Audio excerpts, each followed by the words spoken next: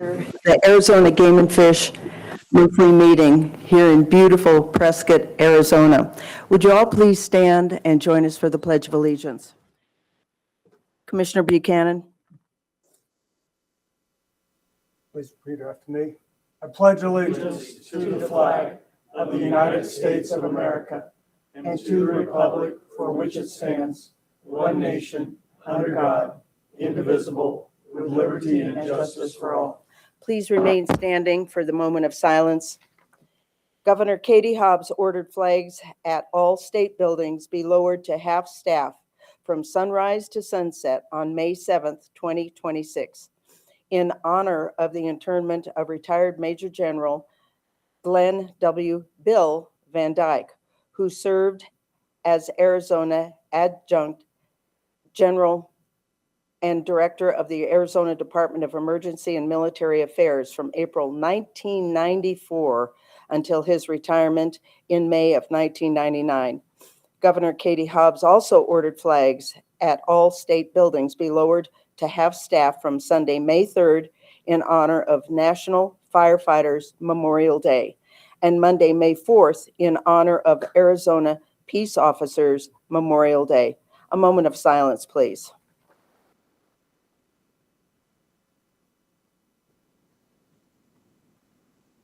Please be seated.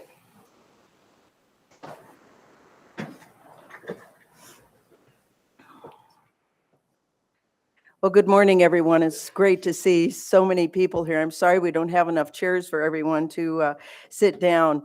We are in the town of the world's oldest rodeo, and many of you already know this, since 1888. And joined with that, we have Whiskey Row also, which that kind of goes hand in hand, I think. We are truly surrounded by one of the largest ponderosa forests in the country, which makes it a pretty fitting place for us to have an Arizona Game and Fish meeting. So whether you're here for history or to enjoy our meeting, we have some wonderful things to cover, some great updates for you, and of course, our fantastic people. I am always so honored as a commissioner and as a chair to know that we are the finest. In a week, we will be up at WAFWA, the Western Association of Fish and Wildlife Agencies. And how proud I am to know that all of you that have anything to do with Arizona Game and Fish, make us be the best. And when we're sitting in the meetings and they're saying, you know, we're just going to wait and see what Arizona does. Wow, that's because of you all. So thank you so much for that. I truly appreciate it. I would like to intro our commissioners. Commissioner Kerr. Kurt Kerr, Pine Top, Arizona. Jeff Buchanan, Patagonia, Arizona. Marcia Petrie-Sue, Scottsdale, Arizona. Good morning, James Guggenauer, Payson, Arizona. Jessica Manuel, Parks, Arizona. Good morning, Tom Finley, Director. Good morning, Josh Hurst, Deputy Director. Good morning, everyone. Luke Thompson, Special Assistant for the Director. Good morning, Mary Ann Cox, Special Assistant to the Director. And thank you for joining us up here. This is really exciting. I know. Good morning, Jim Odenkirk, General Counsel. He keeps us out of jail. Good morning, Tony Giles, Assistant Director, Information, Education, and Recreation Division. Good morning, Jen Stewart, Assistant Director, Support Services. Good morning, Clay Crowder, Assistant Director for Wildlife Management Division. Good morning, Jared McFarland, Field Operations Assistant Director. Thank you, everybody. Greatest team I've ever worked with, great leadership. And I would love to invite the Regional Supervisor for Kingman, Karen Klima. Would you come up? Klima, sorry. Thank you so much. All right, good morning. Thank you, Madam Chair, members of the Commission. I have some special guests I would like to introduce this morning, and we'll start off with Yavapai County Sheriff's Office Sheriff Rhodes.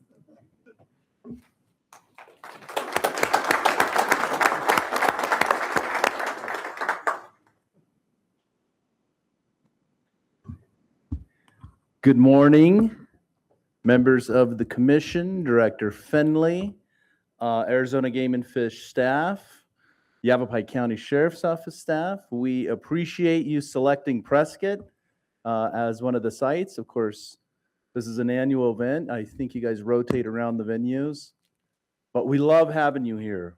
And we appreciate that you're coming here to hold your public meeting for the citizens of Prescott and for the staff, and that we have this opportunity. And I am very appreciative you've given me an opportunity to say a few words here.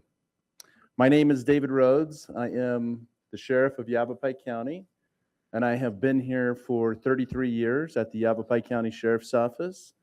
And my chief deputy, the number 2 person at our agency, Chief Deputy Jeff Noonan, right over here, he's also been here 33 years. Wow. And so, you know, you kind of hit 20 and then you think you're going to retire, and then you're like, nah, we'll do 40. And ask Tom, he knows. So,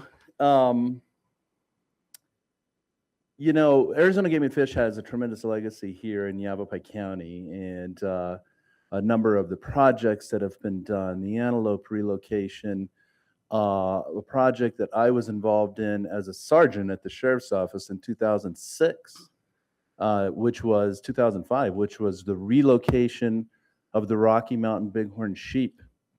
And I remember to this day, we stood there at the bullpen over in Camp Verde near Clear Creek and watched about 50 sheep stand around on the side of the road for 2 days, wondering what they were supposed to do before they finally went off into the wilderness. And so we have partnered together for many, many years.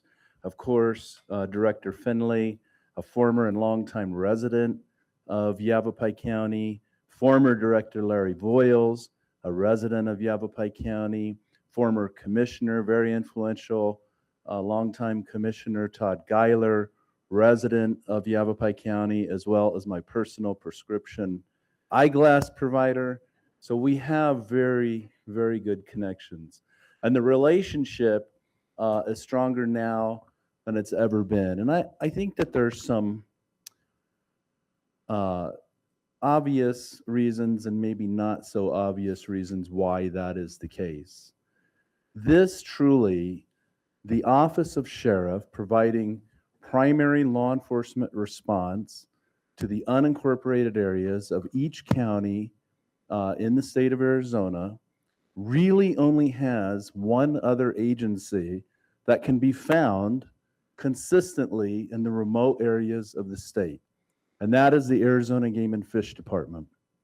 Although we each have unique and individual tasks and responsibilities, constitutional responsibilities that we are responsible for, this provides an economy of scale like no other for the residents of the state of Arizona, for the taxpayers of the state of Arizona.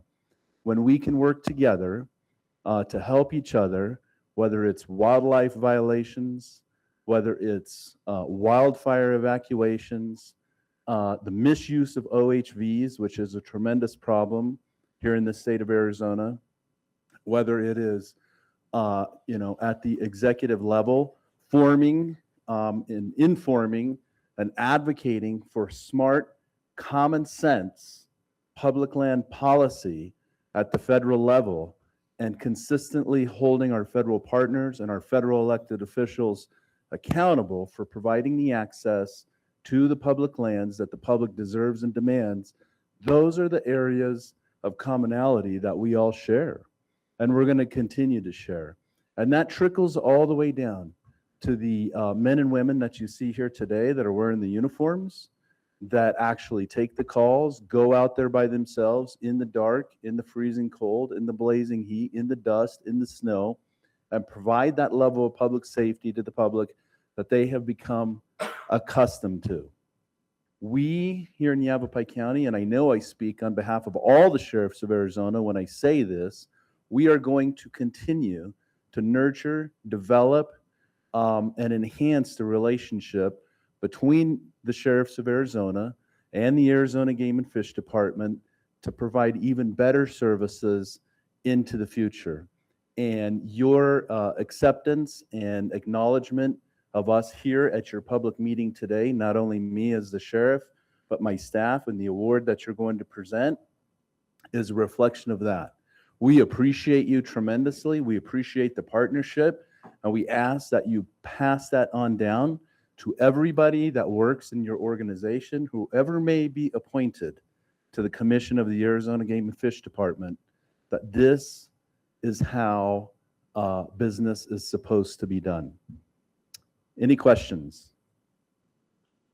Thank you for everything you do and your continued support of us and all of the things that we do, whether it's on the landscape or with the different constituents. It's fantastic. Your support means more than you know, so thank you.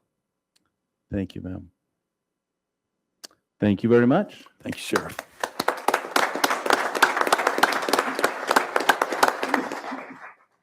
We have one more special guest that we would like to invite up to speak. This will be Ms. Diaz-Trahan, who is here on behalf of the city of Prescott. Great. Thank you so much and welcome.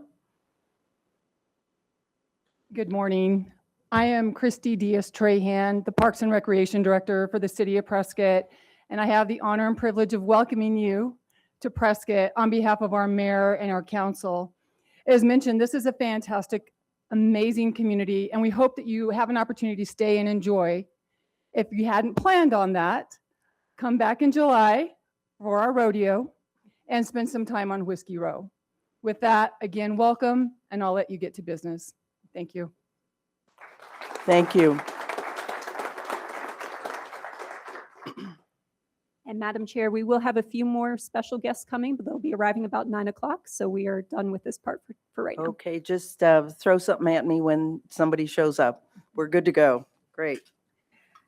All right, let's move on to awards and recognition.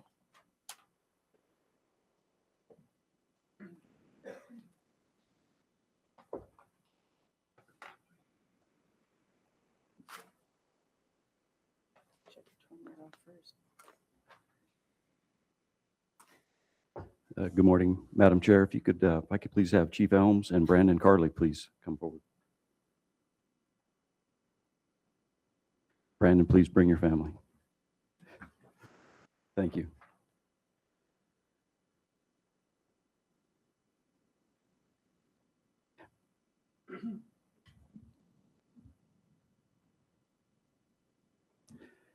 It's an honor and a privilege to present Brandon Carley with 2025 Shikar Safari Award. And Chief Elms, thank you for providing that to him. Brandon is joined today by his wife, Ashley, and daughters, Quinn and Lily. Thank you for all being here. Brandon served as a law enforcement program manager with the Arizona Game and Fish Department since 2015, following his start as a wildlife manager in 2011. As a law enforcement program manager, Brandon is a trusted statewide law enforcement lead, known for his thoroughness, reliability, and depth of expertise. He plays a critical role in advanced ranger training scenarios and was selected as a statewide lead in 2025, reflecting the high level of trust placed in his leadership. In 2024, he rewrote statewide evidence locker procedures and ensured consistent compliance by personally visiting every region. Brandon regularly provides guidance to regional staff, headquarters, and leadership in complex law enforcement issues, including search warrants, policy interpretation, and statutory enforcement.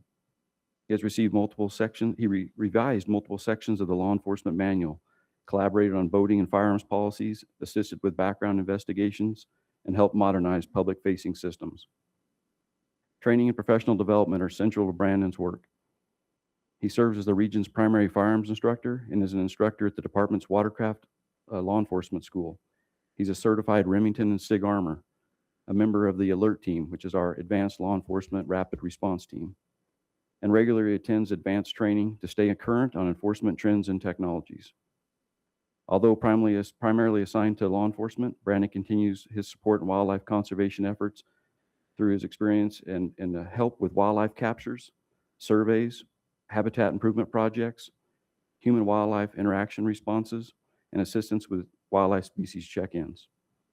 He consistently volunteers to support biological and conservation programs beyond his primary duties. Brandon also demonstrates exceptional commitment to customer service and education.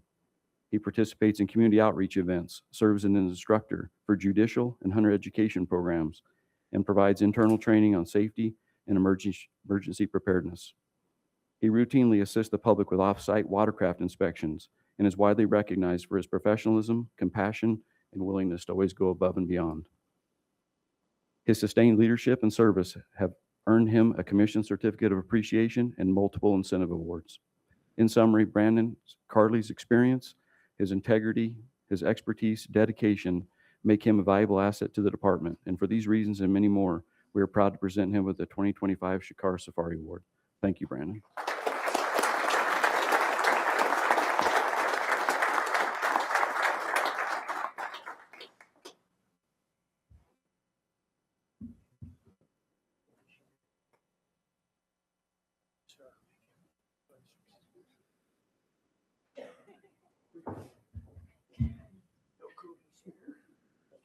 It takes a family to succeed.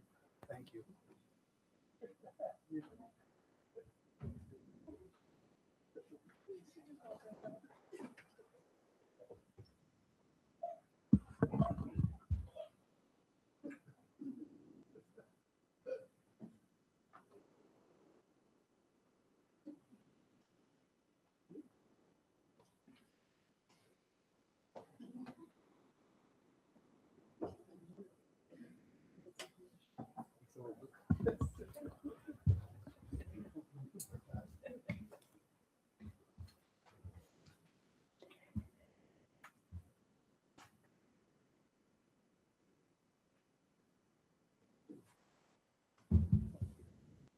Thank you so much. This is a commission certificate of appreciation for the Yavapai County Sheriff's Office.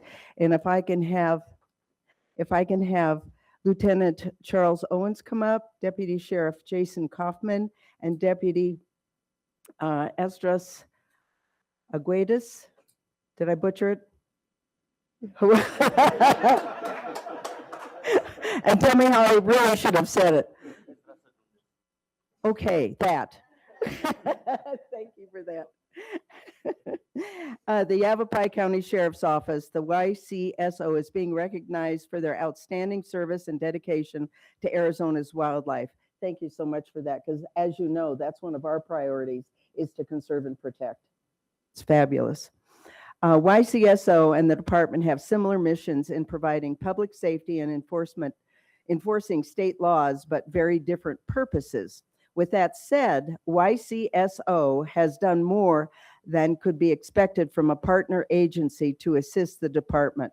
For example, in January of 2026, YCSO was first on scene to a reported deer poaching, one of my personal favorite things that happens, in a small neighborhood of Rimrock. Upon arrival of YCSO, secured the scene, including a dead deer and arrow found within 30 yards of a home's front door. Ooh, that's a little suspicious.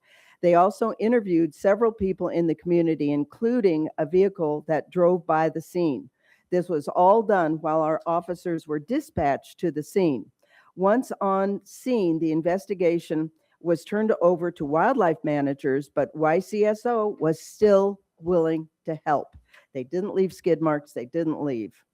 This included helping with surveillance, gathering potential vehicle information, and tying potential suspects to the poached deer.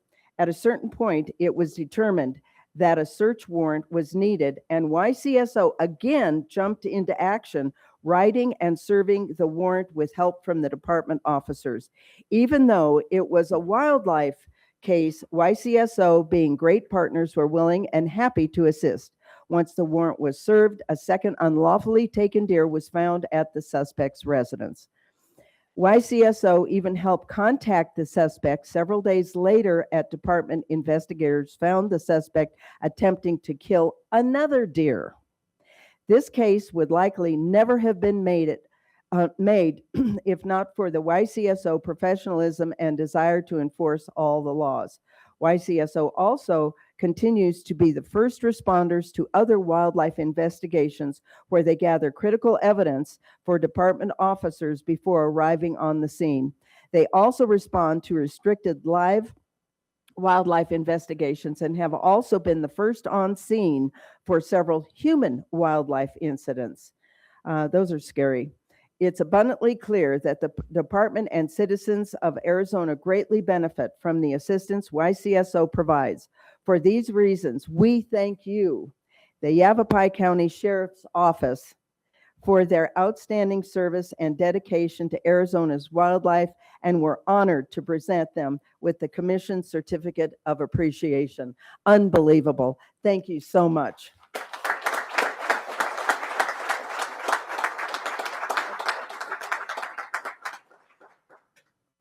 Karen is our photographer.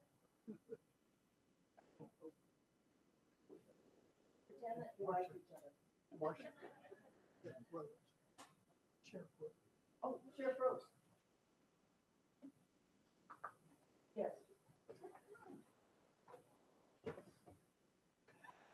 Good job. Get the hell out of that screen.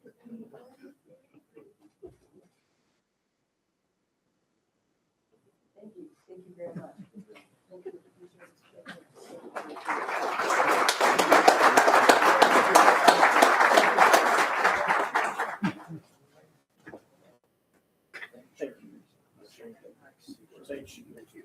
Let me see. safe. Sir, be safe. Be safe. Yes, sir, thank you. Yeah.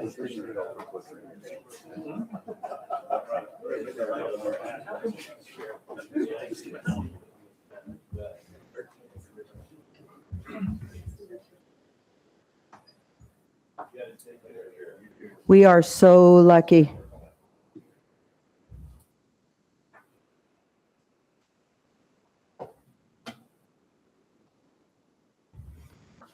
Great.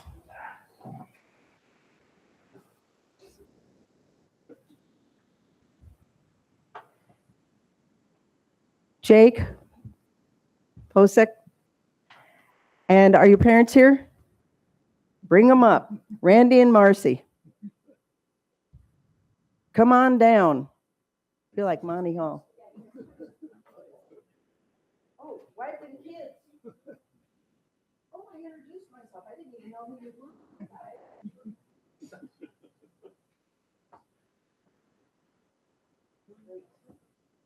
You can actually come a little bit closer. I'm not that scary.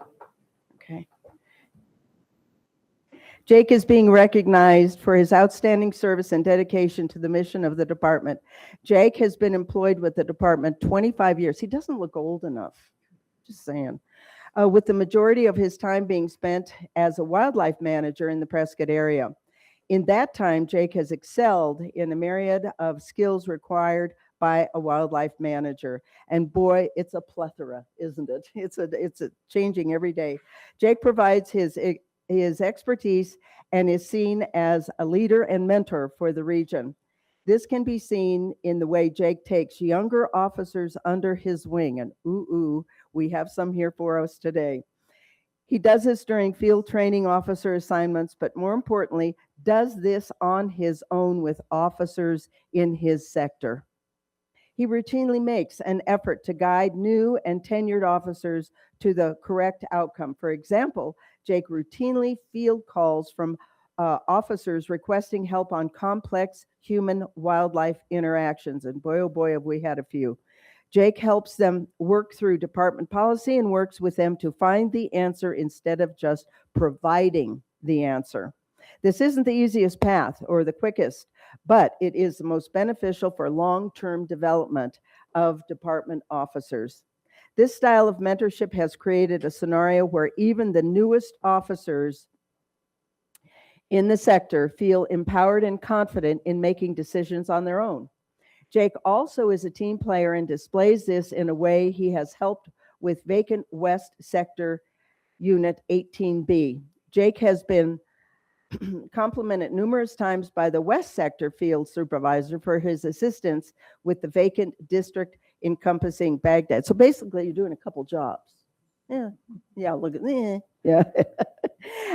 These voluntary tasks completed by Jake include things such as replacing sign-in sheets for a compact ranch, contacting hunters that had confusion about land ownership, and investigating trespass reports for ranchers. In particular, one trespass investigation led to the foundation of a strong relationship with a local ranch. And boy, we work on that every single day. This positive relationship building with ranchers is not anything new for Jake. He's been doing it for his entire career. Lastly, Jake is a wildlife manager that handles any situation with extreme professionalism and is often tasked with complex, sensitive issues. These complex issues take a level of expertise, but also tactful approaches, which Jake has proven time and time again to be well suited for. For these reasons and more, the Commission is proud to present Jake Fosek with the Certificate of Appreciation. Thank you so much.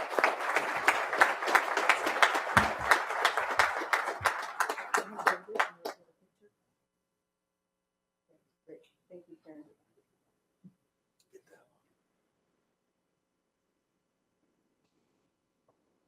Thank you, Larry.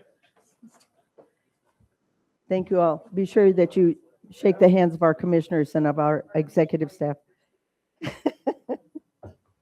Thank you so much. That's great.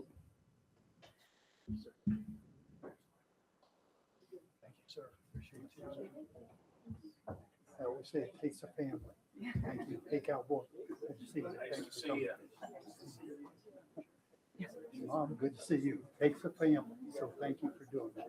Thank you for a great time. That's perfect. That goes?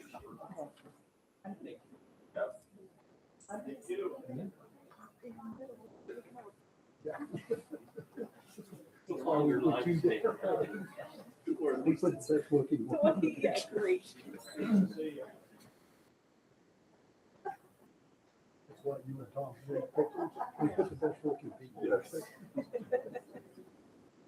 It's pretty insulting to everybody else on my part. Did we tell you we used to make observations for businesses with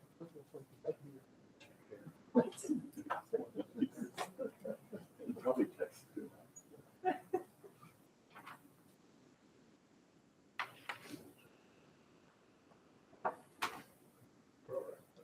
Chief Elms, if I could have you back up here, please. We just had our recent employee engagement conference, and one of the things that we do there is read our service pins. And Chief Elms was the bottom of the Colorado River rafting, so we didn't want to miss the opportunity to get him out here because I know he loves it so much. It's an honor for me to read this, Gene. That's a 30-year service pin. Gene grew up hunting and fishing along the Gila River in Rainbow Valley, Arizona. His passion for the outdoors motivated him to pursue a wildlife path and become the first member of his family to graduate college.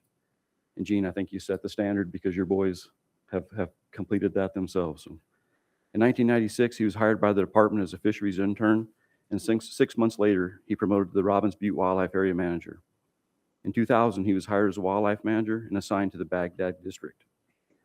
In 2005, he promoted to the Kingman Field Supervisor position, and in 2008, Gene promoted into the Law Enforcement Branch Chief position, where he remains today. In addition to his contributions to the department, Gene is also a graduate of the FBI National Academy, Class 248, and has served on the executive board for the National Association of Conservation Law Enforcement Chiefs since 2010, and was instrumental in establishing a national nonprofit foundation dedicated to ensuring conservation law enforcement leaders are prepared for the adaptive challenges of tomorrow. Gene has been the recipient of numerous awards, including the NOEA Torch Award. So this has been going on since the beginning, his exceptional service. Elks Lodge Award, and most recently, the Association of Fish and Wildlife Agencies Conservation Law Enforcement Officer of the Year in 2025. Gene, congratulations, and thank you for 30 years of dedicated service.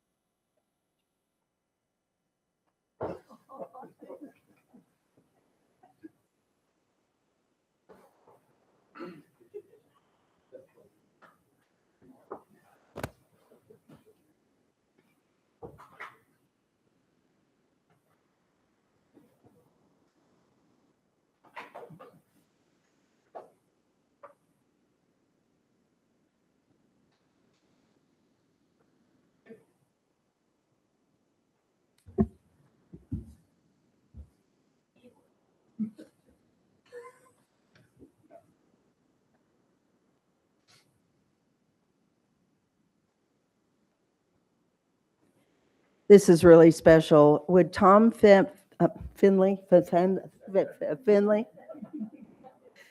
and would the family please come up and join us?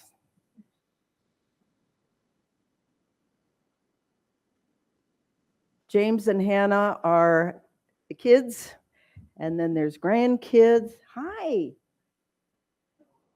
Ooh, I must look terrifying. I don't know. It's pretty scary. All right. Oh, that's so cute. Tom Finley has dedicated more than 3 decades of service to the department, beginning his career in 1991. After completing the Arizona Law Enforcement Training Academy, where he became a wildlife manager, he went on to serve in several key roles across the state, including as a wildlife manager in the Mesa region and on the Arizona Strip, where he navigated rugged terrain alongside his trusty mule, Porter Rockwell.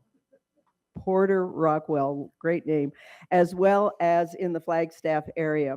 Tom has held numerous leadership positions, including habitat specialist in the Flagstaff region, field supervisor in Prescott, a regional supervisor in Kingman, and field operations assistant director in Phoenix. He later served as the deputy director for 7 years before being appointed to director of the department.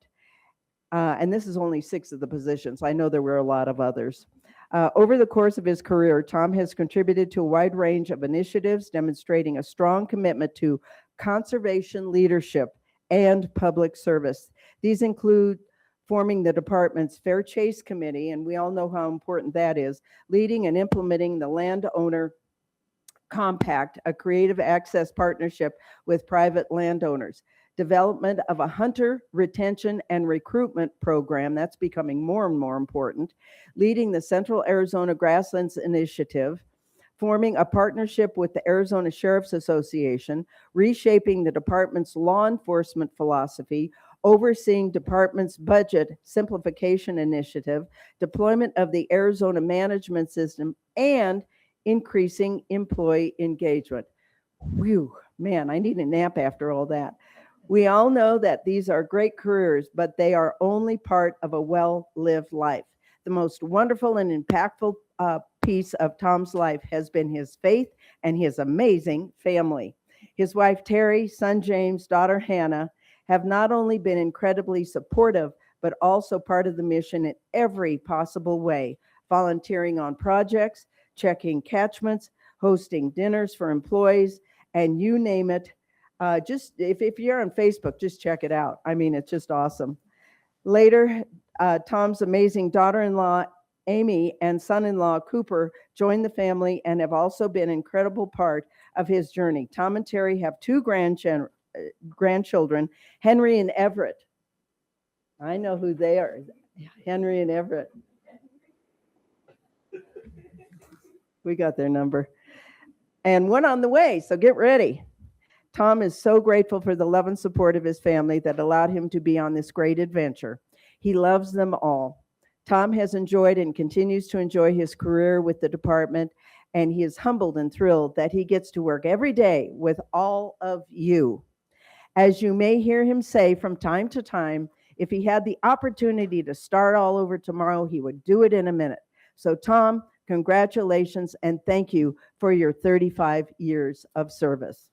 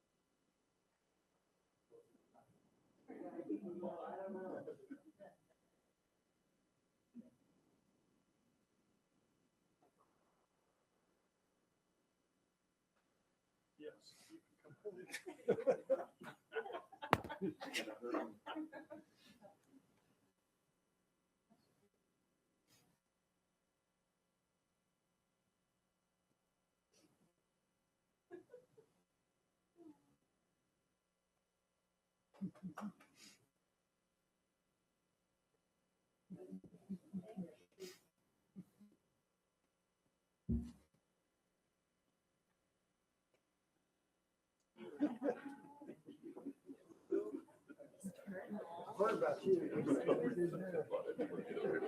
Congratulations, Tom. Thank you. Madam Director, thank you. Thank you.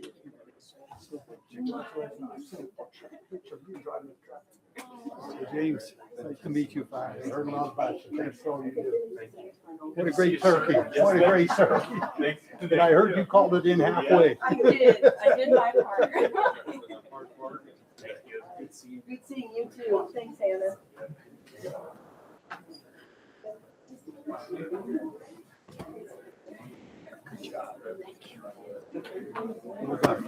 Thank you. That was a lot.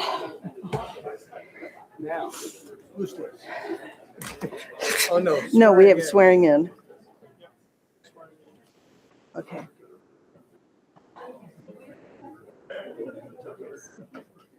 Yeah. Let's go ahead and take a 10-minute break, please.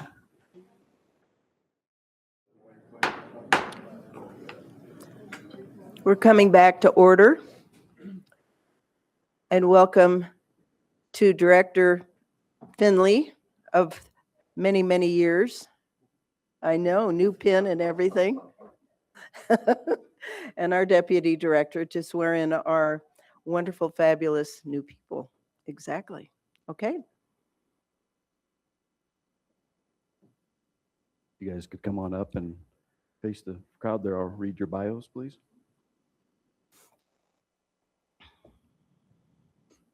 They don't know this yet, but they have to give a speech here in just a minute.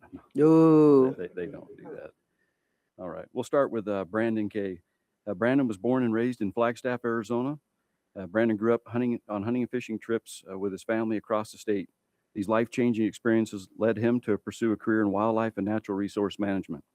Brandon attended Northern Arizona University, where he studied and earned his bachelor's degree in forestry and worked as a wildland firefighter during his summers. Brandon is excited to start his career as a wildlife manager in the Flagstaff region, Region 2. Jesse Buell. Jesse was born and raised in Tucson, Arizona. Jesse's a fifth-generation Arizonan who grew up spending his summers fishing with his dad and grandfather in the White Mountains. He started hunting and fly fishing in high school. This is where his passion for Arizona's natural resources and conservation began. He attended and graduated from the University of Arizona with a bachelor's degree in natural resources with an emphasis on wildlife conservation and management. During his college years, he had 2 summer internships with the department. Jesse's excited to start his career as a wildlife manager in the Yuma region and Region 4. Kayla Rendon Torres was born and raised in Austin, Texas, and relocated to Phoenix, Arizona after graduating from college in May of 2024. She earned her Bachelor of Science in Integrative Biology from Eckerd College in St. Petersburg, Florida. While in college, she developed an interest in law enforcement and public service through her involvement in her college's search and rescue program. Kayla is excited to continue her journey in conservation with the Arizona Game and Fish Department. Her passion for public service and commitment to wildlife conservation has strengthened her enthusiasm for the opportunities and adventures she will experience as a wildlife manager in the Yuma region. Richard Bond was born in Yuma, Arizona, and raised in the Welton Roll area. Richard has deep family roots here in Arizona and has spent a lot of time in the lower desert exploring the Yuma region. Richard got hired on with the department in November of 2023 as a wildlife area manager out of the Yuma region. He had his sights set on a law enforcement specialist position in Region 4 since his career with the department began. Richard's excited and grateful for the opportunity to wear the badge and help protect Arizona's resources in Region 4 in the Yuma region. And Trevor Ludwig was born and raised in Prescott, Arizona. Trevor grew up hunting and fishing with his father around northern Arizona.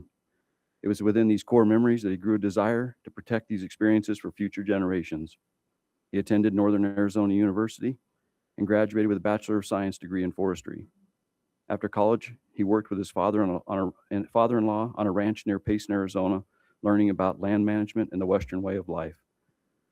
After that, he worked for the Gila County Sheriff's Office as a detention officer for 2 years in an effort to learn more about law enforcement. Trevor's excited to start his dream career as a wildlife manager in Region 2 out of the Flagstaff region. And I'm really excited for Danielle Kloss, Supervisor Kloss, that help is a-coming. So I'll turn it over to Director Finley. Thank you all.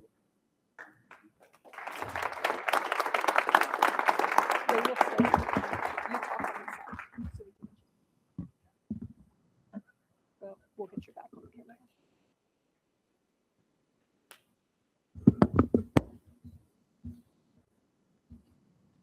Hi.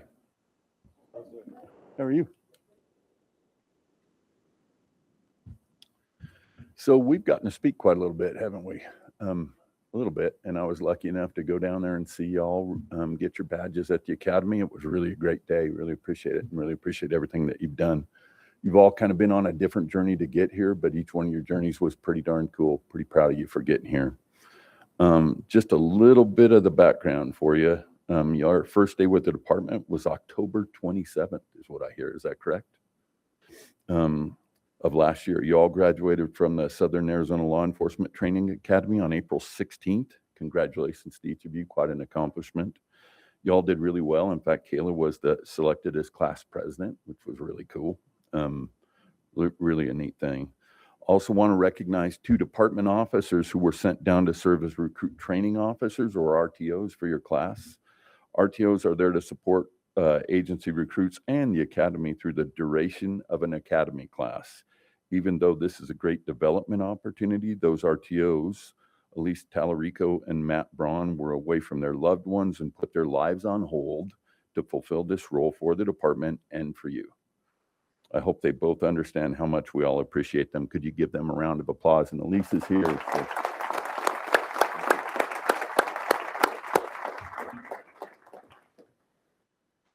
You're all pretty impressive, and the future is in good hands, but stay humble.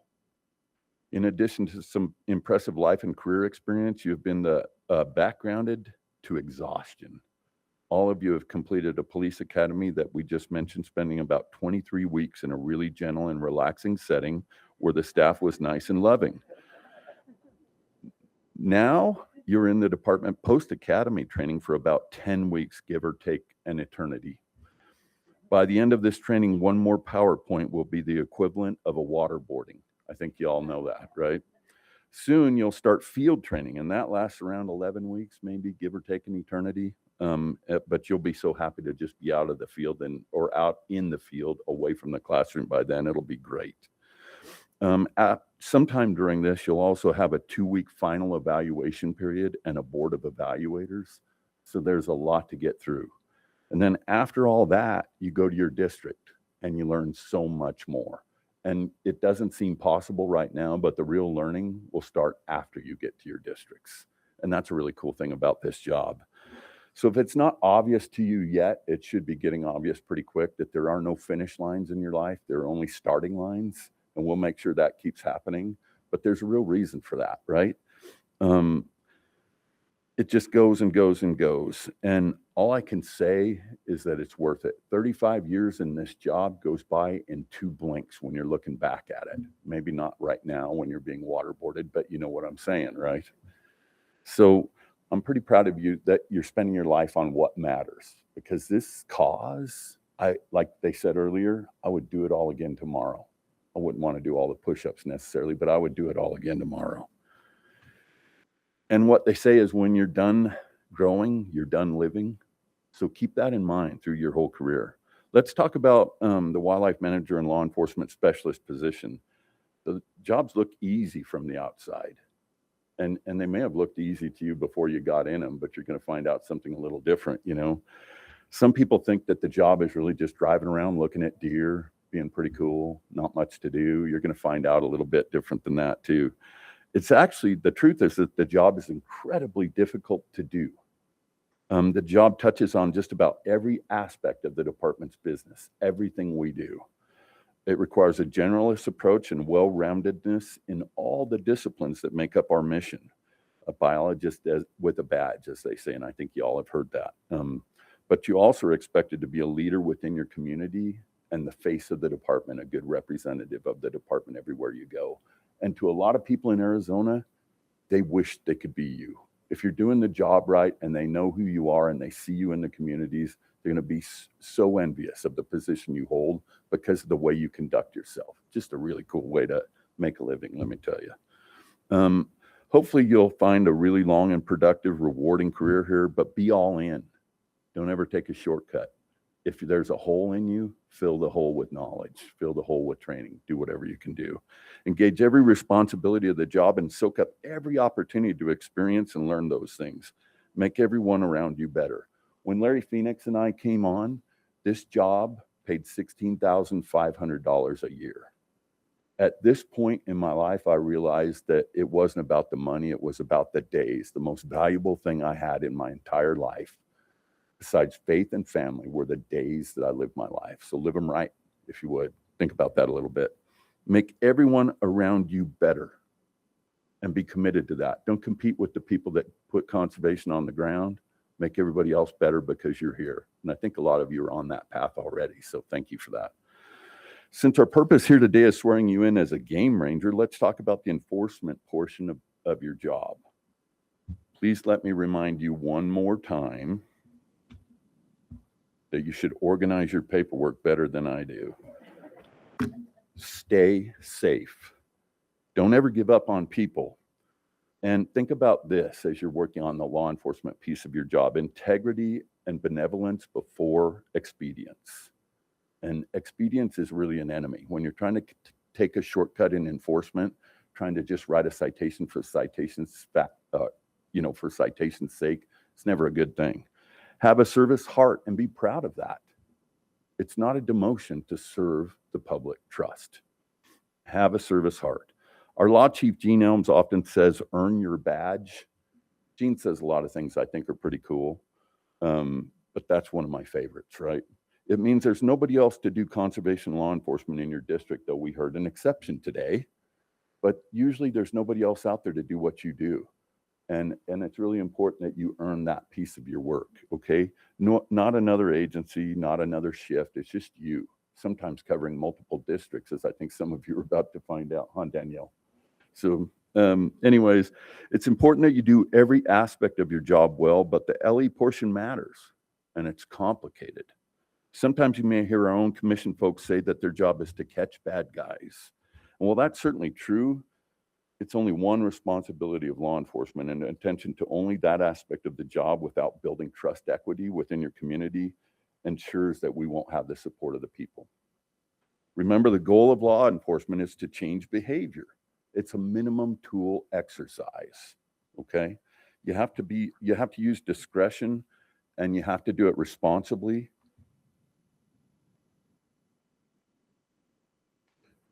And you have to have the judgment to take the appropriate action when addressing a law enforcement issue, okay?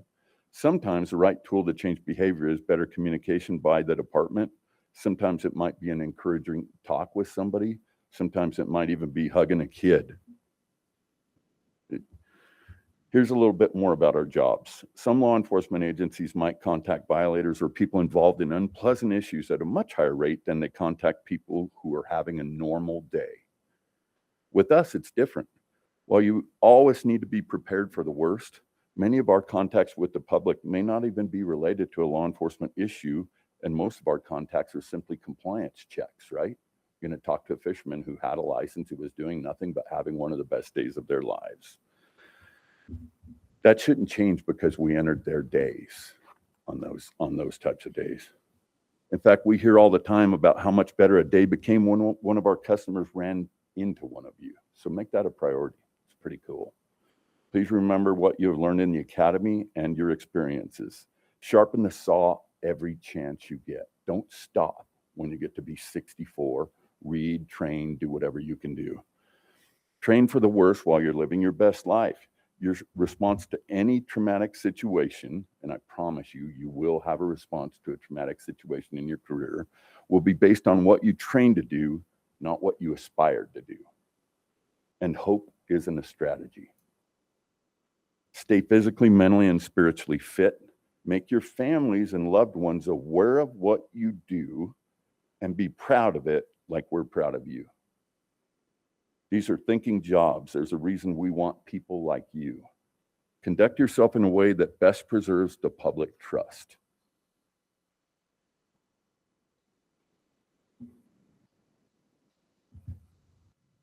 Now I want to revisit the concept of law enforcement, changing behavior, and the minimum tool. The minimum tool can be a maximum tool. I think you guys have all been through that quite a bit. I was there at the last academy class and got to look at some of the firearms training you were doing, et cetera. Often the right response by the department is a citation. It could be an arrest or a felony charge. In some cases, the right response to a situation may need to be rightfully severe. Be sharp and keep in mind that there are bad people in this world. Not all of them, but there are some. Have a plan for those people. There is an element of danger confronting you when you do this job. You will be constantly evaluating that danger and responding. If you should ever find yourself in a position where someone is trying to harm you and you rightfully must respond, rely on your knowledge, skill, and training to make sure that you come home to the people that love you. The people who love you in this department, the people who love you in your homes, this commission, your coworkers, everybody else. Be committed to that. Be thinking about that all the time while you have that facade of public service, because you believe in that too. If you ever find yourself in that position, I want you to know that the commission, me, the department, and millions of good people in this state support you and will be standing right beside you. You hear me? But come home. Congratulations and stay safe. Love this adventure, and we're all super proud of you. So let's give them a round of applause.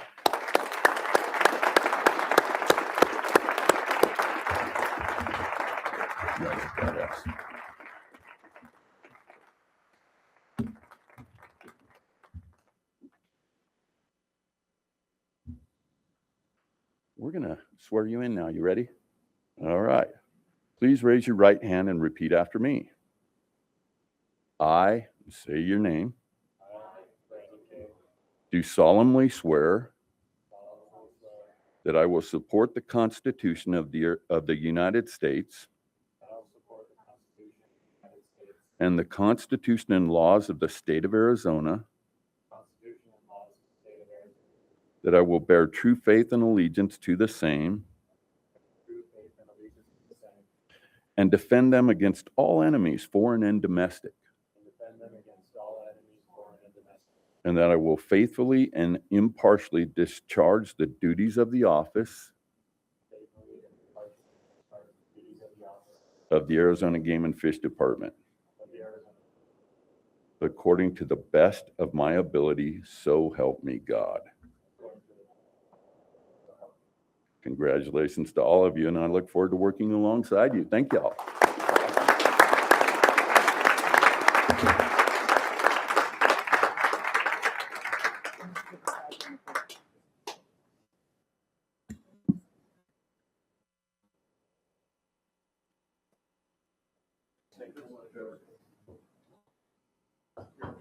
Photo op.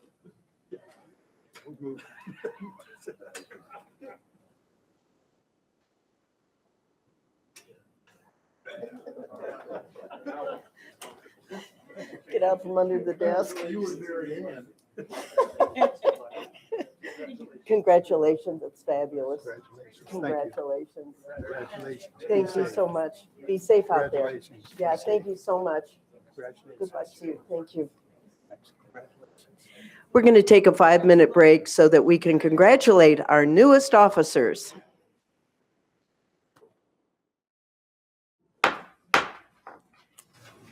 I believe we're ready for regional highlights. Thank you, Supervisor. Thank you. Good morning, Madam Chair, members of the commission. For the record, my name is Karen Klima. I'm the regional supervisor out of the Kingman office. And I will hang on just a second and wait for the presentation to come up here. All right, next. Back one, please. So I love taking time to talk a little bit about where we are and some of the history associated with where we are. And I know Madam Chair Sue talked a little bit about the world's oldest rodeo this morning, but I wanted to introduce Prescott to you. So Prescott was founded in 1864. It was established as a territorial capital to secure the region's gold mining interest and define the Arizona Territory. It's really known for a Wild West, like rough and tumble history. It served as the capital twice, once from 1864 to 1867, and then again from 1877 to 1889, before the capital, of course, moved to Phoenix. In the photos here on the left, you can see the governor's mansion, the first governor's mansion in 1864, and then Madam Chair, Sue mentioned Whiskey Row earlier today, and this is a historical photo of what it used to look like. I started off my career in Tombstone, and I found it really interesting coming here when I was researching this, the names of people who were famous associated with Prescott that also had ties to Tombstone. My apartment down there, I could literally see the gunfights right on the road, and it was just really cool to see how all of the Arizona history ties together over time. And so some of the famous people that spent time in Prescott was Doc Holliday. So he spent time in Prescott in 1880 before his involvement in the gunfight at the OK Corral. Big Nose Kate, who, if you've ever been in Tombstone, has a saloon down in Tombstone. She was a companion of Doc Holliday, who later retired to the Arizona Pioneers home in Prescott. And then Virgil Earp. He worked as a constable and watchman in Prescott starting in 1878. Next. All right, on to the nitty gritty here. So here is Region 3 broken down by land management agency. The Bureau of Land Management owns 31% of the land here in Region 3. Forest Service follows up with 22%, with private at 19%. And then, of course, you can see the percentages for state land, Park Service, and then other is tribal. The important thing about this slide is we share the checkerboarding aspect of our region with Region 5. And it makes management difficult sometimes with the checkerboarding. So this presentation is going to be about partnerships and how we work together with NGOs and other organizations to help us manage on these challenging lands. Next. So here is a breakdown of our Kingman Field office and Forest Service offices. We have 3 BLM offices, the Hassayampa, the Kingman, and the Lake Havasu. We have 3 forests. We have the Prescott is our main forest, although we have a touch of the Kaibab and a touch of the Coconino. And we have 3 districts to the Prescott, the Chino, Bradshaw, and Verde districts. Next. So as I mentioned, this is going to be about recognizing partners. And I'm going to go program by program with our agency and talk about how our partnerships with organizations has helped us do our work. Next. So in our habitat program, we have the Upper Verde Wildlife Area, which is in Paulden, just north of town here. And currently we're working on a long-term project to restore a historic homestead established with invasive kochia and Russian thistle into a native grassland for threatened and endangered species. And to that end, the Nature Conservancy has provided over $20,000 in equipment and seeds for the grassland restoration project. The Prescott Audubon Society has collected valuable migratory bird data for the department along tracks within the wildlife area. And the USGS has a gauging station that monitors important flood, drought, and water quality information to support actions for resource management and public safety. Next. We do not have a public information officer in Region 3, so our wildlife managers do a lot of the education. I'm going to breeze through this slide because wildlife manager Samantha Martin is actually doing a presentation on this later this afternoon for you. But I will highlight some of the things that our officers do. We do badges and bobbers with Prescott Valley PD, coffee with a cop with Prescott Valley PD, chalk with a cop. You can see Dennis up in the top picture and then Jesse sitting with Santa in the lower right. That is with the Prescott Police Department and the Cottonwood Police Department. And then, of course, we're involved in town hall meetings, HOA meetings, classroom presentations, career presentations, and then also, of course, teach hunter ed classes. Next. For our terrestrial program, we've had quite a bit happen in this past year. One of the things that happened in January was a turkey translocation. The group captured 29 hens in Region 1 and moved them to Region 3. So 9 were released south of Highway 89A, 15 released north of Highway 89A, and then 4 were released on site in Region 1. We put 13 transmitters out on these birds, and this is currently collecting data on those turkeys about their movements and everything. The cool thing about this is we partnered with National Wild Turkey Federation and the Prescott National Forest to make this happen. Of course, the releases happened on forest, and then the NWTF were on site to help us with that release. The Desert Hawking Classic happened also in January of 2026. This is the Arizona Falconry Association. We've been working over the past few years to have a better relationship with the falconry community. And so we attended this event. It was a 3-day event discussing falconry, having workshops, fundraising raffles, animal care, and networking. And of course, there was time to fly the falcons. I was blessed enough to go to the one in Kingman last year, and it was super cool. I got to go out with a falconer, and we went out, and he was flying his birds, and it was just an experience that I've never had before. It was really, really neat. Raptor trapping. We do raptor trapping in Unit 10. And the way this works is we have pigeons, and they're used as bait birds for the raptors, and then we capture the raptors. Well, the game bird farm that we usually purchase our pigeons from had a disease outbreak, and they had no pigeons available, that was a stop to our project. Without pigeons, we were not doing this project. So we contacted Patriot Environmental, who is a local Kingman pest removal service, and they actually captured 60 pigeons and donated them to the department for this project. And with those birds, we were able to trap 83 raptors and place transmitters on 33 of those. Wow, that's cool. Then lastly, I wanted to highlight wildlife water redevelopments. Right now, we have an MRAF going through the Prescott National Forest, which is a minimum requirements analysis framework. This is to do work in wilderness areas, and that should be done by June. That will allow us to redevelop a catchment in wilderness. And then on the Bradshaw District, we have 3 catchments being redeveloped, and then 5 being redeveloped in the Chino District. And again, without the partnership that we have with Forest Service, we would not be able to do those redevelopments. Next. The Landowner Relations Program is actually nestled under the terrestrial program, but there's so many partnerships here that I wanted to pull it out as a separate slide. And I'm not going to go through and read everything that's on this slide. I just wanted you to know that we work with all of these groups and all of these ranches and all of these agencies to do good habitat work on the ground.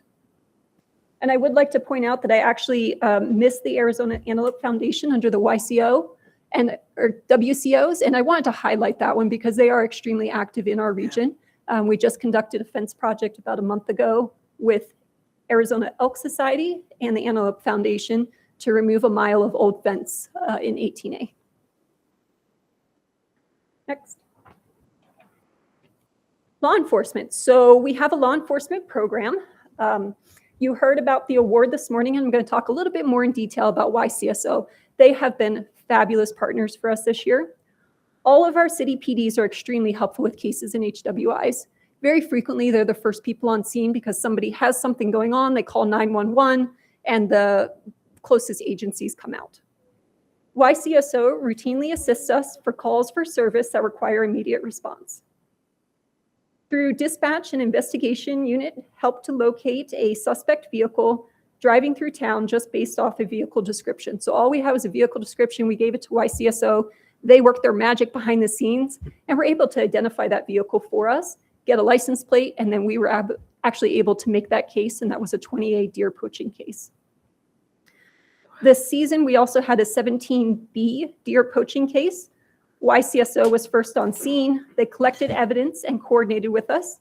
And then again, through their magic, they were able to locate the vehicle and the suspects, and we were able to make that case. They helped us with one additional case over in Rimrock. This was another deer case. During this one, they interviewed potential suspects and even wrote the warrant to help gather evidence late at night. Coconino County has also helped us by pulling fingerprints from evidence to try and ID suspects. And then DPS has also been great to work with, helped us with blood draws and DNA analysis. Next. For our aquatics program, we'd like to highlight the Spider Ranch and the Mon Ranch. So Gail Steiger is the ranch manager of the Spider Ranch. He allows us access to private property for fish surveys, assists with how to best access sites, and even comes out with us on sampling and native fish stockings. Mon Ranches is led by Don Glasgow, and he allows us access to locked ranches for the purpose of non-native fish removals and fish surveys. And he has also given us ideas on projects that we can do to benefit native fish. Next. And nestled under our aquatics program is all the fishing clinics. There's many fishing clinics, but I wanted to highlight these 3 because they're actually run by other organizations, and then we just assist with them. So the first is an Arizona State Park event at Dead Horse State Park, and this is a fishing clinic.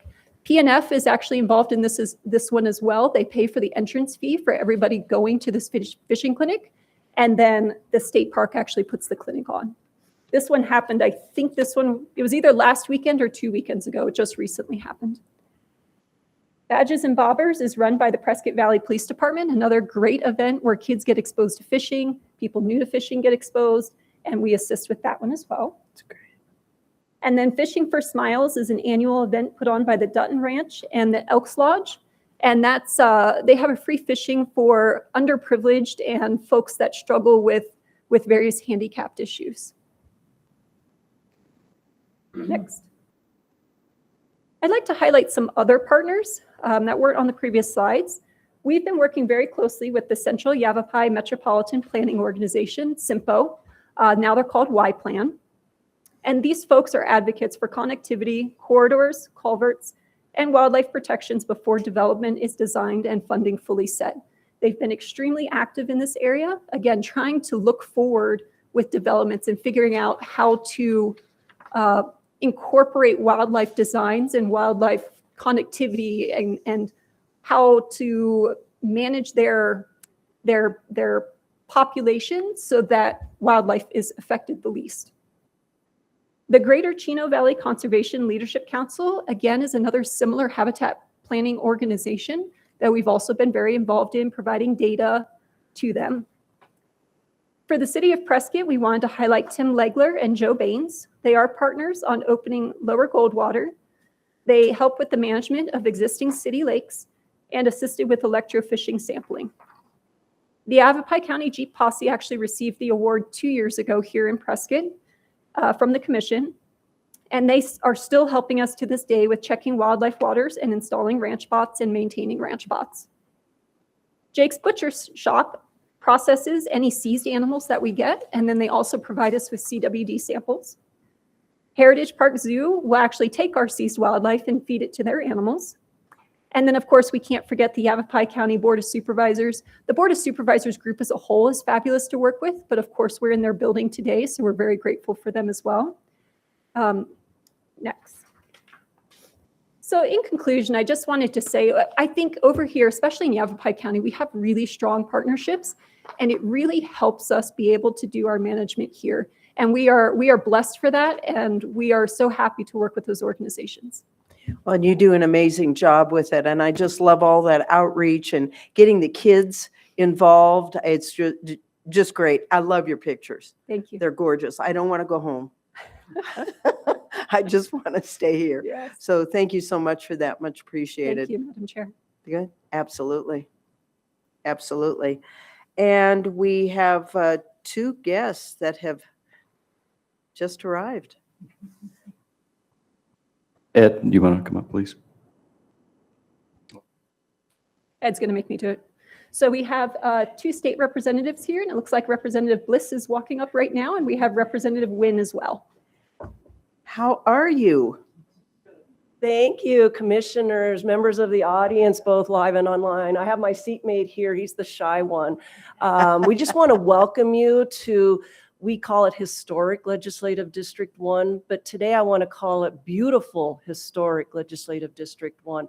I'm just, by this last presentation, reminded of the diverse environments we have and the opportunities when it comes to fishing and wildlife. I also appreciate you coming down to the Capitol and raising awareness amongst the 90 members. Just today in the mail, look what I got. It's the spring issue, Arizona Wildlife Views, with a beautiful photography contest. And I'm just blown away by the skill and what we have to share here in Arizona. So it's always a pleasure and an honor to bring you up to Legislative District 1, which is pretty much Yavapai County. And yes, this is the view we have to put up with every day. So I got to say, one of the best fishers, anglers they call them, is my seatmate Kwong Win. So any other words?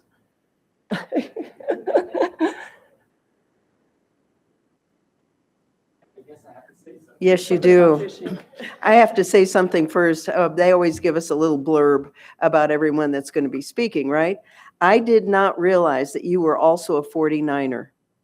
California State University at Long Beach. You know, unfortunately, they changed the name of the school to Beach or whatever. I don't know what the beach is, but I like the 49ers much better. Well, welcome to Yavapai County. Thank you. anything at all we can do for you budget-wise, let us know. That doesn't mean I can get it done. As you've seen, the budget's already been vetoed. So hopefully the governor will sit down with us and talk about what's important. The most important things in my life and in her life is Yavapai County, what we're going to do for Yavapai County. That's why we represent Yavapai County. So thank you for being up here, and hopefully we'll have a meeting afterwards and talk about budget. Thank you. And fishing. And fishing. And fishing, yes. Well, thank you too for being here very much. Round of applause, please.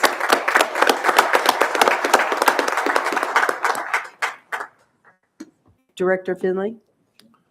Madam Chair, I'll introduce the agenda. Thank you, Madam Chair and members of the commission. We will be operating off the agenda dated April 27, 2026. For the benefit of the public, agendas are available and located on the table by the door. If a member of the public wishes to speak to the commission on an agenda item, please fill out a blue slip, also available on that table. Give the blue slip to staff and we will ensure that you are recognized on the appropriate agenda item. If you would like to present the commission with materials as part of your presentation, please place the materials in the inbox on the table by the door and we'll make sure they are distributed. We are webcasting this meeting, however, the webcast is not interactive. The department accommodates comments and discussion from attendees in person or at regional offices via video conference and electronic blue slips. If you want to address the commission on something that is not on the agenda, we have a call to the public notice for that purpose. You can sign up for the call to the public by filling out a blue slip. The chair will recognize you, and at that time, you may address the commission. In accordance with the open meeting law, the commission is not able to discuss or take any action on a topic brought up in call to the public because it was not noticed on the public agenda, but the commission may refer to a future meeting or ask the department to respond to the comments or meet with you to address the issue. With that, Madam Chair, we'll move on to agenda item 1, which is call to the public. Great, thank you so very much. We have 2 blue slips, and I don't know if we have anyone remote. Madam Chair, it does not appear we have anybody in the regions. Great, thank you so much. Let's start with Gary Warnica. Thank you, Gary. Junior. Gary Warnick Jr. Thank you. That's important because that comes into my comment. Okay, good.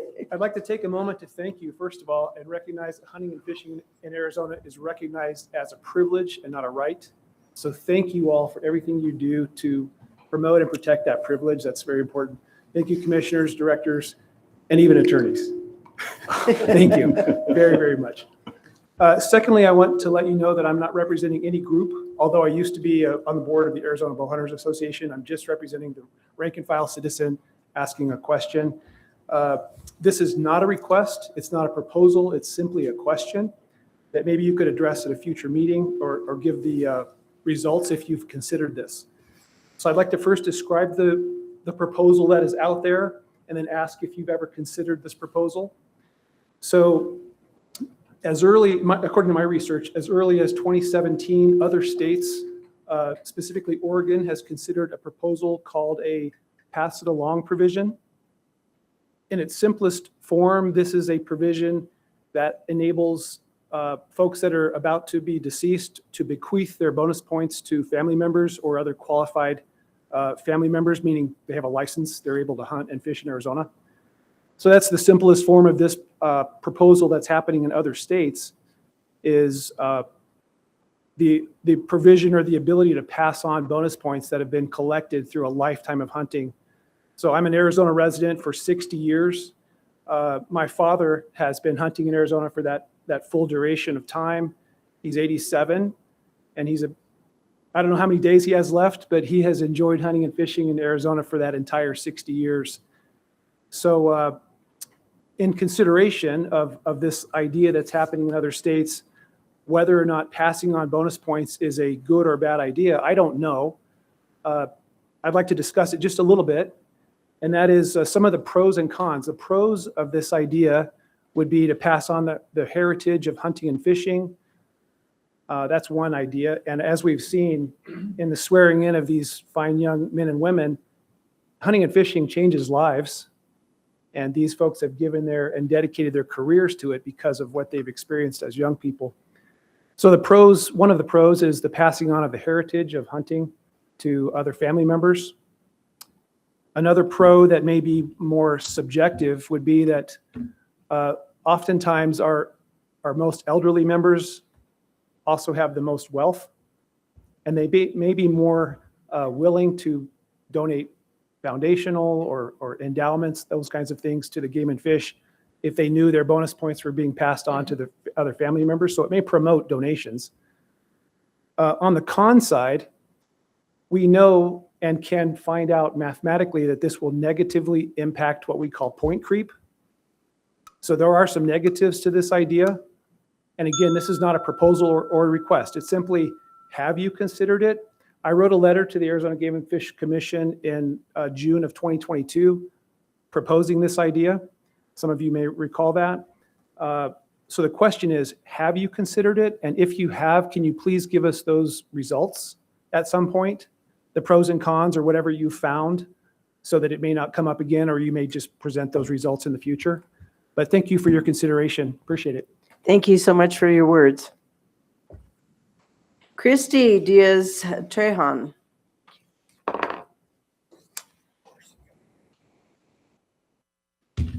Good morning, me again. Hi, good to see you. Good to see you again. So as you know, I'm Christy Diaz-Trejan, the Recreation Services Director for the City of Prescott. And for a little context, I'm a fourth generation Arizonan. I grew up in Southern Arizona, a small town called Wilcox. And at the time, we had one stoplight. So my dad was an outdoorsman. He insisted that my sister and I take Hunter Ed when we were 12 years old. And he built a garage in the backyard, and I can't tell you how many animals we skinned and then grilled for dinner.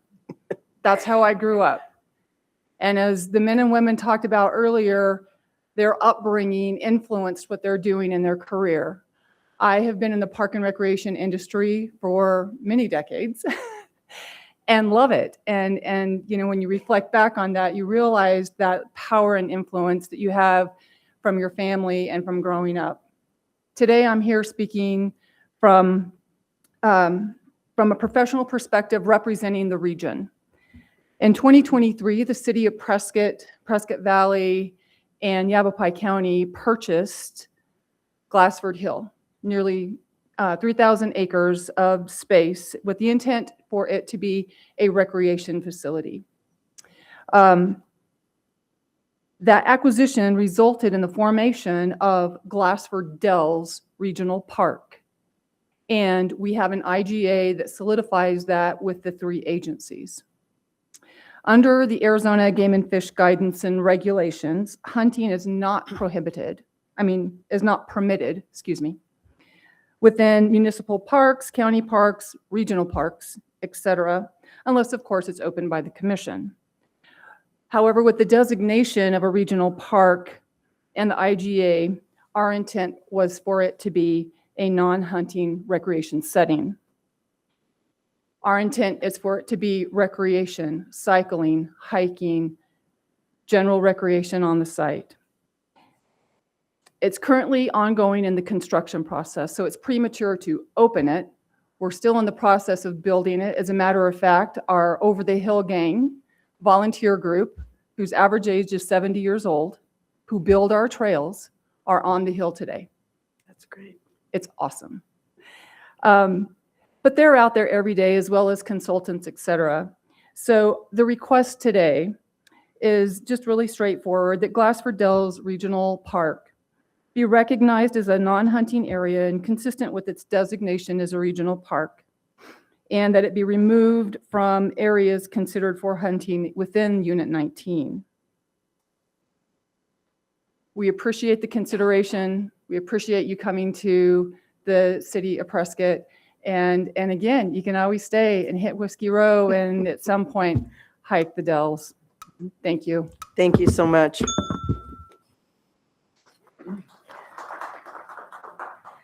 Joseph Gray.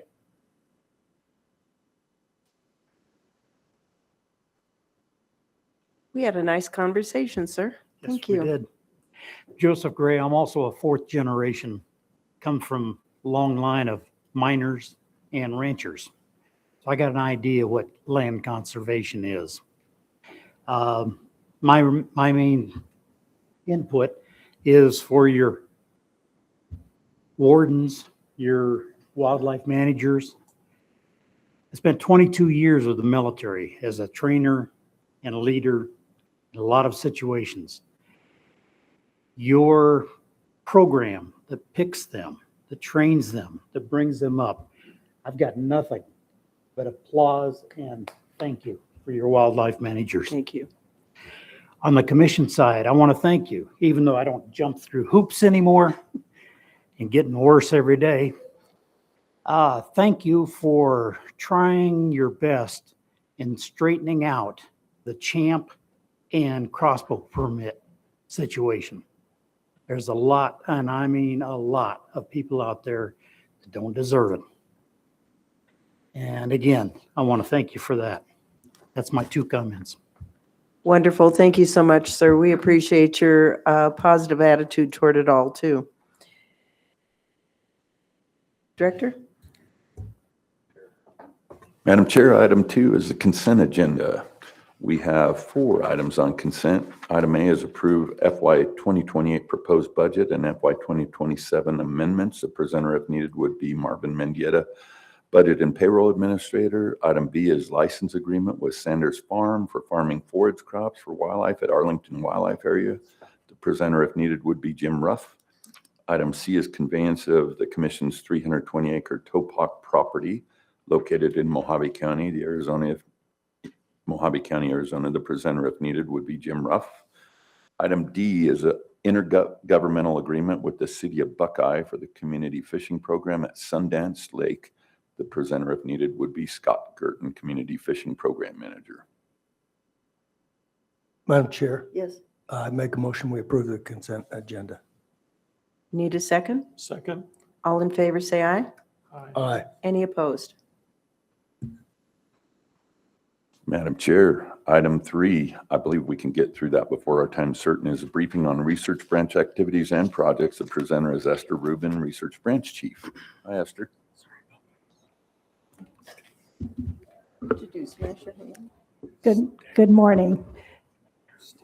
Good morning, Madam Chair, members of the Commission, Director Finley. I'm Esther Rubin, Research Branch Chief, and I'm here to share an annual briefing and update on research branch activities. Next slide, please. So this will be a kind of a high-level overview. I'm going to go over our mission, our programs and staff, our funding sources, also talk about how we choose our projects, also how they're funded, also just a little overview of some completed projects, projects in progress, and in that I will highlight one of our projects in a little bit more detail, and then also just share with you a couple of projects that are on the horizon. Next slide, please. So first I'd like to start with our mission, and that is to conduct robust research and provide scientific information to inform and support the sound management and professional stewardship of Arizona's fish and wildlife resources, and to ensure the credibility of the department's science. And that's a mission that we established for our branch a number of years ago. Next slide, please. So how do we do that? So we have 3 programs. We have a terrestrial research program, we have aquatic research program, and also a biometrics or statistics program. We have 22 staff members, including biologists, technicians, and also administrative staff. And I'm really proud of this group, and you'll see we do a lot of projects. It's an incredibly talented and really hardworking crew of scientists. Where do we work? We work anywhere that in the state where the work needs to be done. We're primarily stationed in Phoenix, but we have 4 staff members at a satellite office in Flagstaff where they focus on Colorado River monitoring. And we also have 3 full-time folks at what we affectionately call the ARC, or the Aquatic Research and Conservation Center, and that's in Cornville, and it's on the same property as Page Springs and Bubbling Ponds hatcheries. And there we focus on native aquatic species, and we hold several lineages of endangered fish at that facility as well, and conduct research on native fish. And we also expand our capacity by working with partners. We work very closely with the Arizona Cooperative Fish and Wildlife Research Unit, that's at the U of A, also with the Bureau of Reclamation, Fish and Wildlife Service, and several Arizona universities. So we like to partner with them as well. Next slide, please. I put this slide up here to just show the diversity of funding that we have. And the point that I wanted to make here is that because of eligibility issues, we have a diversity funding that allows us to work on a diversity of wildlife. We work on sport fish, game species, but also native fish, native species, and also endangered species. And so that variety of funding lets us address different questions as they come up. Next slide, please. So how do we identify our projects? We gear our projects toward management needs. We don't just come up with things that we think would be interesting to study. We are really a support function for the department, and we want to focus on information that helps the management and the mission of the department. So every year I solicit information needs from the entire department. Anybody can solicit what we refer to as a management information need, or a MIN. And after those are collected, those are provided to the terrestrial and aquatic branch chiefs, and they evaluate those. They prioritize them with input from their programs, which also extend out to the regions, and they will prioritize what they think is the highest priority. And then I discuss with my staff, and based on feasibility, we identify the projects that we would propose to take on, and then those go through final vetting and approval by our assistant director in the Wildlife Management Division. Next slide. So we've got a number of recently completed research. I just wanted to highlight some of the most recent ones. We have and the first three here, actually the first four on this list are papers that have recently been published, like in the last year or so. We published a paper on long-term trends in angler harvest at Lee's Ferry, and that looked at angler success rate, harvest rates over time in relation to different gear types and also different regulations. We also published a paper on temporal patterns of fish occurrence in the Colorado River, and that was based on 22 years of fish monitoring that we have done together with our partners, and looking at the composition of native fish and non-native fish spatially and temporally throughout the river over time. And we found some interesting patterns in relation to decreases in water levels and also water temperature. Also related to the same area in the Colorado River, the third bullet there is a paper that we published about basically the consequences of a drying reservoir water dropping in Lake Mead, and that has created a very large rapid at Pierce Ferry. And that rapid essentially serves as a potential barrier to fish. And so we have been monitoring that and looking at composition of fish below and above that rapid. And that paper was also recently published. Next one, going on to New Zealand mud snails, very tiny, hard to see. This project looked at the intensity and sampling techniques that would be needed to monitor for this very tiny invasive snail. The next one about mastiff bats, this was an internal document. We developed a monitoring protocol to share with the terrestrial branch, the wildlife branch, to help them guide their monitoring of this species that is quite rare. And then the last one here, our staff recently completed a literature review to look at what had already been published in the scientific literature related to the effects of OHV activity on species that are native to Arizona. So that's some of the things we recently completed. And so then, next slide, please. I'll just touch on a couple of projects for each of the programs. In our biometrics program, which Dr. Matt Clement leads, he is working currently on several projects. One is to look at the hunter non-response for hunter questionnaires.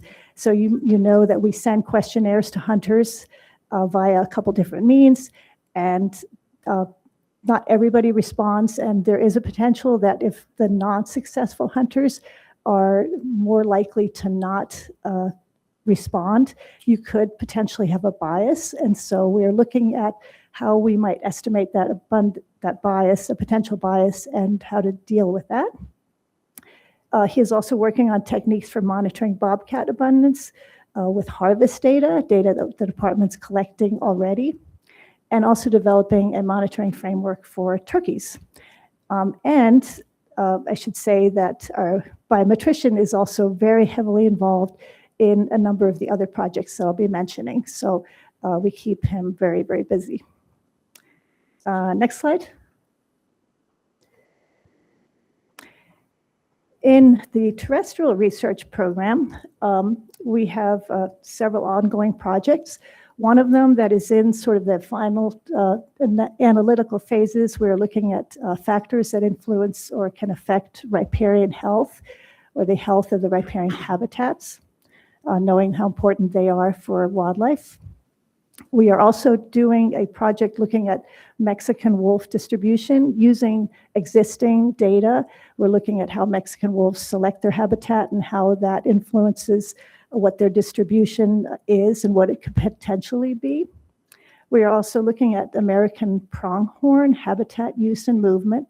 This project will give us information about baseline behaviors of pronghorn, but in that process, we will also be looking at how these behaviors may be influenced by renewable energy, like wind energy. So that's a project that's ongoing as well. And then we're also conducting a black bear demographics and behavior project. And this is one that I want to just take a few minutes and just have a few slides, just focusing a little bit more on that project. Next slide, please. So the objectives of this project are multifold. The first two are to estimate survival rates and also cause-specific mortality, basically looking at, when a bear dies, what does it die of? We also want to describe denning chronology, so when do the bears go in to the dens and when they come out. Want to get a little bit more information on female reproductive success, and also describe generally movement patterns and home range sizes. And this is one of those projects that is really designed to help us continue improving the way that we manage wildlife. Want to always look for improvements in the science and the way that we can do things to better manage them. So for example, the two first bullets are closely related to the department's desire to be able to estimate more accurate abundance estimates, or how many bears there are. And the department collects harvest data regularly anyhow, and you could use that harvest data, which is age and sex of animals that were harvested each year.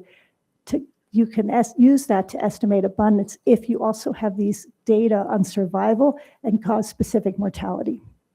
So we will be adding to that ability of the department. Next slide, please.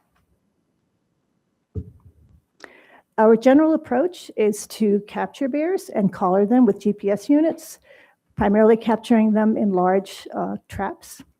Then we will be monitoring survival and causes of mortality. We'll monitor their den use, which we'll be able to tell by looking at their GPS locations. We'll also monitor females for the presence of cubs. We can do this by hiking in and seeing these females, but also we'll be putting up cameras at dens. And then we're also going to use that GPS data to describe spatial movement patterns. Next slide, please. So our study sites are statewide. We're attempting to have this project represent bear habitat across the entire range. You can see that there on the right. So regions 1 through 3, 5, and 6. And we want our study to represent a variety of habitat types and also latitudinal gradients from north to south. Our timeline is that we just started the captures last year. Trapping season is April through October. So last year was our first trapping season. Den site checks are January through March. You might wonder what those are for. We are going in and checking bears while they're in their dens, primarily for welfare reasons. We want to make sure that the collars on them are fitting well, that they're not ripped. You know, if an animal's growing, do we maybe need to loosen the collar, put a larger collar on? And we can also learn something about reproduction then as well. We will continue to capture animals through 2027, and the last collars will drop off are scheduled to drop. They will drop automatically in 2031. Next slide, please. So our current status, and this was as of a week or two ago, or a couple weeks ago when I made the slide, was that we had 29 bears collared so far from last season. And you can see they're distributed across regions 1, 2, 5, and 6. Our goal is to get upwards of 100 bears collared. And we just started our this season's trapping season last week. And during just this last week, the team caught 5 more bears. So they're off to a really good start. You know, and that's also just learning after the first season, being able to improve our processes a little bit better. To date, we've had 4 mortalities. Some were harvest, some were not. 3 of the big bears slipped their collars, so it's been a little bit of a challenge. And so this spring, we are already back into focusing on regions 3 and 6, and then we're going to return to region 5 and to equal those numbers as best as we can across all the regions. So like I said, the collars will be coming off in 2031.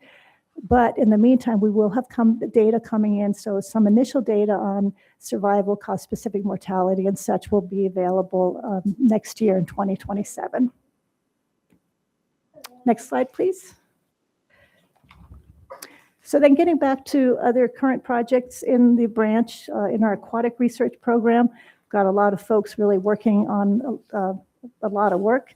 We're conducting an age and growth study, which is focusing on warm water fishes in our reservoirs. And the goal is to doing captures and sampling to estimate growth rates and mortality rates so that we can better model how those populations are trending through time. Second bullet there is we're looking at techniques for monitoring black crappie. It's a species that's been a little bit difficult to monitor, so we've been asked to evaluate and compare different techniques. We're also working, actually right at the tail end of finishing up a Gila trout return to creel project. That paper was actually just submitted for publication last week, and that's looking at survival, movement, angler satisfaction of Gila trout in the East Verde River. We're continuing the work at Pierce Ferry Rapid. We've got antennas out and we're monitoring fish movement and fish community structure above and below. So that's continuing. And we're also continuing long-term monitoring throughout the Grand Canyon and at Lee's Ferry. And one thing that I don't have here on the bullet is that I wanted to also mention that at ARC, at the Aquatic Research and Conservation Center, we are continuing research on propagation techniques for endangered fish like spiked dace and loach minnow. Next slide, please. Okay, some projects on the horizon. These are things that are just getting started or are still in the very early planning stages. We are conducting an analysis of raptor migration pathways. So Karen had mentioned earlier this morning about putting GPS transmitters on raptors, and we're using existing data to map the migration corridors, but also to do habitat selection analysis to better understand how those birds are selecting those migration corridors. We're also doing an analysis of existing data, survey data for Gunnison's prairie dogs. And this is actually an effort not just in Arizona, but 3 other states where they've been doing these surveys. And Arizona and our branch is offering and doing the actual analysis for those 4 states. We're also looking at a bighorn sheep habitat suitability assessment, basically comparing different methods of assessing those the habitat quality. 2 that are coming up, we're doing a reservoir habitat enhancement evaluation, basically looking at the effectiveness of different types of artificial habitats. So for example, if they're Georgia cubes or Christmas trees, like which of those options are actually going to come out with the best result in terms of fish abundance and diversity within those areas. So that's still in the very early planning stages. And then we're also going to be doing a kind of a desktop analysis looking at the risk assessment for non-native bait fish. So we are going to be looking at existing data and seeing how spatial overlap of non-native bait fish in relation to watersheds and also native fish to better learn about that potential risk. So that's some of the things on the horizon. And as you can see, and I haven't actually mentioned all the projects, but you can imagine with 22 people, they're just doing such a great job and really, really hard workers and putting out some really good information. And next slide, please. So in summary, we do research to inform management. That's one of the things I really want to stress is that we are here to provide that foundation for management decisions. The projects are identified and selected through an internal prioritization and vetting process. We use robust science. We publish our findings whenever we can and when it's appropriate. Like if we're developing a monitoring protocol for another branch, that may stay as an internal document. But when we can, we publish, and that's also a way that it goes through the review process, and that adds credibility to our work. And in doing so, we support the department's efforts to conserve and protect Arizona wildlife. With that, I'm happy to answer any questions. Please, Commissioner Buchanan. Thanks, Madam Chair, and thanks, Dr. Rubin. No question, really. I just want to thank you for what you're doing here. You know, we take a lot of pride in building our decisions on science, but the science doesn't come without a lot of hard work. And this is a comment really to our 5 newest wildlife managers. It's guys like you that are going to drive this science based on management needs. You're gonna come up with the ideas. Here's something we need to know about. Then goes to Dr. Rubin's team. They do a lot of research. Eventually, it can come to us for overall management decisions, but even at your level, you'll drive a lot of that as well. It's kind of a big happy circle. We don't do this just based on guesswork. We do it based on science, but you drive a lot of those requirements. Thanks. Commissioner Guggenauer. Thank you, Madam Chair. Dr. Rubin, enjoyed the phone call as always. And I'll echo what Commissioner Buchanan is saying. When we go out and speak to the public, we get a lot of input from the public. Well, why don't you try this? Well, why don't you do this? Well, there's no deer in that area. There's no fish in that lake. And it's this kind of research that's data-driven, that's science-based, that we can go back to people and say, this is why we do that. And your organization supports all the divisions across the department. So critical work that gets done. You answer the hardest questions. If you think of wolf questions that are asked, OHV impacts on the landscape, I mean, all the things that people complain about for years, the data that you bring forward, the results that you bring forward, makes those questions answerable to all of the public, make our job a lot easier. So on behalf of all of us, thank you for what you do. Thank you, Madam Chair. And just additional to what the commissioners said, and then you write it up in white papers. Then it gets published. And that's where the real recognition, I think, comes not only on the ground, but also through the universe, United States and the world. And you know that. Yeah, I'm sure that you deal with questions and comments from throughout our entire nation. So thank you so much for that. I always enjoy it when we talk. And I always have a million questions, especially about bears. I'm always interested about the bears. But thank you so much. Very well done. Thank you. Madam Chair, members of the commission, I'm always happy to answer questions, so let me know. And Oh, trust me. Yeah, I'm very proud of our team. So Yeah. thank you. Yeah, thank you Thanks. so much. Thanks. I've never done this before, but I would like to introduce someone who is near and dear to my life. It's not only my driver, but I call him Uber Sue, and that is my husband, Al Sue, who is sitting right there. Raise your hand, honey, so you can be embarrassed. Okay, there. He is the one that convinced me to become more engaged with conservation and to better understand conservation. So it's because of him. So I thank you so much. We are going to take about a 5-minute break, and then we will be back. Thank you so much.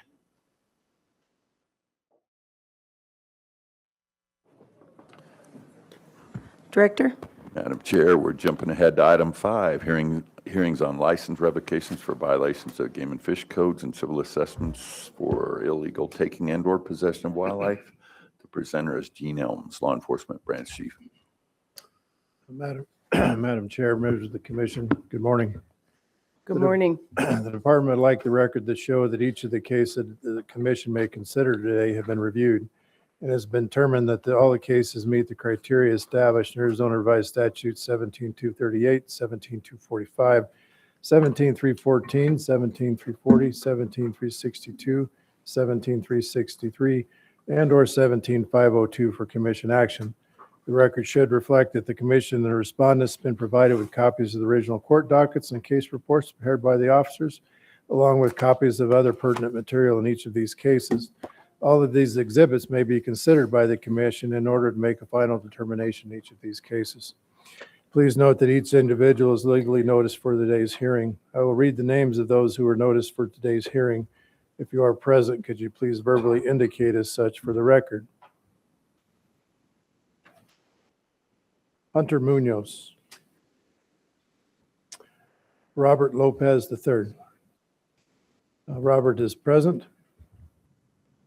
Brian Nicholson. Brian Nicholson is present. James Duros. James Duros is present.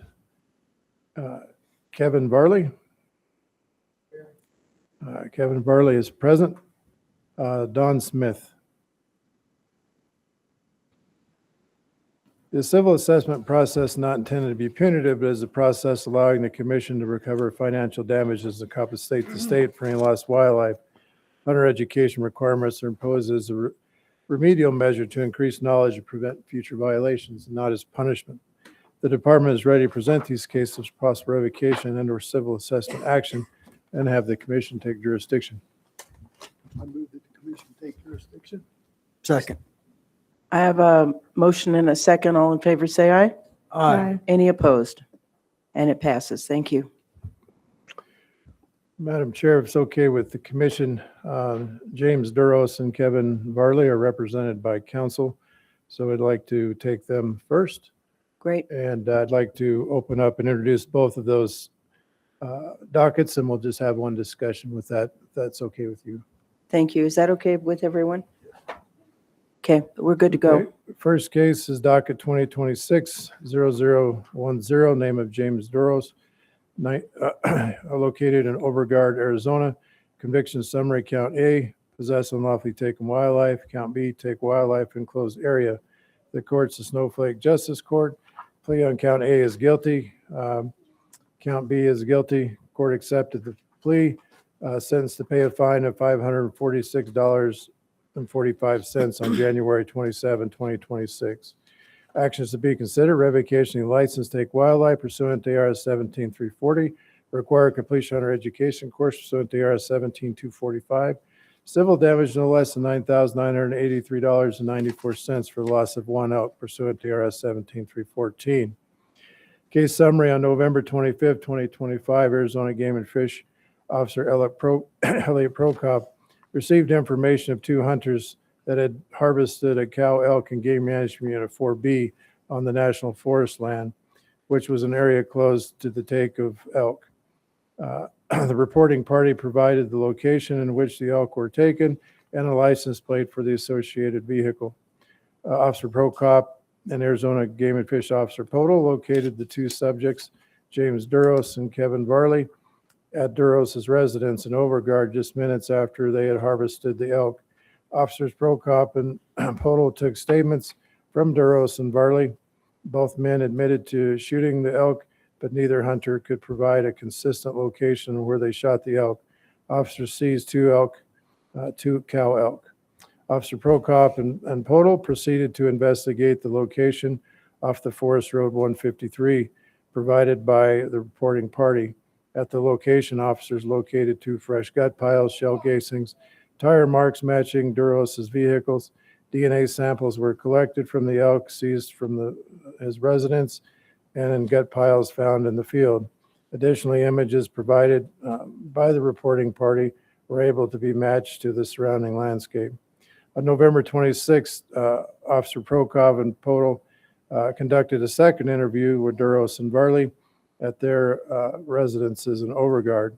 This confirmed the statements provided earlier. Both individuals harvesting an elk, both Duros and Varley's, were not aware of their location or road number that they shot the elk on. Officers seized both elk, firearms, ammunition as evidence. No corresponding cases. The elk meat was donated to Shepherd's Kitchen in Snowflake. Time spent 40 hours.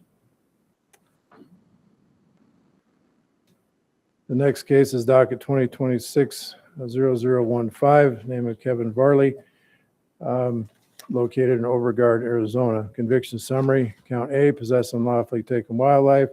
Count B, take wildlife in a closed area. It's the Snowflake Justice Court. Plea is guilty on both counts. Court accepted the plea. Sentenced to pay a fine of $367.45 on February 3rd, 2026. Actions to be considered: revocation of license, take wildlife pursuant to ARS 17340, required completion hunter education course pursuant to ARS 17245, civil damages of less than $9,983.94 for the loss of one elk pursuant to ARS 17314. The case summary is identical to the previous. Both James Duros and Kevin Varley are present. They're represented by counsel Eric English, who would like to address, who has provided a written documentation to the commission, and I believe you all have indicated you've received it and read it. He would like to address the commission before Duros and Varley. In addition, the case officers are also present. Do you have any questions for me? No, we'll hear from Mr. English.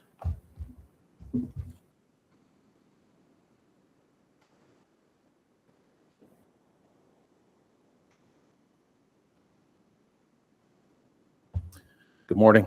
Good morning. Madam Chair, members of the commission, thank you for your time today. I heard that you all got the memo that contained my client's personal statements. I'd like to make those a part of the record. You probably haven't noticed, but I stopped doing these. I haven't done a commission meeting in quite some time. Most of my clients that come in, I just say, go do it by yourself. Tell them what happened, be honest. I made an exception here because my office is right down the street. And Mr. Valeri and Mr. Duros drove all the way from Overgard to Prescott to meet with me.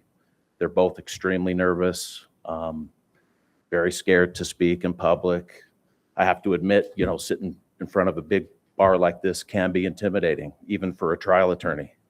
So I appreciate your time. Starting with Mr. Valeri, and I'll go to Mr. Duros second. I want the commission to know that these guys go way back. They worked for Southwest Airlines together. Mr. Valeri is actually Mr. Duros's old supervisor, and they were out hunting on this occasion. I can tell you,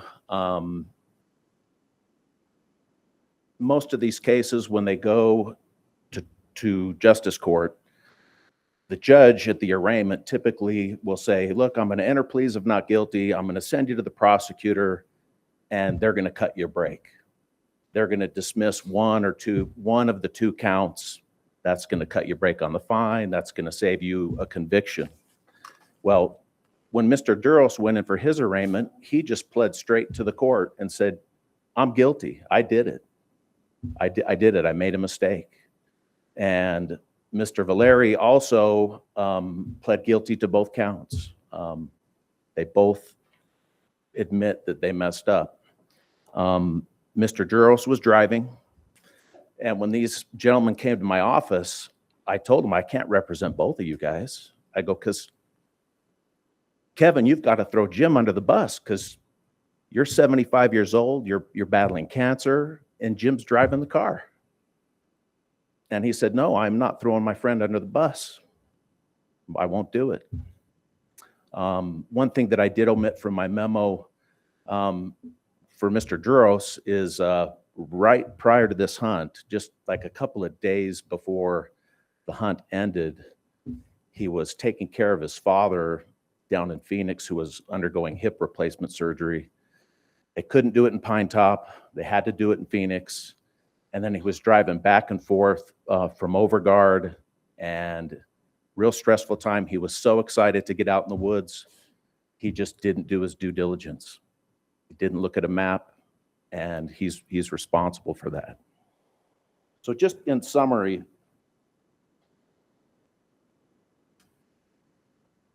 starting with Mr. Valeri, he accepted responsibility for his actions. He pled to both counts in the criminal complaint. He's super remorseful.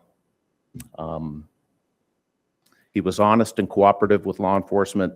I know when you look at that report and they gave inconsistent statements about where they were, it's because neither one of them had a clue where they were. They really didn't know. They were not trying to mislead law enforcement. Mr. Valeri did not act with criminal or specific intent. He was the passenger in the vehicle. They saw these cow elk out in this burn area. They got excited and harvested the animals. Mr. Valeri is 73 years old. He has no prior criminal history, and he is battling stage 4 cancer.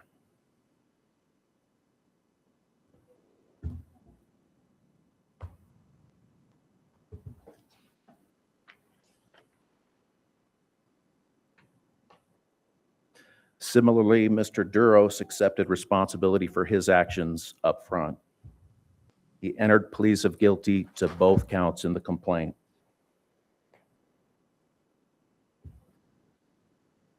He's remorseful for his actions. He's embarrassed. He serves with wounded warriors, and he's just so embarrassed about what he did. He was honest and cooperative with law enforcement. They were interviewed personally, and follow-up interviews in the home. Mr. Duros invited law enforcement into his home and gave as much honest information as he could. Mr. Duros did not act with criminal or specific intent. He's 64 years old and has no prior criminal history. These gentlemen both would like to address the commission, and they're more than happy to pay for the loss of these animals. They understand that that's got to be done, so the assessments will be taken care of. They're steep, but we appreciate the value of these animals. We do ask for leniency on the revocation. The 5-year revocation for Mr. Valeri is a life sentence. And Mr. Duros as well, we're just asking for leniency. Don't max these guys out with 5 years. Thank you. Thank you. Mr. Duros?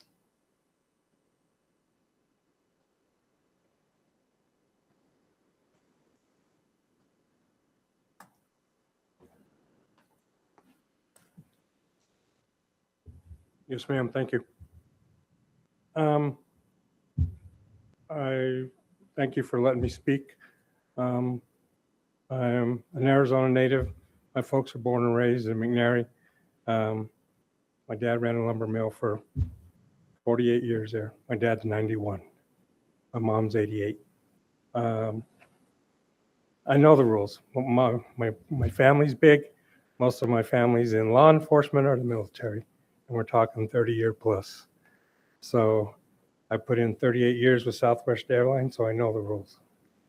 This is the first time that I've ever been in trouble. So I didn't do my due diligence. I was excited to get out, dealing with my folks. I was driving a couple 100 miles a day trying to take care of my dad, and this was the first time that I've been out.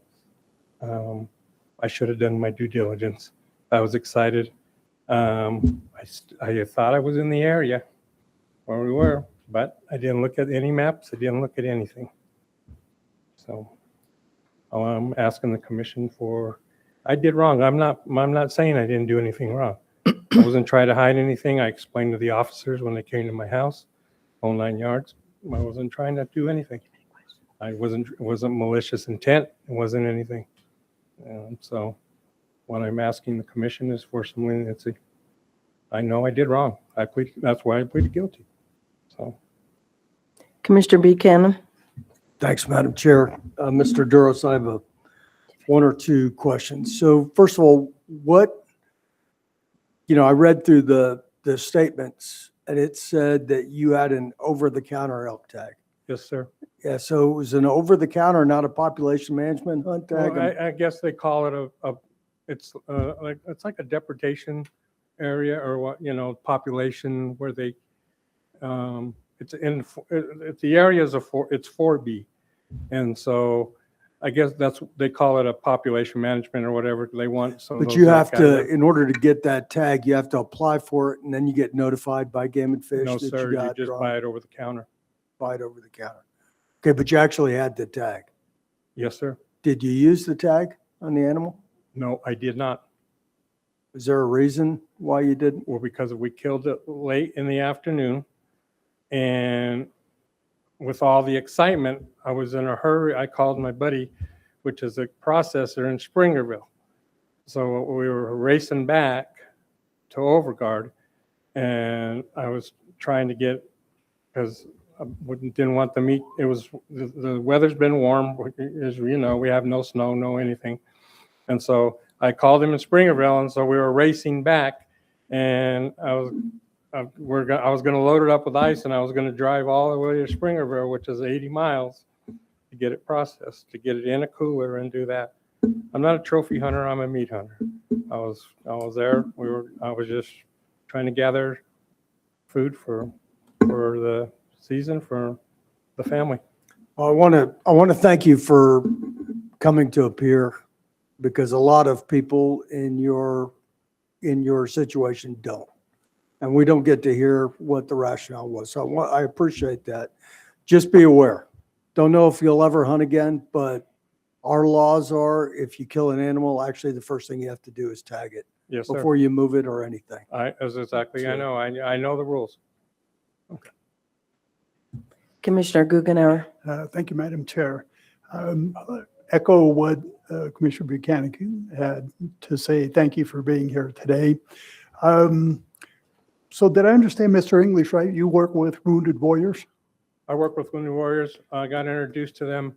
A lot of my family's in the military.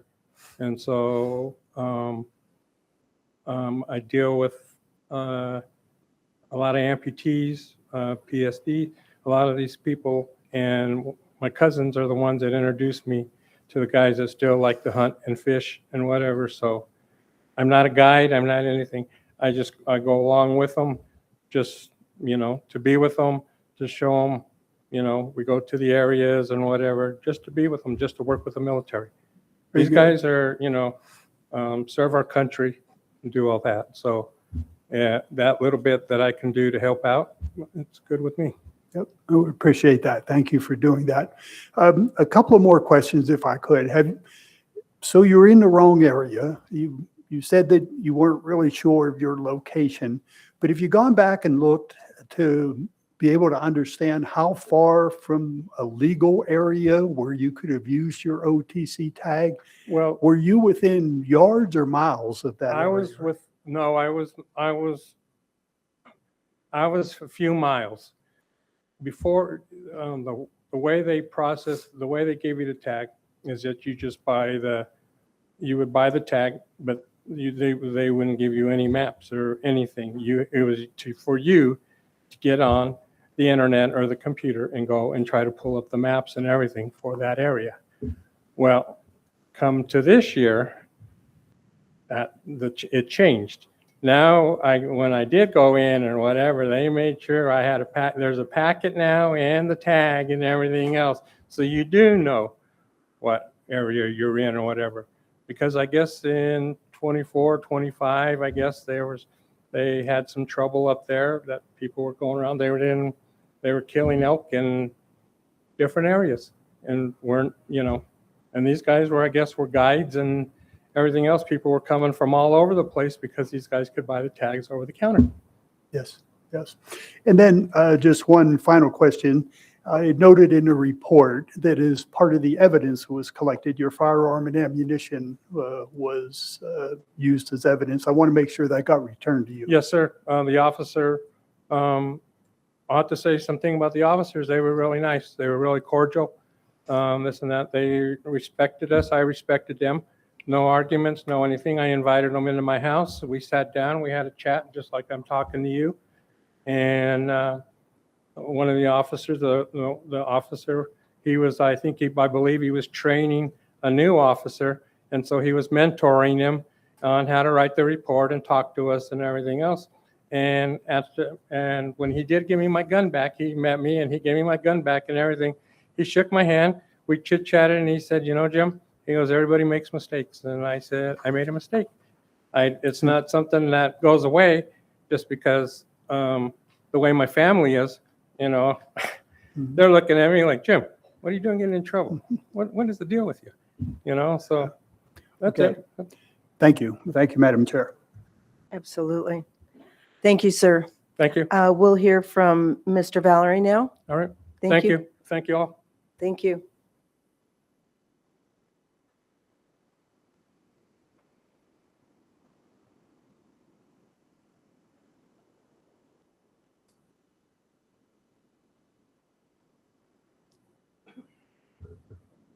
Thank you, Mr. Valerie, for being here. Thank you for allowing me to address the commission. Please go ahead. Wow. I just want to say that in no way that me and Mr. Duros meant any intent to be in the wrong area, any criminal intent at all. And my father taught me how to be an ethical sportsman, hunter, and fisherman. And as far as Mr. Duros goes, I never met a more ethical hunter, fisherman in my life, except my father. And I regret what happened, what the outcome, and I think about it every day. And that's all I could say. We appreciate you and thank you for your words. Thank you, sir. You can be seated. Thank you. Thank you.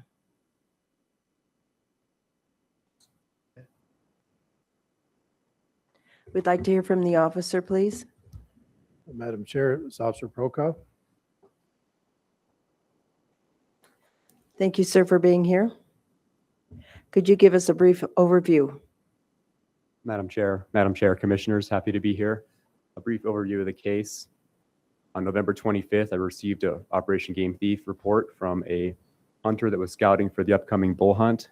They provided the location and vehicle description and license plate of and described two individuals that had harvested cow elk that were on the National Forest. So upon contacting Duros and Valerie, they both had two cow elk in their possession.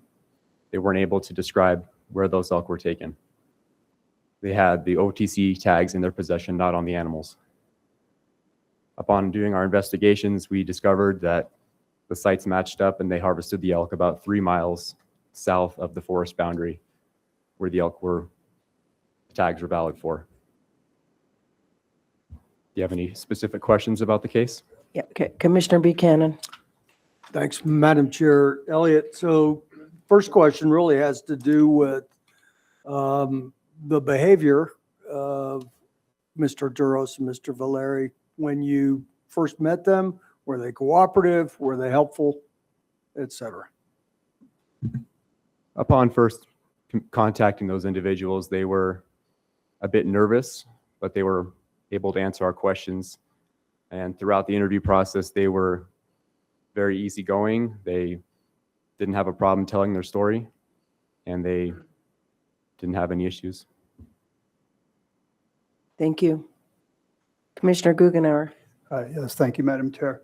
So just to clarify, you said they were about 3 miles from being in a legal area. Did you notice any OnX equipment, any tracking stuff? Were they using any technology to help them identify their location? Madam Chair, Commissioner Guggenauer, they did not, I did ask them that. They did not use any sort of mapping in terms of OnX or paper maps, so they did not have any maps in their possession. Okay.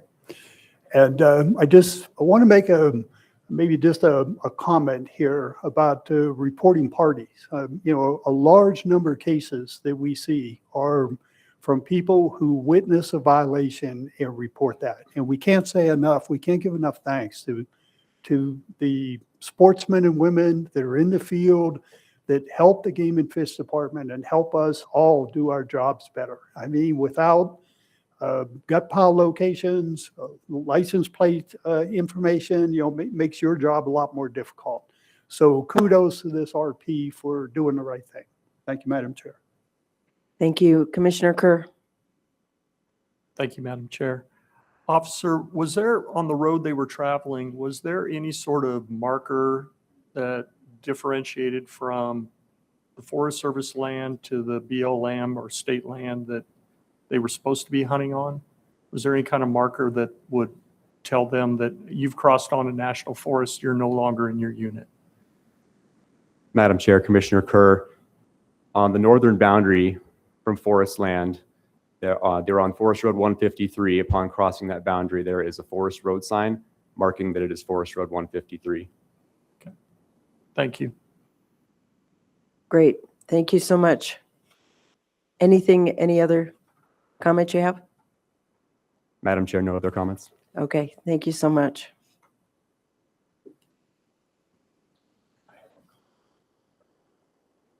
Okay, Commissioner Buchanan. Thanks, Madam Chair. And this is for both Mr. Duros and Mr. Valeri. We're going to consider what to do about this. And Mr. English talked about this as well. And I'm not going to presuppose, I don't know what we're going to do. But I will say this. First of all, I appreciate both of you being here. I appreciate you admitting to making a mistake. But the mark of what kind of person you are isn't whether you make a mistake, because guess what? We all make mistakes. The mark of what kind of person you are is what you learn, whether or not you learn from that, and what do you take forward. And there's a possibility you're going to be revoked for some period of time here in this state. I don't know if you'll hunt again, but what I would ask you to do is consider about what you learned from this experience and how you can help others as well as yourself reinforce all of what it means to be an ethical hunter or outdoorsman. I need a recommendation, please.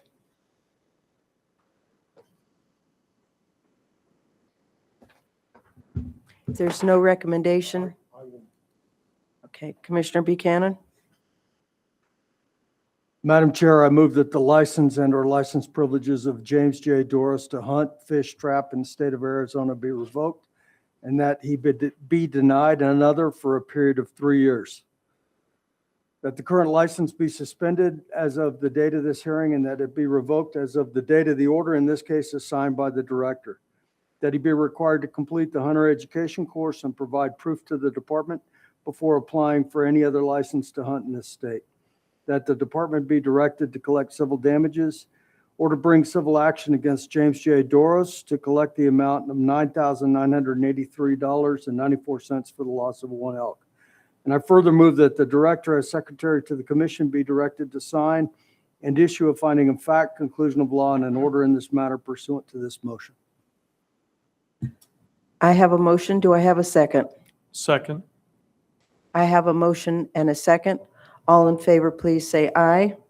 Aye. Any opposed? Nay. Nay.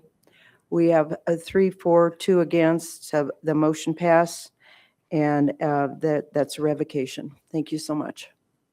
We have the second one. Madam Chair, I move that the license and/or license privileges of Kevin J. Valeri to hunt, fish, and trap in the state of Arizona be revoked and that he be denied another for a period of 3 years. That the current license be suspended as of the date of this hearing and that it be revoked as of the date the order in this case is signed by the director. That he be required to complete the hunter education course and provide proof to the department before applying for any other license to hunt in this state. That the department be directed to collect civil damages or to bring civil action against Kevin J. Valeri to collect the amount of $9,983.94 for the loss of one elk.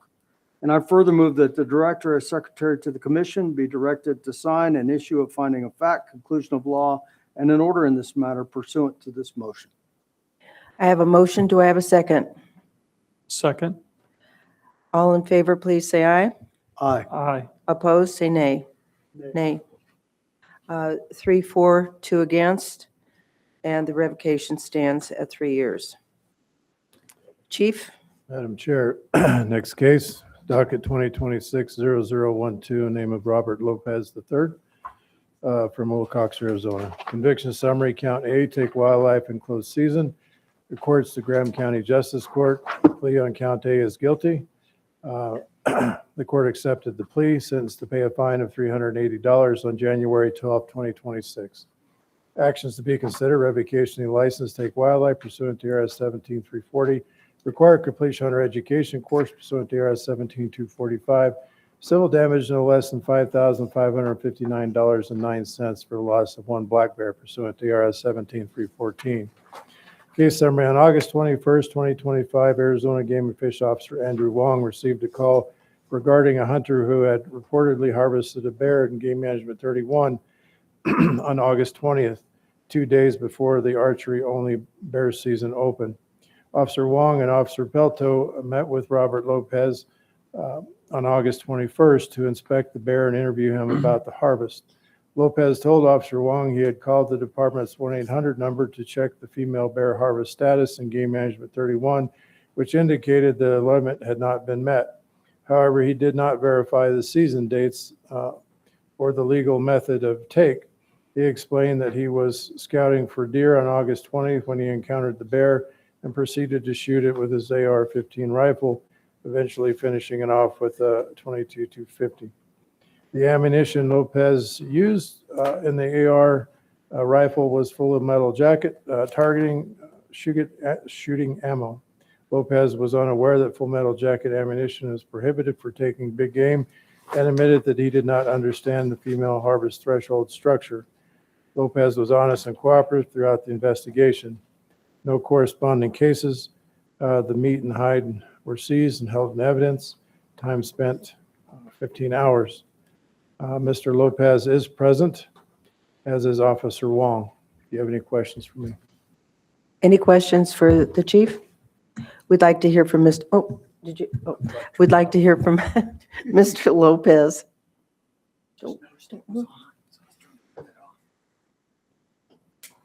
Thank you for being here, sir. We always appreciate when our people show up, so thank you. Thank you. So at first, I just wanted to thank everybody for allowing me to speak. Obviously, this is an embarrassment for me. I mean, I try to pride myself on being an avid hunter. I always try to do everything right. I've never done anything wrong while hunting. From what I was told, I've never hunted bear before. I've just been deer hunting and tried to put it up, but never been drawn. So only deer. And so from what I was told by friends that are avid hunters of mine, that with a non-permit over-the-counter tag, you're allowed to use a rifle in seasons of January and August and December. So that's what I've always understood. And so They gave me the number to call. I called the 1-800 number. At the time, it said there was allowed, I think, 8 or 9 bears that were left in the unit, and it was open. I showed Officer Wong and where I got my information from. I showed him the pictures and everything, and then they advised me that what I did wrong, and I didn't know that full metal jacket ammunition was not allowed for taking big game. I just go to my local store and buy, the cheapest ammunition rounds for AR-15. I just like to shoot. And so that's what I had on me at the time. I was scouting for deer. I knew that opened August 22nd for archery. I had my archery tag, and I was with my uncle. We were out there scouting, didn't see any deer. And then we happened to come upon a bear that came out behind a tree. And so we were just watching it. We snuck up there, and I harvested the bear. Thought I did everything right. Once we got back home to where I had service, I made the call to Game and Fish Department, reported that I got my bear. They told me what I had to do. And so I had proof of the bear and then the bear itself. And then the next day I happened to be in Safford, and then I think it was Officer Pelto that called me and asked me to meet with him.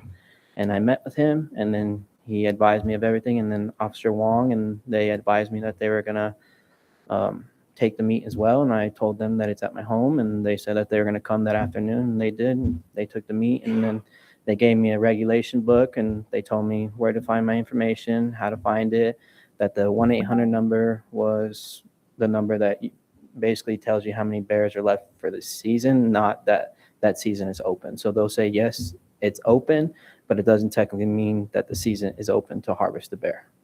So that's all I have to say. Thank you. And I'm very remorseful for what I did. So thank you. Thank you so much. Does anyone have a question, comment? Buchanan? Thanks, Madam Chair. First of all, like I said earlier, thanks for being here. We really do appreciate you being here. We appreciate you working hard to do the right thing. But part of that is knowing the rules. Yes, sir. You really do need to know the rules. So when you shot this bear, did it die right away? No, sir. So when I shot it with my AR-15, I shot the bear, and she started to tumble down, and then she came across the canyon to where we were, and I shot her again with the 22-250, and she still didn't go down, and she came around the mountain. She was probably, I would say, 30, 40 yards from me to where I shot her again, and then she went down. Do you know why full metal jacket ammunition is not allowed for hunting?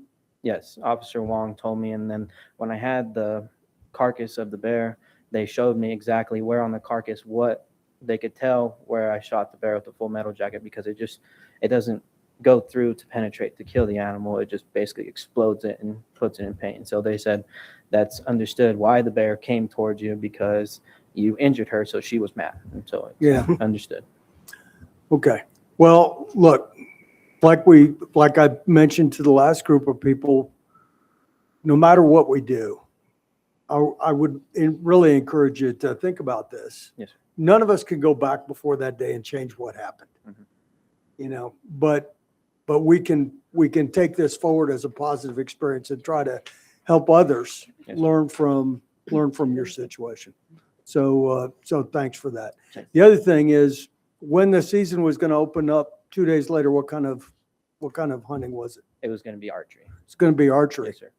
So, in addition, we have a certain number of bears in each unit that can be harvested. If you're a bow hunter and you're getting out there for your first opportunity that particular season, already starting one bear down, Yes, sir. that's also not a good thing, Yeah. right? Okay. Thank you, Mr. Lopez. We really appreciate you. I would like to hear from the officer now. Thank So you. please be seated. Thank you. Thank you. Thank you, Officer Wong. Good morning, Madam Chair, members of the commission.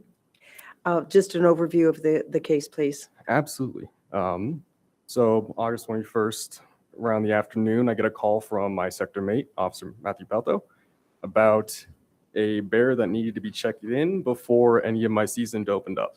So to begin with, I was a little confused as to what was going on, but Officer Pelto then got in contact with the individual, Mr. Lopez, to check in the bear here in Safford when he also had a doctor's appointment, so everything lined up there.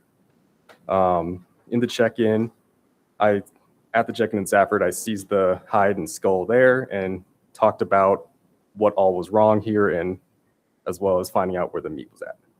So continued on with that general short interview, planned to meet him again at his place in Wilcox. And that's where later in the afternoon, we met again to seize the meat, go over what all went wrong and how to educate and make this not happen again. So. Great. Thank you so much. Thank you. Commissioner Guggenauer? Thank you, Madam Chair. Officer Wong, Mr. Lopez spoke about making a call and looking at a regulation and seeing that the bear season was open, but not for that place. Could you expand on that a little bit for help us understand that better? Yes, Madam Chair, Commissioner Guggenauer. So in attempting to check for what the bear season would be, he called the 1-800 number to find out if there were any bears harvested and if the harvest threshold had been met in Unit 31. He did not further look to see if there was an active hunt or if there was anything open yet before any seasons or anything like that. So it was more just, he understood that there were still bears able to be taken out of the unit, just not necessarily when and with what method. Okay, so wasn't that there was documentation or someone told him that it was open? It was just he was looking in the wrong place. Was he looking at the right unit, the right area when he was asking this? Chairman Su and Commissioner Guggenauer, correct. He was in the correct unit and in the right area. So. Okay. Thank you very much, Officer. Thank you, Madam Chair. Any other questions, comments? Thank you so much, Officer. We really appreciate you. I need a recommended motion.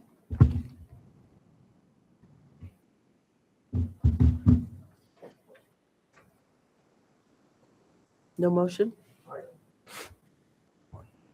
Okay, please, Commissioner Buchanan. Buchanan, thank you. Madam Chair, I move that the license and/or license privileges of Robert Lopez to hunt, fish, trap in the state of Arizona be revoked and that he be denied another for a period of 2 years. That the current license be suspended as of the date of this hearing and that it be revoked as of the date the order in this case is signed by the director. And that he be required to complete the hunter education course, provide proof to the department before applying for any other license to hunt in this state.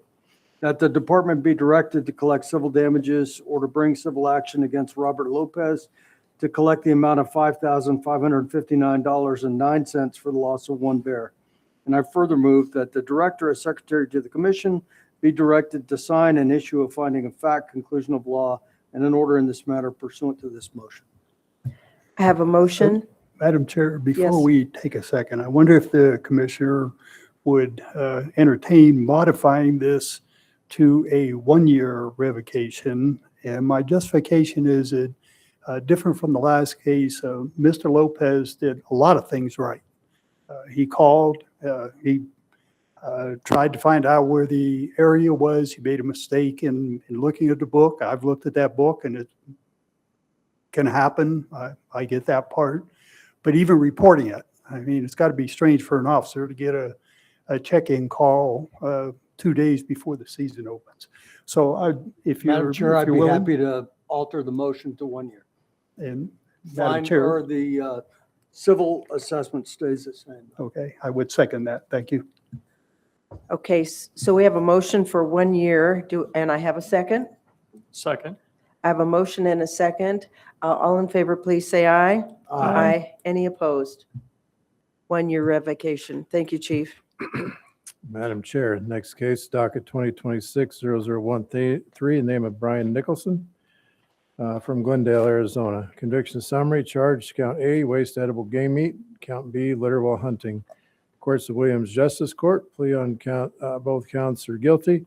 Court accepted the plea, sentenced to pay a fine of $578, suspended on completion of Arizona Game and Fish Hunter Education course within 60 days. Date of conviction, January 15, 2026.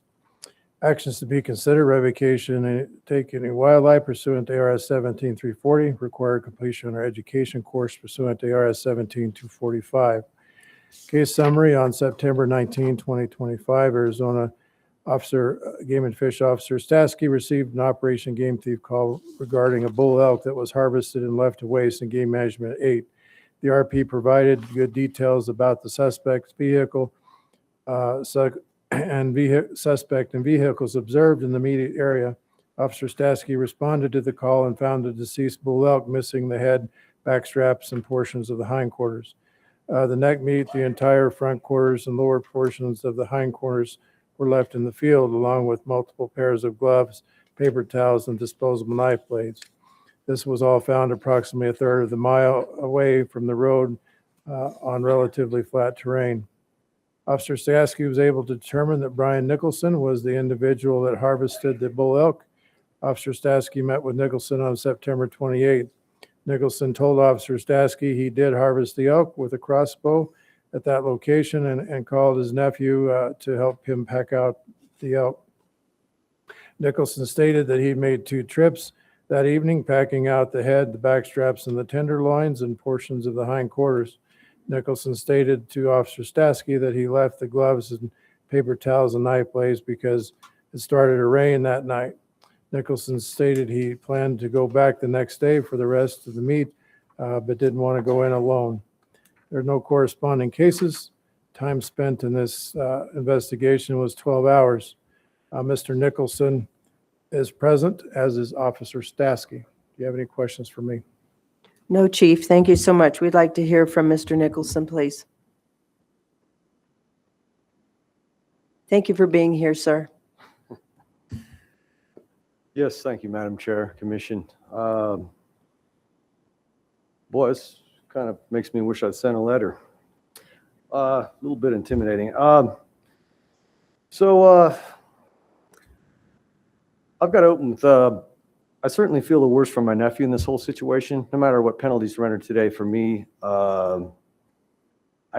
feel he's, you know, he was, there's just a lot of things that, you know, all he was trying to do is come up there and help me. You know, his picture ended up in the report. It's actually a reflection of one of the officers, I think, taking a picture of his cell phone.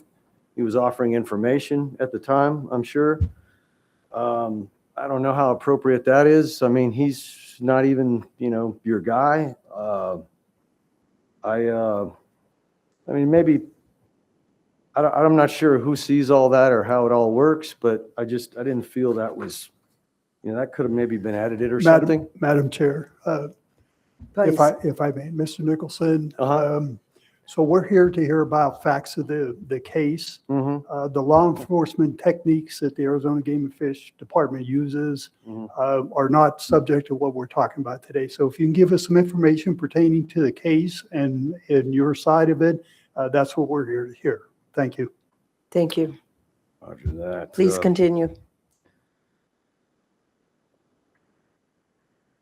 Bottom line, I'm 59. I'm 60 now.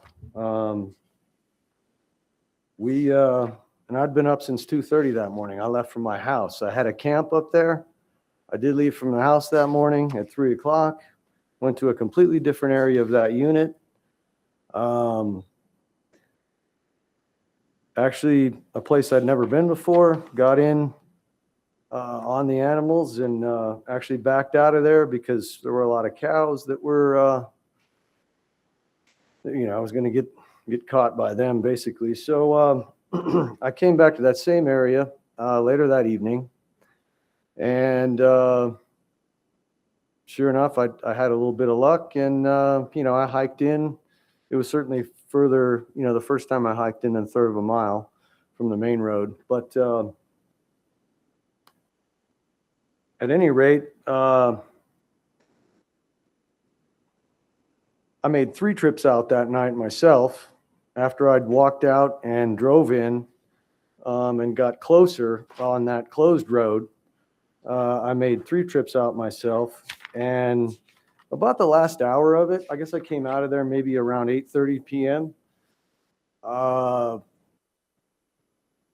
It had been raining for about 40 minutes, sprinkling pretty good. And by the time my nephew came up to meet me in that same area where I drove back out to meet him, just off of that, where that closed road begins, we went back in, and I tried to I asked him, I said, can we do this tomorrow morning? Because I am, I'm pretty well shot, And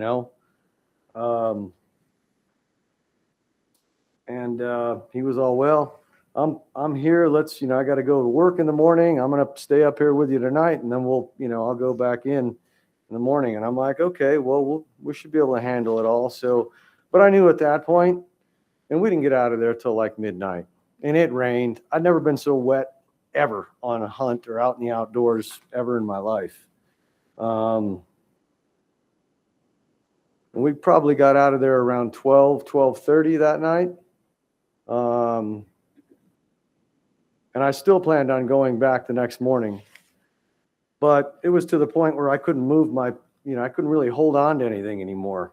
So anyway, the bottom line is I didn't finish my hunt though. I really didn't. I should have went back in there regardless and done whatever I could the next day by myself. It wasn't that I didn't want to go alone. It's just that I physically was pretty shot.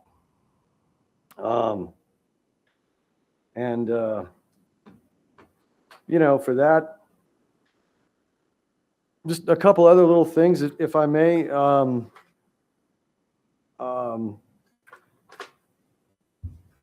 I did complete the Hunter's Ed course, and it actually is not bad.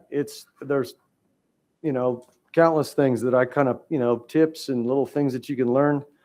You've recommended that to everyone so far, I believe, that hasn't taken it. It was inexpensive. It's certainly a good idea. That was part of my sentence, and I completed that prior to being sentenced. Kind of what started this was that I believe was the tag. And I've had this issue before, and this thing didn't spend any time on the windshield, mind you.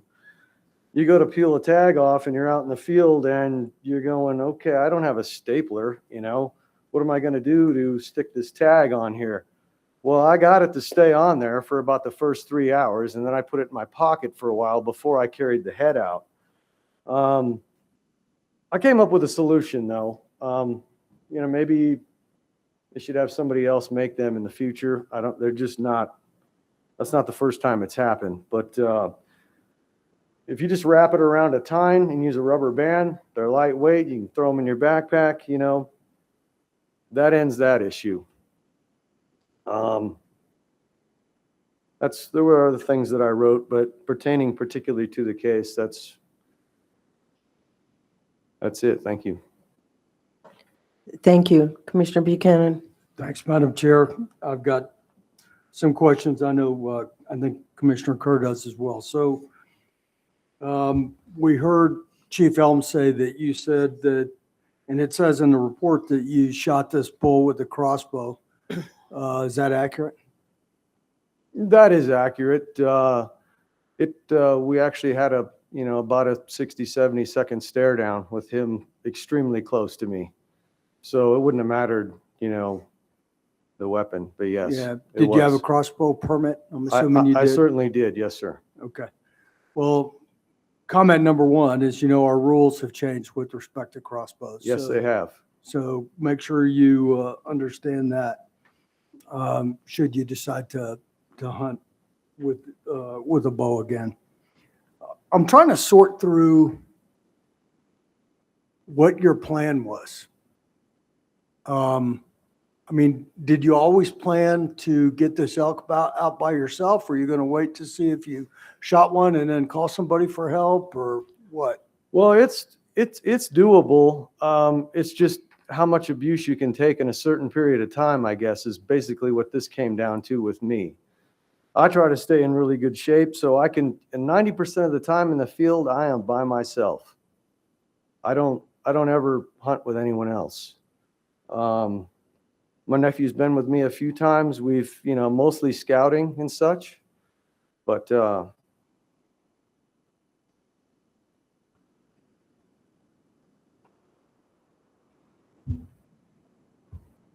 my plan was to handle it all myself. I've actually done it before.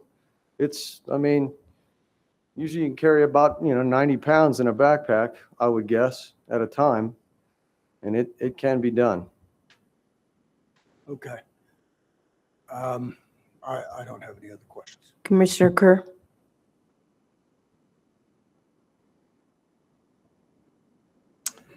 Madam Chair, Mr. Nicholson, you said you've taken the hunter education course. Is that Yes, correct? yes, sir, that's correct. Being an instructor, one of the first things that you were probably instructed on is care of your meat. And I'm looking at the photographs of your animal, and it's summertime, September, correct? That is correct. Yeah, and it's warm. And I notice you haven't skinned out your animal. And one of the first things that we do when we harvest an animal is you got to take care of the meat. Well, you tag it first, and then you're going to take care of your meat. Well, part of that process is getting your meat cooled down as quickly as you can. And it appears like you're just taking the choice cuts of the elk, and you hadn't skinned out the shoulders, you hadn't skinned out the rest of the hindquarters. To me, that just really kind of smacks of you weren't interested in the rest of it. What was your thinking on as far as your care of the animal? Because typically what we would instruct you as an instructor myself is you're going to break down your animal. You're going to get it into game bags. You're going to keep it clean. You're going to keep it dry. And well, I realize it's raining, but you can hang your meat, and that's going to cool it. So what was your process with processing the meat? Could you explain? Well, we did. I mean, obviously, we pulled the back straps out and took the time to trim, certain pieces off of those. I try to debone everything.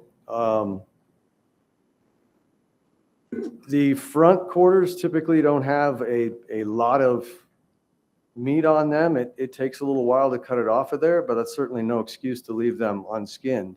You're exactly correct.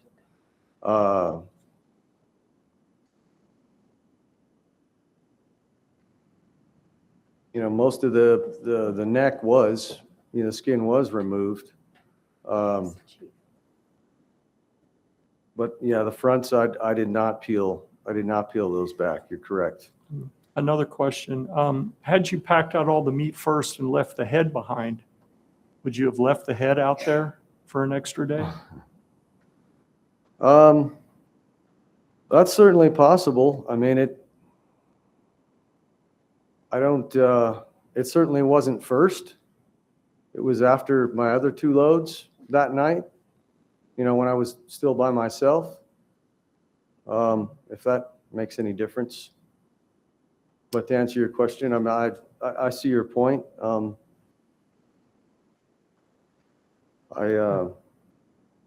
wouldn't have left it indefinitely, no. Thank you.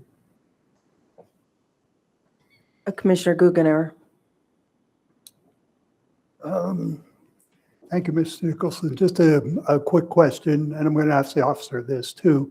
You said, tell us a little bit more about your incapacity the next day, why you couldn't go back. Because if I read the incident reports from the officer in this whole packet, that's not mentioned. You mentioned that your nephew went home, therefore you didn't go back in. Well, that is correct, but I was an auto tech for like almost 20 years before I started working, for the railroad. So my hands and my inner forearms and such can only go so long. I got to where I couldn't really pick anything up anymore. Now, had I rested from like 8 o'clock and went back to camp and been in bed by 10:30 with a meal and such, first plan, best plan. That's exactly what should have happened. I would have had more left the next day for certain. But we didn't do that. He came up there to help me, and we went back in, and it kind of finished me off physically, is all I meant. I got ankle issues, knee, back too as well, but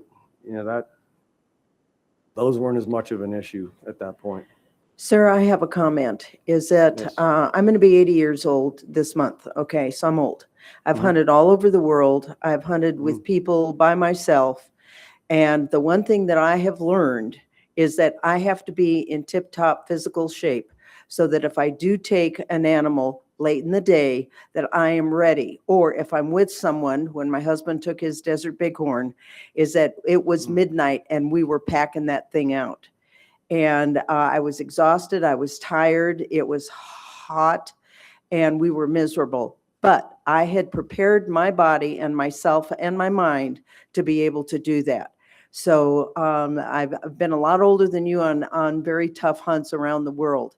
And that to me is just not making sense in my own mind. I apologize for that. I have 2 artificial shoulders and an artificial knee. I have a lot of aftermarket. And you just learn how to deal with it. So I'm just having trouble with that. Commissioner Manuel, did you have a question? I had a question regarding when you completed your hunter education course, when that was done, and would that be required for him to take again, pending what we do today? Thank you. It was completed probably in late January, early February, right before I was sentenced. Madam Chair, Commissioner Manuel, that's a great question. I was going to bring it up if the commission didn't. So the commission action is effective the date of this hearing. And so generally, any previous hunter education courses would not count towards a commission action at this hearing. But if the commission chooses to accept that, then I would just make a note I would ask the commission to make a note for the record or the motion that you're going to accept his previous hunter education course. Otherwise, he would have to take it again. Madam Chair, Yes. and you have a copy of his completion? I don't, excuse me, Madam Chair, Commissioner Manuel, I don't have a copy here, but we can certainly verify what he's telling is correct. Thank you. Any other questions? Yes. Thanks, Madam Chair. Hey, just a comment. First of all, on the tags. We do have an e-tag system here, so get into that. The weather's not going to affect the e-tag. That's a really good option. The other thing, just public service announcement, zip ties. Heck of a lot better than electrical tape or anything else. Carry some zip ties with you. They work from everything from a turkey to an elk. So there you go. Thank you, Mr. Nicholson. You can be seated. Thank you. We'd like to hear from the officer, please. Chief?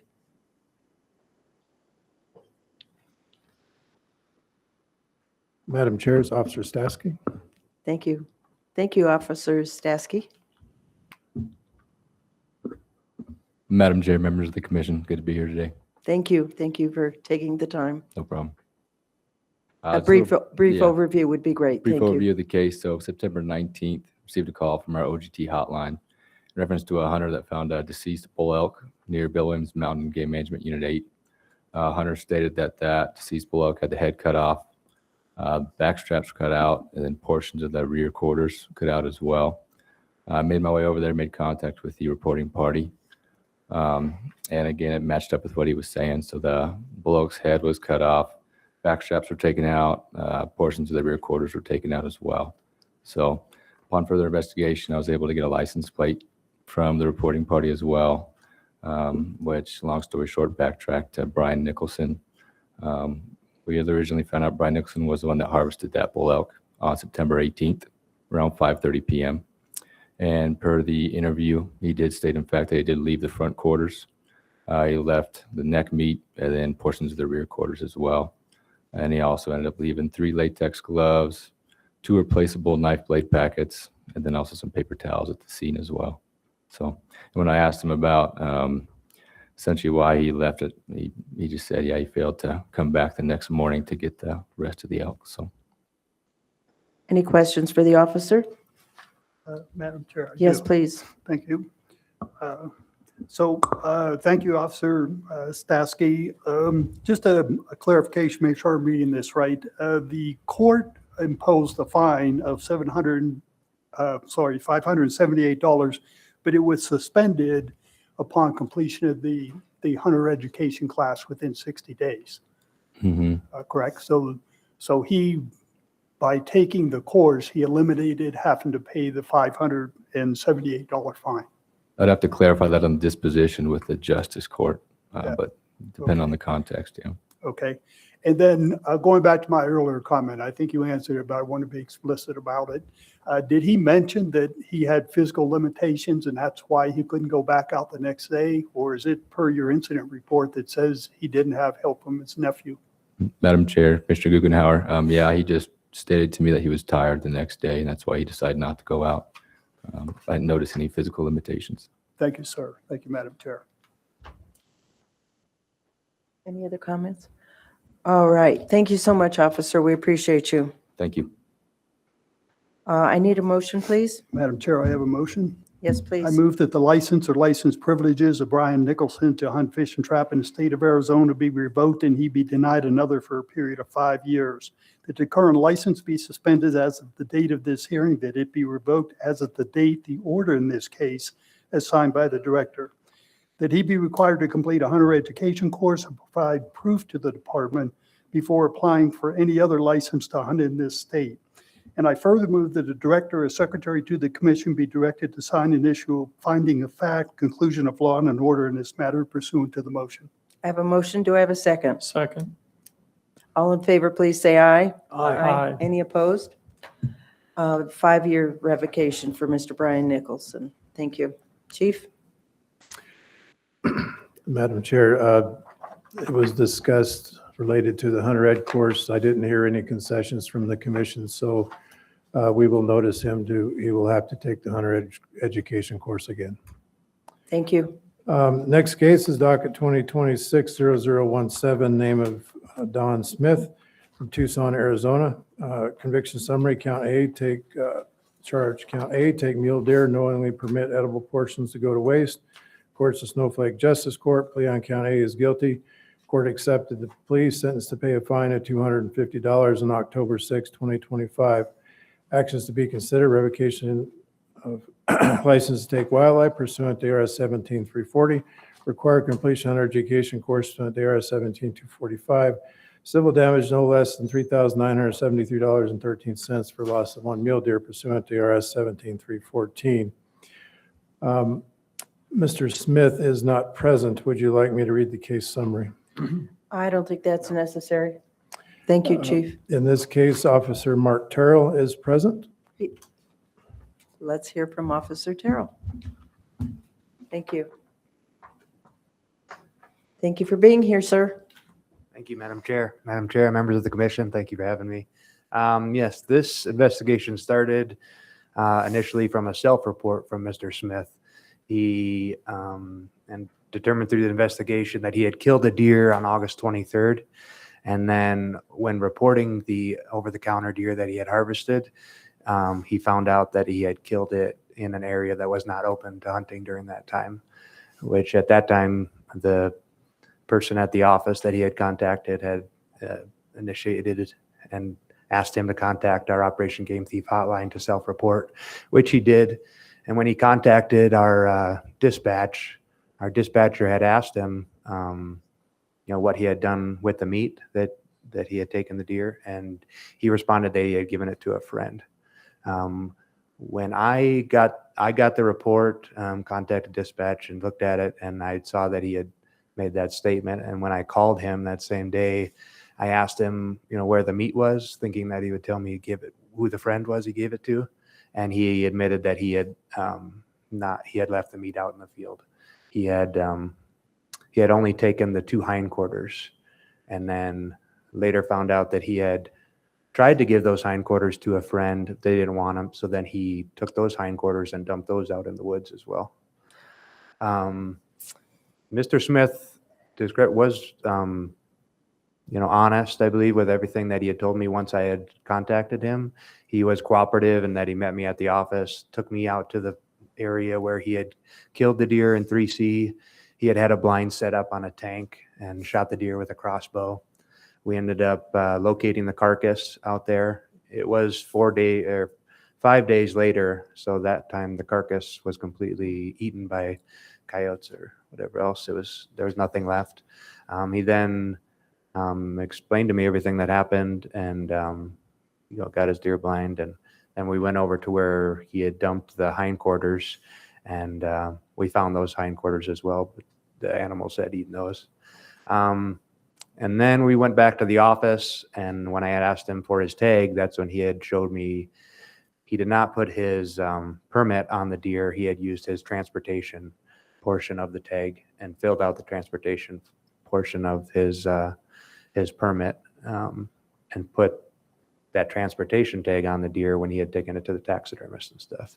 So I went to the taxidermist and seized that deer head that he had taken. So essentially, yeah, he had just kept the deer head and wanted that, and was planning to get it taxidermied and put on the wall. And so I had asked him essentially, why he didn't keep the meat. And his response was that he didn't really like deer meat, and his wife didn't like the deer meat as well. And that was kind of why they had left the meat out there. Okay. Is there any other specific questions? Thank you. Commissioner Buchanan. Thanks, Madam Chair. Okay, so he didn't like the taste of deer meat, and that's why he left it there. Yes, Madam Chair, Commissioner Buchanan, that's what he had indicated to me, that him and his wife didn't really like deer meat. This was only the second deer he has ever killed, is what he had told me. He's not a real experienced hunter, a lot of negligence, obviously, in everything that he had kind of done, from not being aware. He knew where he was, like he knew he was in 3C when he had killed the deer, but not being aware that that unit was not open until he had called it in to report it. You said he shot it with a crossbow. Did he have a crossbow permit? Did you check? Yes, Madam Chair, Commissioner Buchanan, he did say he had a crossbow, and he showed me the crossbow permit that he had possession as well. Did that play a reason into why he didn't take the meat? Did he claim he was too broken or something? I'm trying to sort through this. No, Madam Chair, Commissioner Buchanan, that was not indicated at all, that he could not. It was fairly close to the road that he had drove into on the tank. The deer did not go very far from the tank that he had shot it from. And it was just a matter of, he did take the hindquarters, which are really heavy portions, but he didn't take any of the front straps or the front quarters or the back straps or anything, or neck meat or anything. He left that all there. Commissioner Guggenauer. I don't, thank you, officer. Thank you, Madam Chair. Good.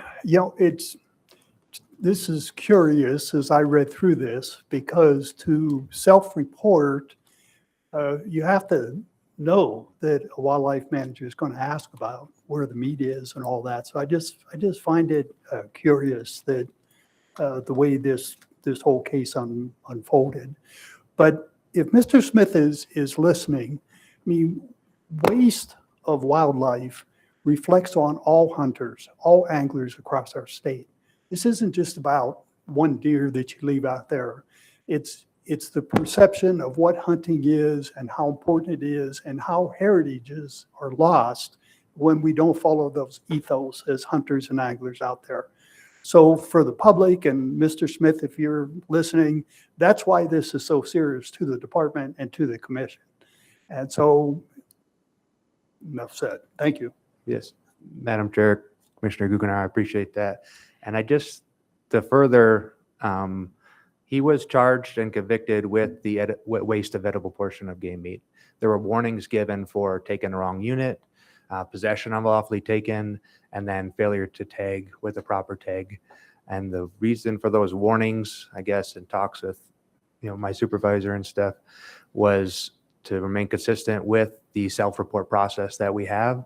And in other instances where people that self-report, we try to be reasonable and that they're making an effort to admit that what they you did, and he was cooperative in all those senses. So that's why warnings were given for those other violations. Thank you. Commissioner Buchanan. Thanks, Madam Chair. I just want to comment on that. And this really goes to all of you wildlife managers, but especially the first 5. You have tremendous discretion. You heard Director Finley talk to you about that, and you can apply that.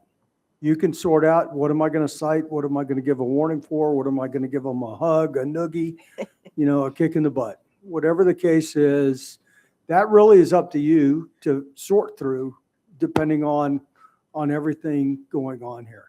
And I do agree that we should acknowledge self-report. I question whether in the circumstances this was entirely selfless when he did it, because the way he did it was find out he was illegal and being encouraged to do so by our OGT hotline personnel. So with that, I'd like to make a motion. Okay, thank you. Thank you, officer. Thank you. Madam Chair, I move that the license and/or license privileges of Don I. Smith to hunt, fish, and trap in the state of Arizona be revoked, and that he be denied another for a period of 5 years. That the current license be suspended as of the date of this hearing, and that it be revoked as of the date the order, in this case, is signed by the director. That he be required to complete the hunter education course and provide proof to the department before applying for any other license to hunt in this state. That the department be directed to collect civil damages or to bring civil action against Don I. Smith to collect the amount of $3,973.13 for the loss of 1 mule deer. And I further move that the director, as secretary to the commission, be directed to sign and issue a finding of fact, conclusion of law, and an order in this matter pursuant to this motion. I have a motion. Do I have a second? I have a motion and a second. All in favor, please say aye. Aye. Any opposed? 5-year revocation for Mr. Don Smith. Madam Chair, the last case on this agenda item is docket 2026-0011, name of Hunter Munoz, Apache Junction, Arizona. Conviction summary, charge count A, take wildlife without a valid tag. Count B, waste edible game meat. Count C, possess unlawfully taken wildlife. Count D, take during a closed season. Count E, take wildlife with aid of a vehicle. Count F, unlawful take of wildlife. Count G, take wildlife with aid of artificial light. Count H, take wildlife after hours. The court's the Flagstaff Justice Court. Plea is guilty on counts A, D, G, and H. All other counts dismissed. The court accepted the plea agreement, sentenced to pay a fine of $80, $1,500 suspended, 14 days in jail suspended, $1,000 donation to the Wildlife Theft Prevention Fund, and 2 years of unsupervised probation. Date of conviction, January 23rd, 2026. Commission actions, revocation of a license to take wildlife pursuant to ARS 17340, require completion of a hunter education course pursuant to ARS 17245, civil damage no less than $9,983.94 for the loss of 1 elk pursuant to ARS 17314. Commission, Mr. Munoz is not present. Would you like me to read the case summary? I don't think that's necessary. Is that all right with the commission? Okay, please. This Not case is necessary. tied to another case the commission heard in March with an individual named Rhett Ruiz. So this individual is the same animal that Rhett Ruiz was also civilly assessed for. So if the commission chooses so, they could call this a shared civil assessment in your motion if you would like to do that. Officer Philibom is present and ready to answer any questions you may have. Would we like to hear from the officer? Yes, please. Thank you. Officer Philibom, thank you. Madam Chair, members of the commission, good morning. Happy to be here. Thank you. Would you guys like a brief synopsis of Yes, the case? please. So initially, this case came in on Christmas Day. It was an email from one of my landowners. It initially started as a criminal damage and trespassing case. Throughout a lengthy and thorough investigation with the assistance of Pinal County Sheriff's Office and my fellow officers in Region 5, through a number of interviews and at least 10 plus trips up to Phoenix from Tucson, we discovered that There was an unlawful take of a mule deer during archery season with a rifle. Additionally, there was a spotlighting road hunting incident with a cow elk in Game Management Unit 4B. The take of the elk involved both Mr. Ruiz and Mr. Munoz. During the interview with Mr. Munoz, he was both dishonest and deceptive, and then proceeded to invoke his rights and terminate the interview. Additionally, when I went back to issue him his citation, he was unreachable. He wouldn't come to the door. None of his family would respond to phone calls. He wouldn't respond either. So I ended up having to long form him through Flagstaff Justice Court, which was a lengthy process. That's pretty much it. Great. Thank you so much. Any questions for the officer? Madam Chair, I'll just make one observation for the officer. It was interesting that he spoke to you about every other case until you got to his case, and that's when he said, "I'm done talking to you." Madam Chair, Commissioner Guggenhauer, that was essentially exactly what happened. Additionally, I would like to state that the cow elk that they took, by the time that we learned about it and attempted to retrieve the animal, it was not salvageable. They left the entire carcass to waste, and it was not recoverable. Thank you. Thank you so much. Thank you, sir. Oh, yes, Commissioner Kerr, sorry. Oh, I'm ready for a motion. It appears we're dealing with a person who just has no regard for wildlife. I find it really egregious about the wasted meat. So with that, I'd like to make a motion. Thank you. I move that the license and/or license privileges of Hunter O. Munoz to hunt, fish, or trap in the state of Arizona be revoked and denied for a period of 5 years, that the current license be suspended as of the date of this hearing, and that he be revoked as of the date of the order in this case as signed by the director, that he be required to complete a hunter education course and provide proof to the department before applying for any other license in the state of Arizona, that the department be directed to collect civil damages or bring civil action against Hunter Munoz to collect the full amount of $9,983.94 for the loss of one elk. Did we want that to be shared?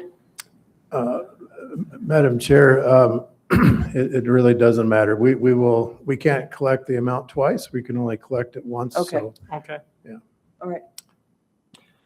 And I further move that the director as secretary to the commission be directed to sign and issue a finding of fact, conclusion of law, and an order in this matter pursuant to the motion. I have a motion. Do I have a second? Second. I have a motion and a second. All in favor, say aye. Aye. Any opposed? And that's a 5-year revocation for Hunter O. Munoz. Madam Chair, that concludes my agenda item. I would like to take a point and recognize Officer Philibom for his couple years of service with the department. He will be leaving us on the 18th for a new job opportunity in Oregon. So He can't move. I'm sorry. we wish We'll him vote. well and appreciate the time he's given to the department. Thank you so much, Thank you, Chief. Thank Wyatt. you for sharing that. Yeah, very much. Can we give him a round of applause, please? Thank you, officer. And thank you, Chief. Director? Madam Chair, we're going to jump back to item 4, species of greatest conservation need wildlife briefing. The presenter is Holly Hicks, Small Mammal Project Coordinator. Holly? And thank you to all our new officers. Thank you, and good luck.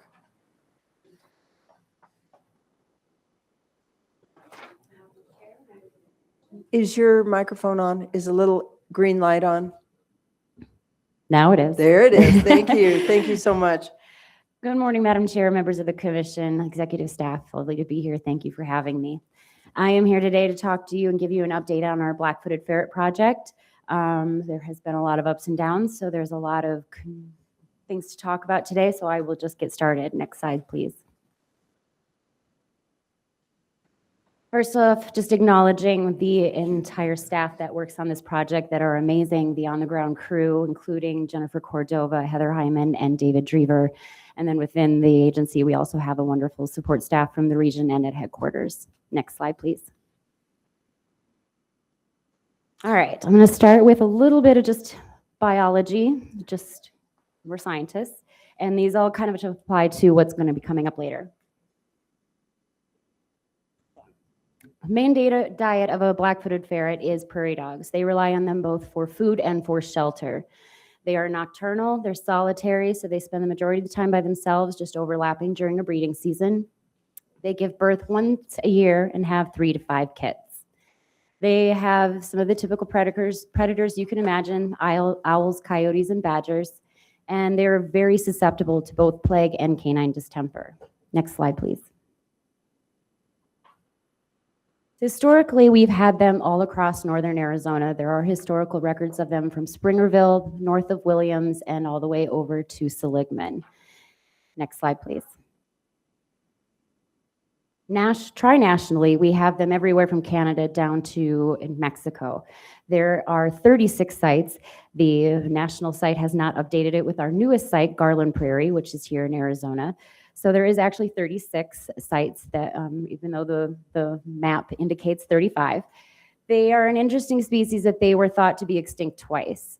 So when the Endangered Species Act came around in 1973, they were already just kind of grandfathered in as an endangered species. So they were rediscovered then in Meeteetse, Wyoming in 1983 by ranch dog Shep. It's kind of a famous story within the ferret world that this ranch dog had been out and about, found this dead ferret, brought it back home, and the rancher was just thought the animal looked amazing. So he took it down to the taxidermist, who immediately recognized this as a black-footed ferret and let Fish and Wildlife Service know that this animal was here in his possession. And then it created a frenzy of the storm of people descending in Meeteetse on this ranch and trying to find out what was going on with these remaining population. They found that the population was declining, and since it had already been declared extinct twice, they knew they needed to act. So they were able to capture 18 individuals to take into a breeding center, 7 of which that were able to continue to breed and provide animals to this day for breeding and releases. And there are 5 captive breeding facilities across the nation, one of which is the Phoenix Zoo here in Arizona. Right now, there are about 300 black-footed ferrets in the wild, and they maintain about 280 in captivity to maintain the breeding population. Next slide, please. So for us in Arizona, we started off in the Aubrey Valley, and we had a couple of different, I'm going to talk about a couple of different ways that we protect landowners here throughout the day. And so when we started the Aubrey Valley, it started off as a 10J experimental population area. And so this covered both the rancher of the Kias Ranch, and it also included the Yavapai Indian Reservation. So they were all included under that 10J. We were the first ferret reintroduction site on Gunnison's prairie dogs and the 5th reintroduction site across the nation. Next slide, please. And because we were in that early the stages of reintroduction, we got to be part of a lot of the big milestones that happened when trying to figure out how to manage for the species. And so our first releases began in 1996, and we were using on-site preconditioning pens. And so animals were bred in the zoos, put into these preconditioning pens, and they would just learn to hunt prairie dogs in these pens and be released.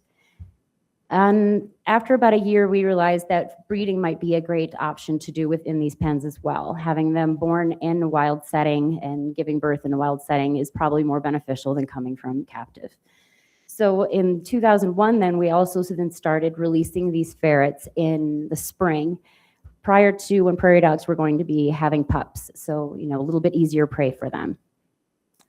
Not only that, then they were also being released about halfway through gestation. So now kits are being born not even in any sort of captive setting, completely in the wild. And it was after this that we found our first wild-born litter in that fall. So we found that to be a big success for us. And by 2005, we started doing a density mapping method. We were trying to find better ways to find the ferrets that were being released and being born out there. And we knew they relied on prairie dog colonies. So we came up with a density mapping method, a way that we could estimate where our densest populations of prairie dogs are. And that's really where we concentrated our efforts to find the ferrets that were left out there. And so after 2006, we didn't even have to use those pens anymore. Everything was self-sustaining. Our populations were increasing. We were doing really well. And in 2009, the Aubrey Valley was considered a success by U.S. Fish and Wildlife Service. Unfortunately, that didn't last too long. 2012, we reached our peak. We had 123 ferrets. We really thought we were tough. We knew what we were doing, and so we were taking off and doing really well at that moment in time. Next slide, please. So because of that, we moved off to the SB Ranch. That's owned by the Babbitt Ranches. It is up, as you guys know, in Region 2, kind of overlaps Region 2 and 3. That one was covered initially with a 10A1A permit, and then it is switched over to a safe harbor agreement, which covered the landowners then at that time. We released almost 100 ferrets over 7 years, including some wild-born transfers. And unfortunately, we just have reoccurring plague up there, and it was just really difficult to get a population to establish itself. And I mean, you can see 16,000 acres after 2 years of releases. I mean, it was really hard to keep prey bases up there for them. So because of that, we also then started some sylvatic plague vaccine trials. These vaccines were for the prairie dogs to keep the prey base intact for them. And that had some very mixed results. And unfortunately, we still just weren't able to maintain populations. So at this point in time, we do not manage to have any ferrets up on the SB. Next slide, please. Then that takes us to the Double O Ranch. Well, things were doing well in the Aubrey Valley. The Double O Ranch is just adjacent to the Aubrey Valley. So the ferrets, as they were doing well in Aubrey, started to expand and move over into the neighboring ranches. And so that was great. That is also a privately owned ranch. Ferrets were first discovered there in 2015, and we provided protections working with Fish and Wildlife Service to the landowner through safe harbor agreements. Next slide, please. So this is our estimated population over time. The dotted line is our spotlighting effort, so the amount of time that we're putting on the ground trying to find these animals. And you can see it ranges, and you can see how we were doing really well up until 2012. 2008, we had really low staff. So that's why that number looks different and kind of drops right there. It's just because we didn't have the effort out there to even be looking for them. But up to 2012, we were seeing great increases. And then after that, we started noticing something going wrong. About every year after that, our population just started to drop in half. And we weren't exactly sure why. Normally, when you have ferret losses like this, usually across the nation, we see sites that are dealing with plague. So your prairie dogs start to disappear. That wasn't the situation for us. We still had plenty of prairie dogs going on in the Aubrey Valley. So because of that, we did not think that plague was our issue at the time. Next slide, please. This is just the Aubrey Valley alone. So the top slide includes the Double O. We're holding on in the Double O for a little while, but when you looked at the Aubrey Valley, it was completely gone by 2019. So after 2019, we had stopped doing a lot of surveys out there. We had some smaller efforts going on with scent dogs, but for that, we weren't actually doing any spotlighting out there anymore. Next slide, please. So let me talk about plague just for a minute, because this is a huge issue in all of our worlds for black-footed ferrets. Plague, Yersinia pestis, it is transferred through fleas. So our job is really to kill as many fleas as possible when we're trying to battle plague. It came over on ships from Asia in early 2000s and has spread east since then. And it has really caused a lot of trauma to prairie dog colonies and black-footed ferrets in general, too. Up until this point, up until about 2020, we had been using deltamethrin as our disease management of choice. It is only good for about 6 to 9 months. It's a very fine dust, so it's inconsistently usually put out. So it had some issues, but at the time, it was our only tool that we had. In the last 5 or 6 years, we've been looking at a new tool called Fipronil. It has the same active ingredient that is in your dog and cat flea and tick medicine, and it has proven to be much more successful. So it can be good for about a year. It has much more consistent application rates, and we know that if prairie dogs eat it, they are going to be golden for at least a year. And then on the far right, you can see that there's these little like blueberry things that they have. So they've been taking that active ingredient in Fipronil and trying to put it into an edible bait for prairie dogs, something that we could distribute with drones on ATVs, something that could be more widely spread. And once we put it into that bait form, it's still as effective, but now your cost dropped from like $25 an acre to less than $1 an acre. So the push right now really is to get it into this bait form. It still has limited limited availability because it's still so new. But right now, this year, we plan to put out about 2,000 acres of this Fitbit. Next slide, please. So as we talk about recovery, of course, we have to have goals. And Fish and Wildlife has a great recovery plan that sets out goals for each individual state and what we need to do to reach downlisting and delisting. And so you can see for us in Arizona, we need to get to 35 breeding adults for downlisting and 148 breeding adults for delisting. And we were at 123, and so we were pretty close. Next slide, please. So when we were doing really well, we were thinking about how to get this program to go statewide. So we started a statewide management plan. We were the first state in the nation to have a state management plan for black-footed ferrets. And in this plan, we really tried to focus on what's going to work for Arizona, because we still are the only Gunnison prairie dog site. And most of management plans and most of the recovery that has been out there is based on research for black-tailed prairie dogs. Gunnison's prairie dogs are very different species compared to the others. So we looked at our 20 years of data that we had and put together a plan that really is tailored to Arizona specific.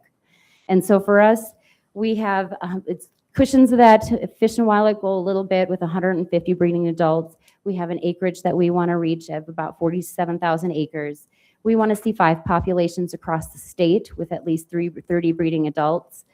And we want to update that management plan that we put together in 2016 on a lot of this information that we've been pulling together. Next slide, please. But you can't manage ferrets without Gunnison's prairie dogs. And again, they rely on them both for food and shelter. So we spend actually a majority of our time managing the prairie dogs themselves. And so we need to make sure that we monitor their populations, and we do that through various index surveys, perimeter mapping, density mapping. We monitor for disease quite heavily, by looking at predators, coyotes, badgers. They're excellent at carriers for plague, but they don't necessarily die from it. So we do a lot of work on looking at predators, the prairie dogs themselves, and small mammals. If we do detect plague, we are immediately out there trying to do disease management to try to prevent any further losses. And beyond just the fipronil, we also do vaccinate all of our ferrets for plague and canine distemper.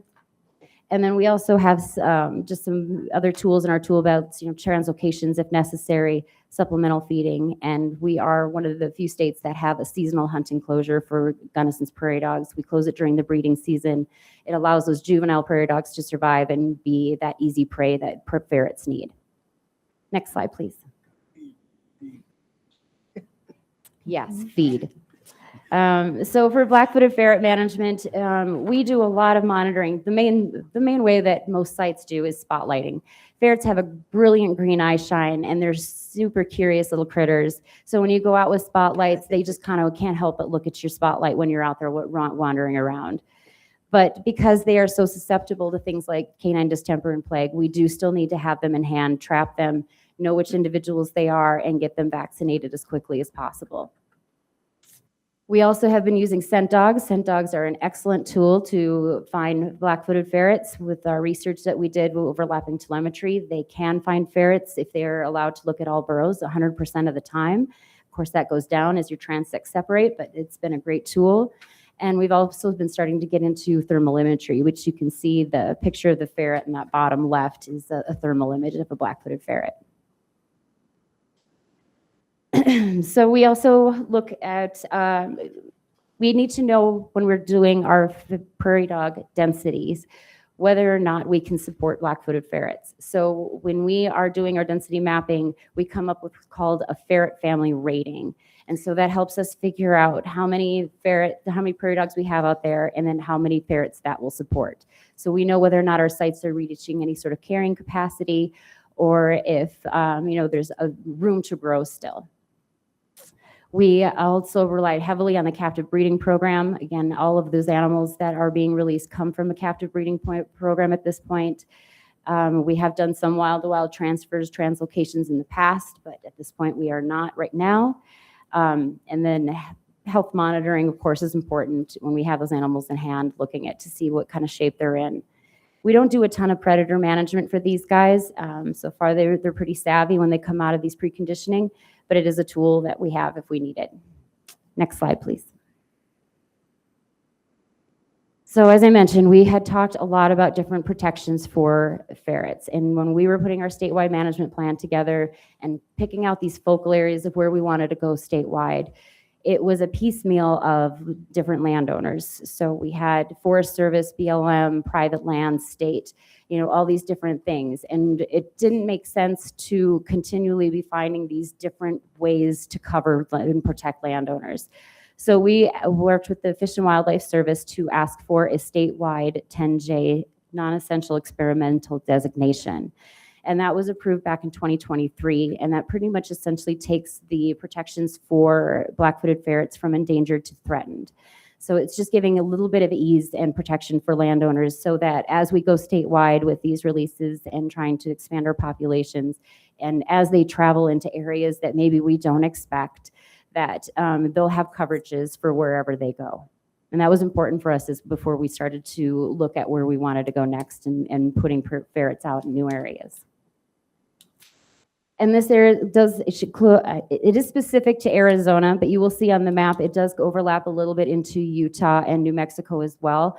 And that is because the Navajo Nation wanted to be involved and their lands overlap with those. And so, but outside of those tribal lands, it is exclusively for Arizona. And it does cover black-tailed prairie dog country down in southeastern Arizona as well, so that hopefully in the future, when we have enough prairie dogs down there, we can be ready for ferret releases there as well.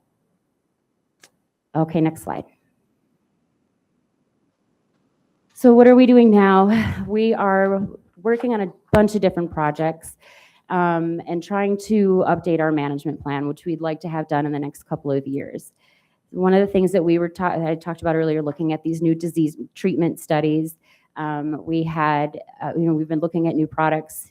Fipronil is really the way to go. And so we've now are establishing a new product, the timing, the dosages. And so, that kind of information needs to be updated in our upcoming plan.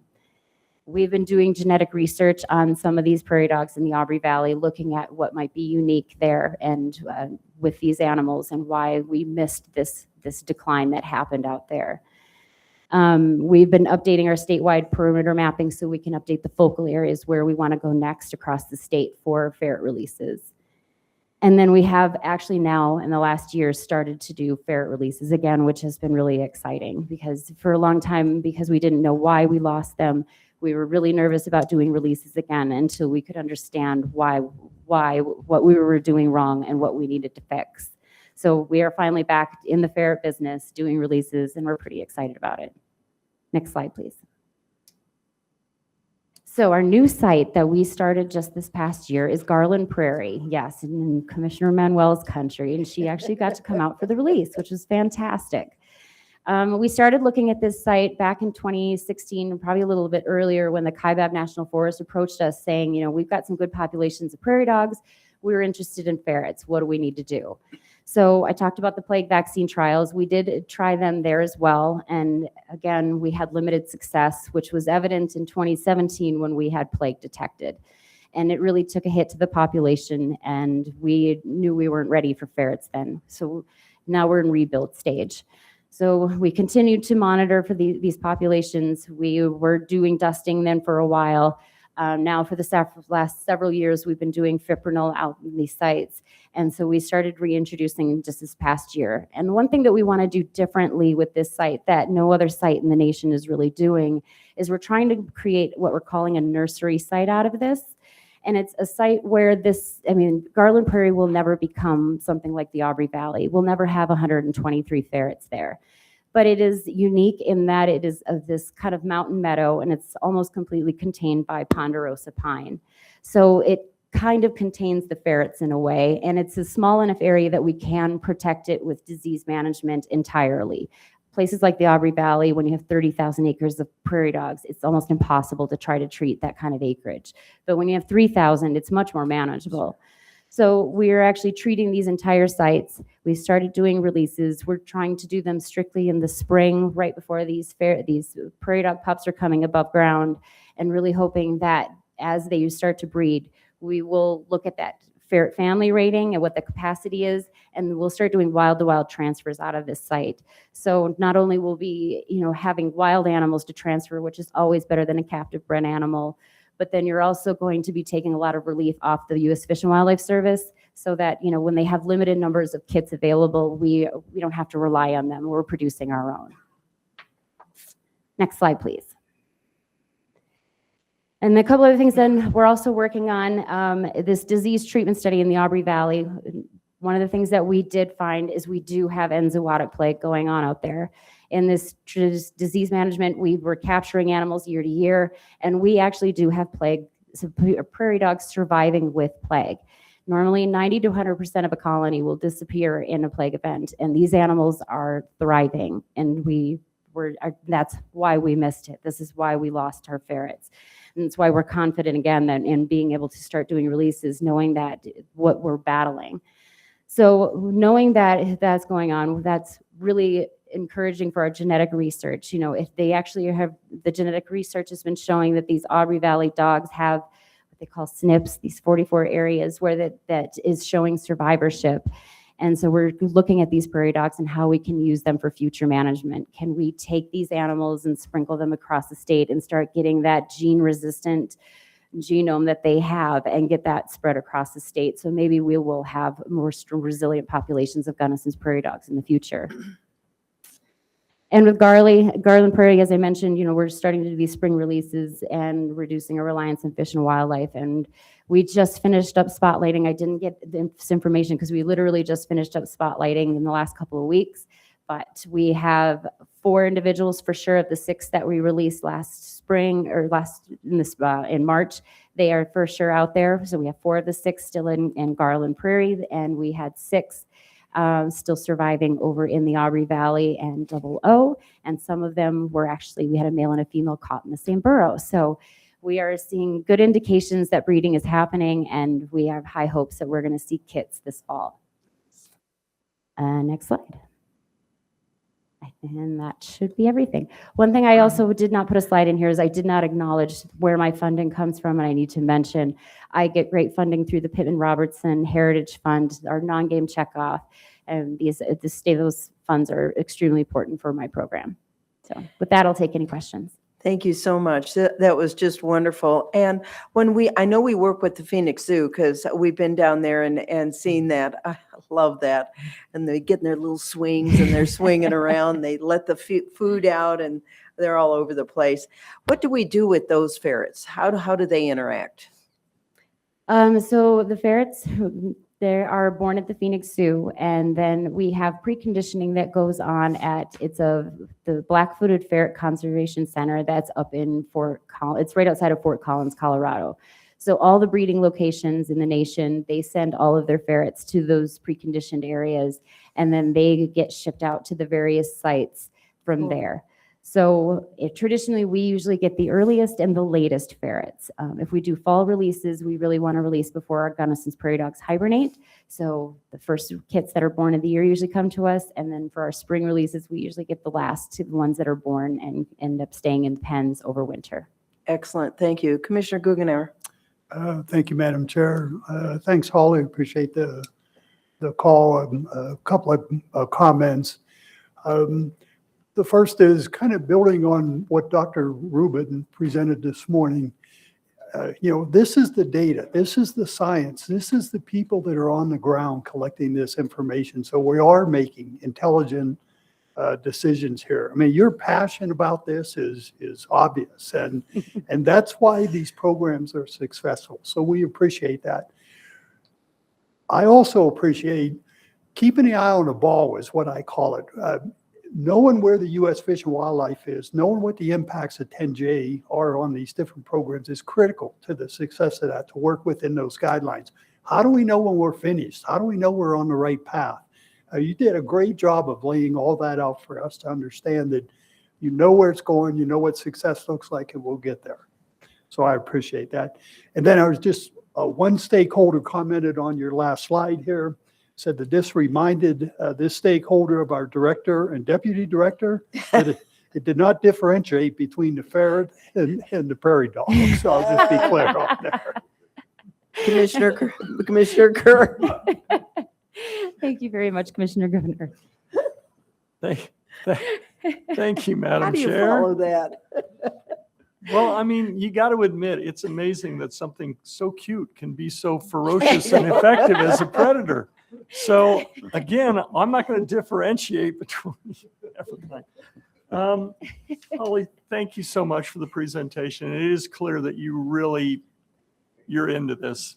And so the only question I have is, as far as habitat goes, for the fleas, are there any conditions that like favor the fleas? And then we could look at that and say, do we need to look for an outbreak because conditions favor the conditions that the fleas prefer? Or are they just happiest when they're on a prairie dog or a, you know, or a ferret? Or I mean, are they, because clearly they can't be on there all the time. So they have to get around some way. So Yeah, Madam Chair, Commissioner Carey, yes, there are weather patterns. I think, if I remember correct, there's usually like a very dry spell followed by a wet spell. So usually like when we get into our monsoon season, sometimes that humidity really kicks up and that can make the fleas really active and plague prevalent.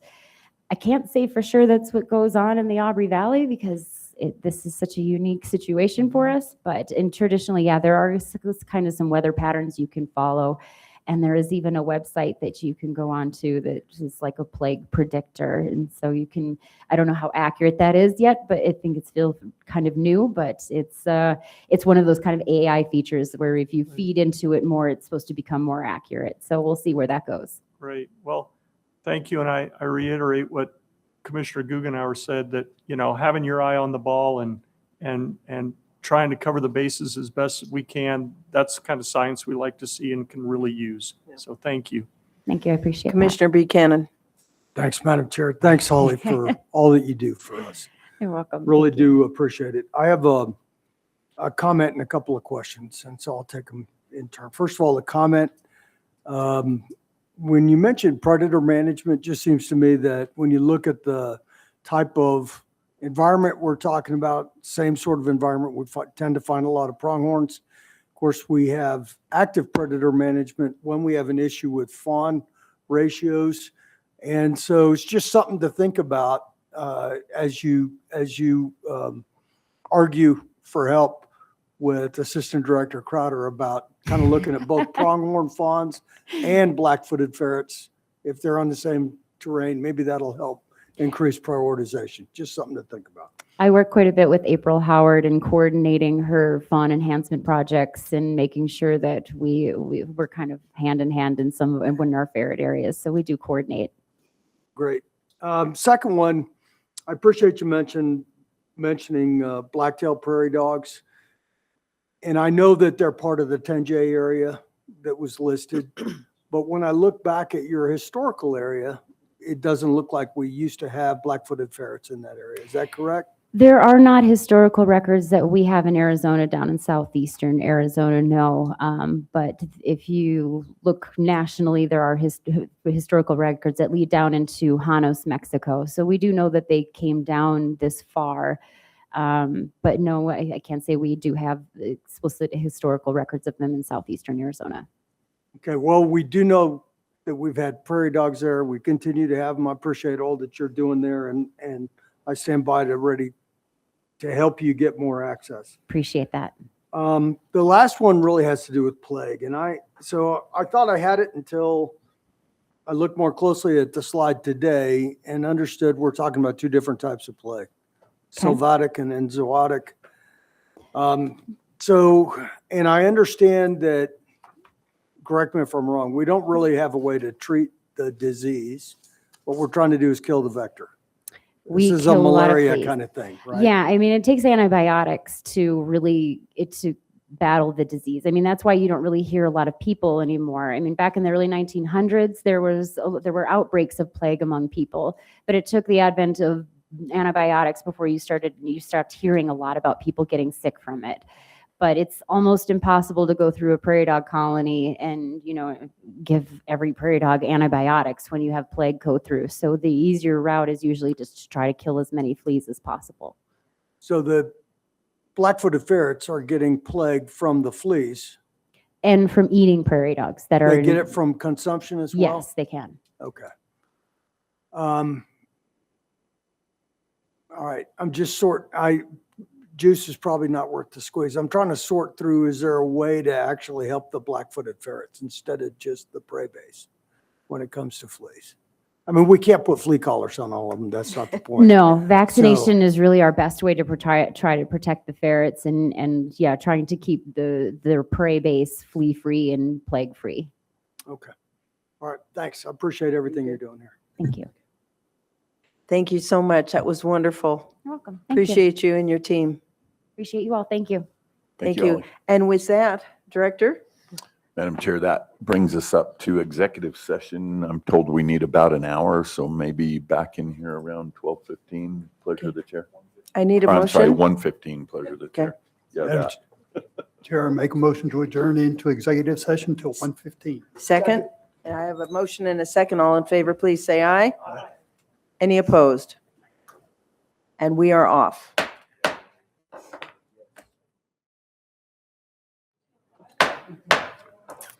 Madam Chair, item 6, community engagement in the Quad Cities in Yavapai County. The presenter is Samantha Martin, Wildlife Manager, Region 3. Thank you, Officer. There we go. Are we on? Yes. Perfect. All right. Good afternoon, Madam Chair, members of the commission. Thank you for having me. Get a little bit closer to the microphone, please. A little Thank you. closer? Is this better? That's better. Okay. Sorry to be the first one after lunch, but I'm also glad everybody's fed. So I'm here today to talk to you guys about community engagement in Eastern Region 3. Next slide, please. I'm here to talk about community engagement because community engagement supports the whole mission. By fostering credibility, respect, integrity, and showcasing our passion for wildlife, we can build upon our agency's core values, which are these 4 ones listed on the slide here. By building trust with the community through public outreach, we can support our whole mission. Next slide, please. As you know, today's meeting is located in Region 3. This is a map of the units we manage. It's split into east and west sectors for wildlife managers. Our east sector takes care of units 10, 17A and B, 19A and B, and 20A. Our regional office resides in Kingman, about 2.5 hours away from Prescott. And our region does not currently have an information and education program, so the vast majority of outreach is done by our wildlife managers. We've got 3 officers located in Prescott Valley, 1 in Chino, 1 in Williams, and 1 in the Verde Valley. Next slide, please. The area we're in today is referred to as the Quad City area. It used to be referred to as the Tri-City area, but it has recently expanded. It includes the city of Prescott, Prescott Valley, Chino Valley, and the town of Dewey-Humboldt. The Quad Cities are located approximately 90 miles north of Phoenix and have about 105 to 130,000 people, making it the 3rd biggest metropolis in Arizona and important for outreach. Next slide, please. We serve some smaller communities as well, such as Cottonwood, Camp Verde, Williams, Seligman, Ashfork, and Crown King. I thought it was important to mention these communities because without outreach in them, they have a much more limited access to Arizona game and fish. Next slide, please. When fully staffed, we have a supervisor, 6 wildlife managers, and an OHV officer in our sector. Next slide, please. This is a list of the recurring events that we participate in. We make an effort to support any event that has a game and fish nexus, but these are the main public outreach events that occur on a regular basis. They're organized into 4 categories: police community partnership, community education and awareness, our 3 events, so recruitment, retention, reactivation, and of course, wildlife and habitat improvement projects. Before I dive into the events themselves, I wanted to take a moment to thank our partners that we work with. They do the heavy lifting for the majority of these events, nonprofits, local law enforcement agencies, and land management agencies.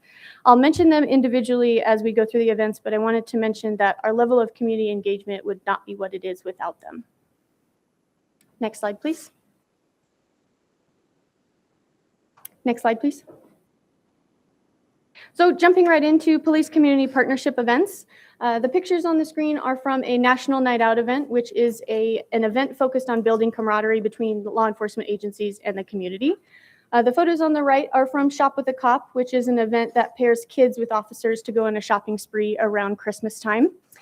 Police community events are always fun because inevitably we will interact with folk that don't realize that we are in part a law enforcement agency. So it gives us a chance to talk to people about what we do as a department, the law enforcement side of that, and really gives us a chance to engage with people that we wouldn't normally while out on patrol. Next slide, please. Other law enforcement events include Coffee with a Cop, which is a more intimate setting that allows guests to sit down and have conversations one-on-one with officers.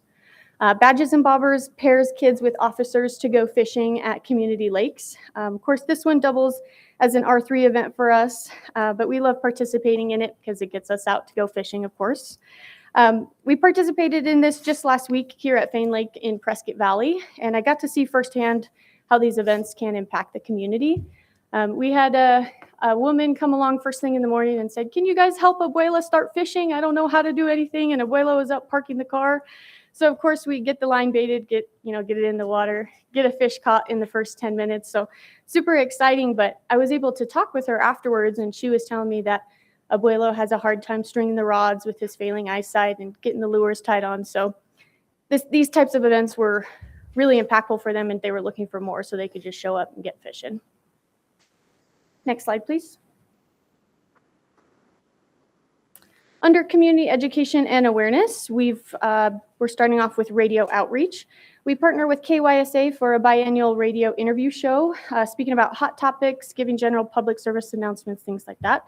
We had one this last Monday, and we were able to talk about a recent string of bobcat attacks in the area and give updates on the Yavapai County feeding ordinance. But during other shows, we'll also mention upcoming hunting seasons, OHV safety, agency updates, things like that.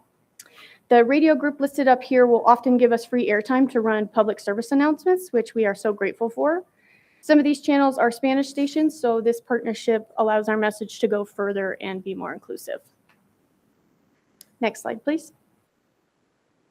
We also participate in awareness events that support community health and current events.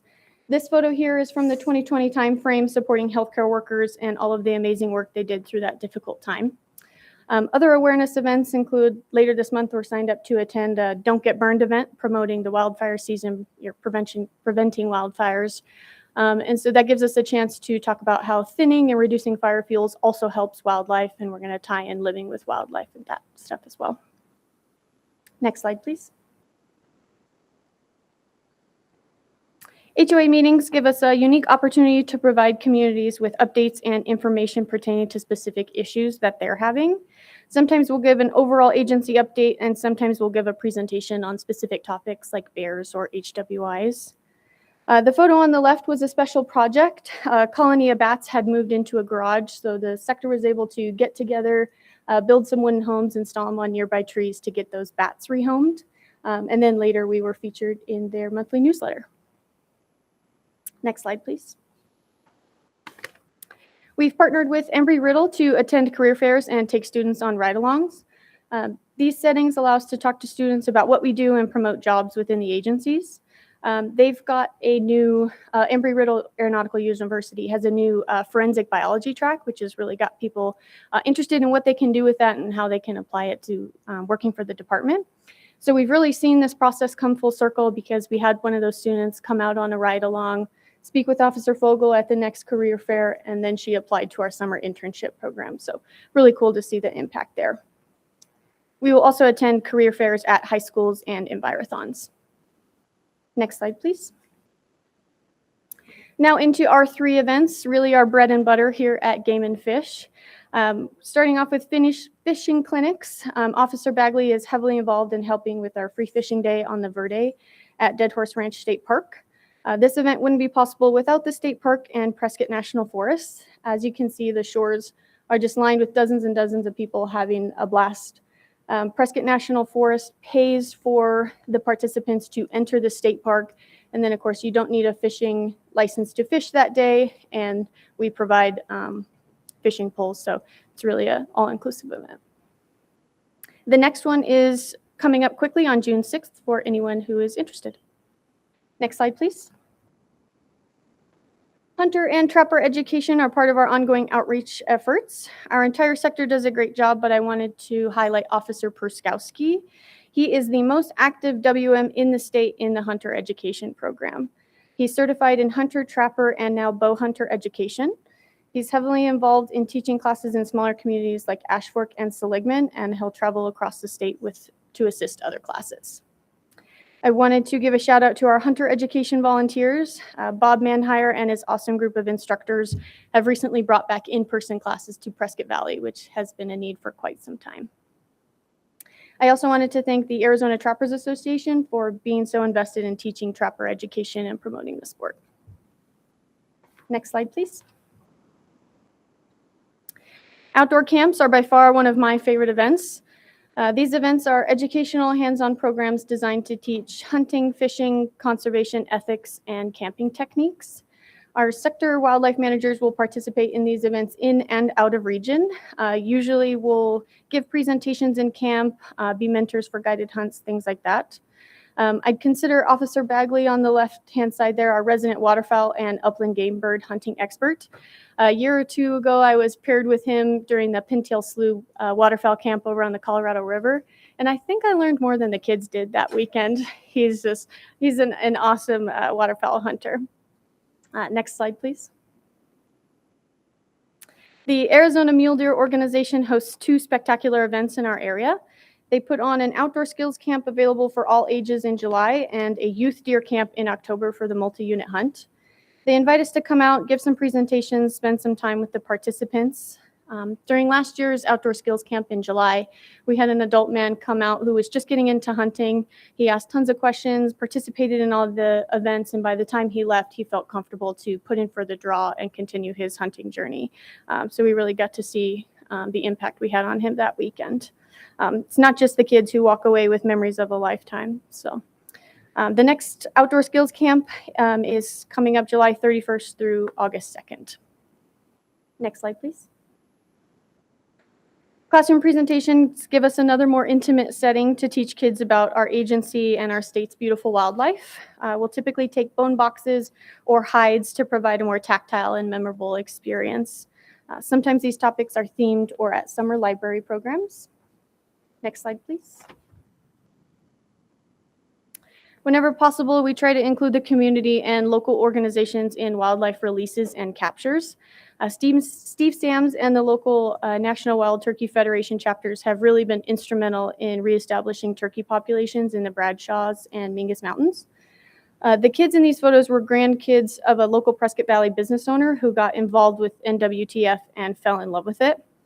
These types of events really help us build so much passion in the community. Our local chapters' names are the Yavapai Yelpers and Mingus Mountain Longbeards. Next slide, please. The Yavapai County Jeep Posse are our awesome group of volunteers. They've really been instrumental in taking our water catchments under their wing to keep them in pristine condition. Last summer, we were tasked with installing a large number of ranch pots, which help monitor the water levels in our water catchments, and they stepped right in and took a bunch of that off of our plate. This year, they've already been out checking on the catchments, resetting the ranch pots, making sure they're full of water for the upcoming season. This partnership is really mutually beneficial as well. The Jeep Posse is an auxiliary force of the Sheriff's Department, and they specialize in search and rescue. And so some of the projects they do for us double as training missions for them. Next slide, please. Our Adopt a Ranch program and local NGOs like AMDO partner for cleanup projects to support our local ranchers and dispersed shooting areas. The rancher in this photo at the top left is Patsy. She owns Cordis Ranch, which is a small ranch that borders 20A, 20B, and the I-17. So due to where she is, her ranch gets a ton of traffic and misuse, unfortunately. AMDO adopted the ranch a number of years back and used to spend really long days cleaning up the area. Our last cleanup there was in December, and the group was actually saying, there's nothing here to clean up. We were only out there for about 4 to 5 hours because of the efforts they've put into the ranch. Next slide, please.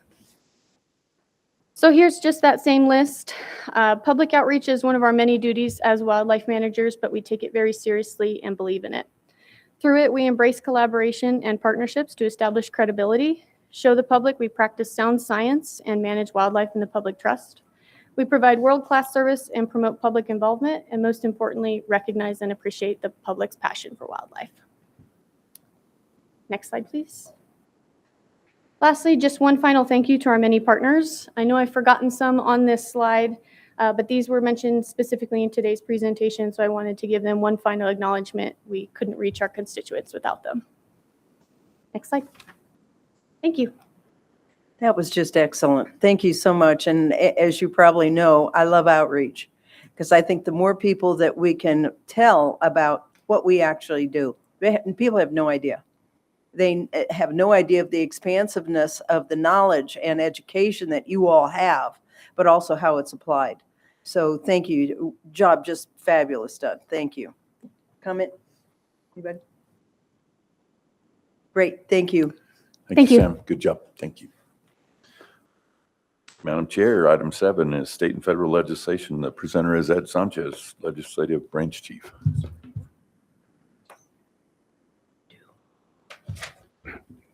Madam Chair, Ed, hold on a second.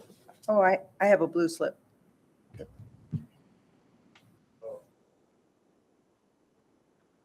Johnny Fugate, legislative update, number 7, government affairs.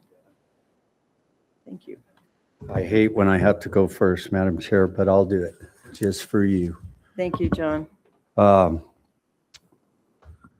First of all, for all the mamas in this room, happy Mother's Day on Sunday. Oh, nice. Yeah. Don't forget it, guys, because I got reminded a while ago. That's why I just said it out loud. And confirmed by my wife that definitely Sunday is Mother's Day. So agenda item 7, the legislative report. Leadership contacted our organization early in the year and asked if we would be a part of this year's process, and we're proud to say that we have been, and we have been in the past and currently are as of today. The one thing that as a suggestion, a couple of things, I'll just go through them. Department money is not general fund money. The legislature must always be crystal clear in understanding that the department is funded through a user fee system program that does not affect Arizona's general fund. Legislation proposed that would take department revenue and put it into the general fund should always be opposed by this commission and any future commission, and it should be advocated publicly. The reason we suggest this is there's bills this year that you all remain neutral on, and based on some conversations we've had, I just think it would help Ed and Jess for clarity, because you're the only ones that can actually say it. You're the political part of the department. They can't say it until you say it. Just our opinion. Any other legislation, particularly legislation that would cause the department to be breaking federal law, should be opposed by the commission and opposition, obviously, and it should also be advocated publicly. There was agenda items this year that the department told you 5 that would be breaking the law, and you folks chose to remain neutral on. The legislature's budget must always include any department's request so that it is equal to and easier to talk about when it's on, so that it's not only contained in the executive budget. Bottom line is it should be in both of them before any vetoes occur. On behalf of the club, we are pleased to inform the commission that we were insured by Senator Dunn. Your request for the $11 million for hatchery restoration will now be included in the legislature's budget. Rest assured, Senator Dunn knows it should have been included in the first place. Number 7, in particular, the Rod and Gun Club is concerned the commission remains neutral on HB 2763. We firmly believe this legislation introduced by Representative Wynn, who was here today, is important and necessary. We also firmly believe it does not take any authority away from the commission nor the governor for that matter. Thank you. Any questions for me? Thank you, John. We always appreciate your words. Thank you.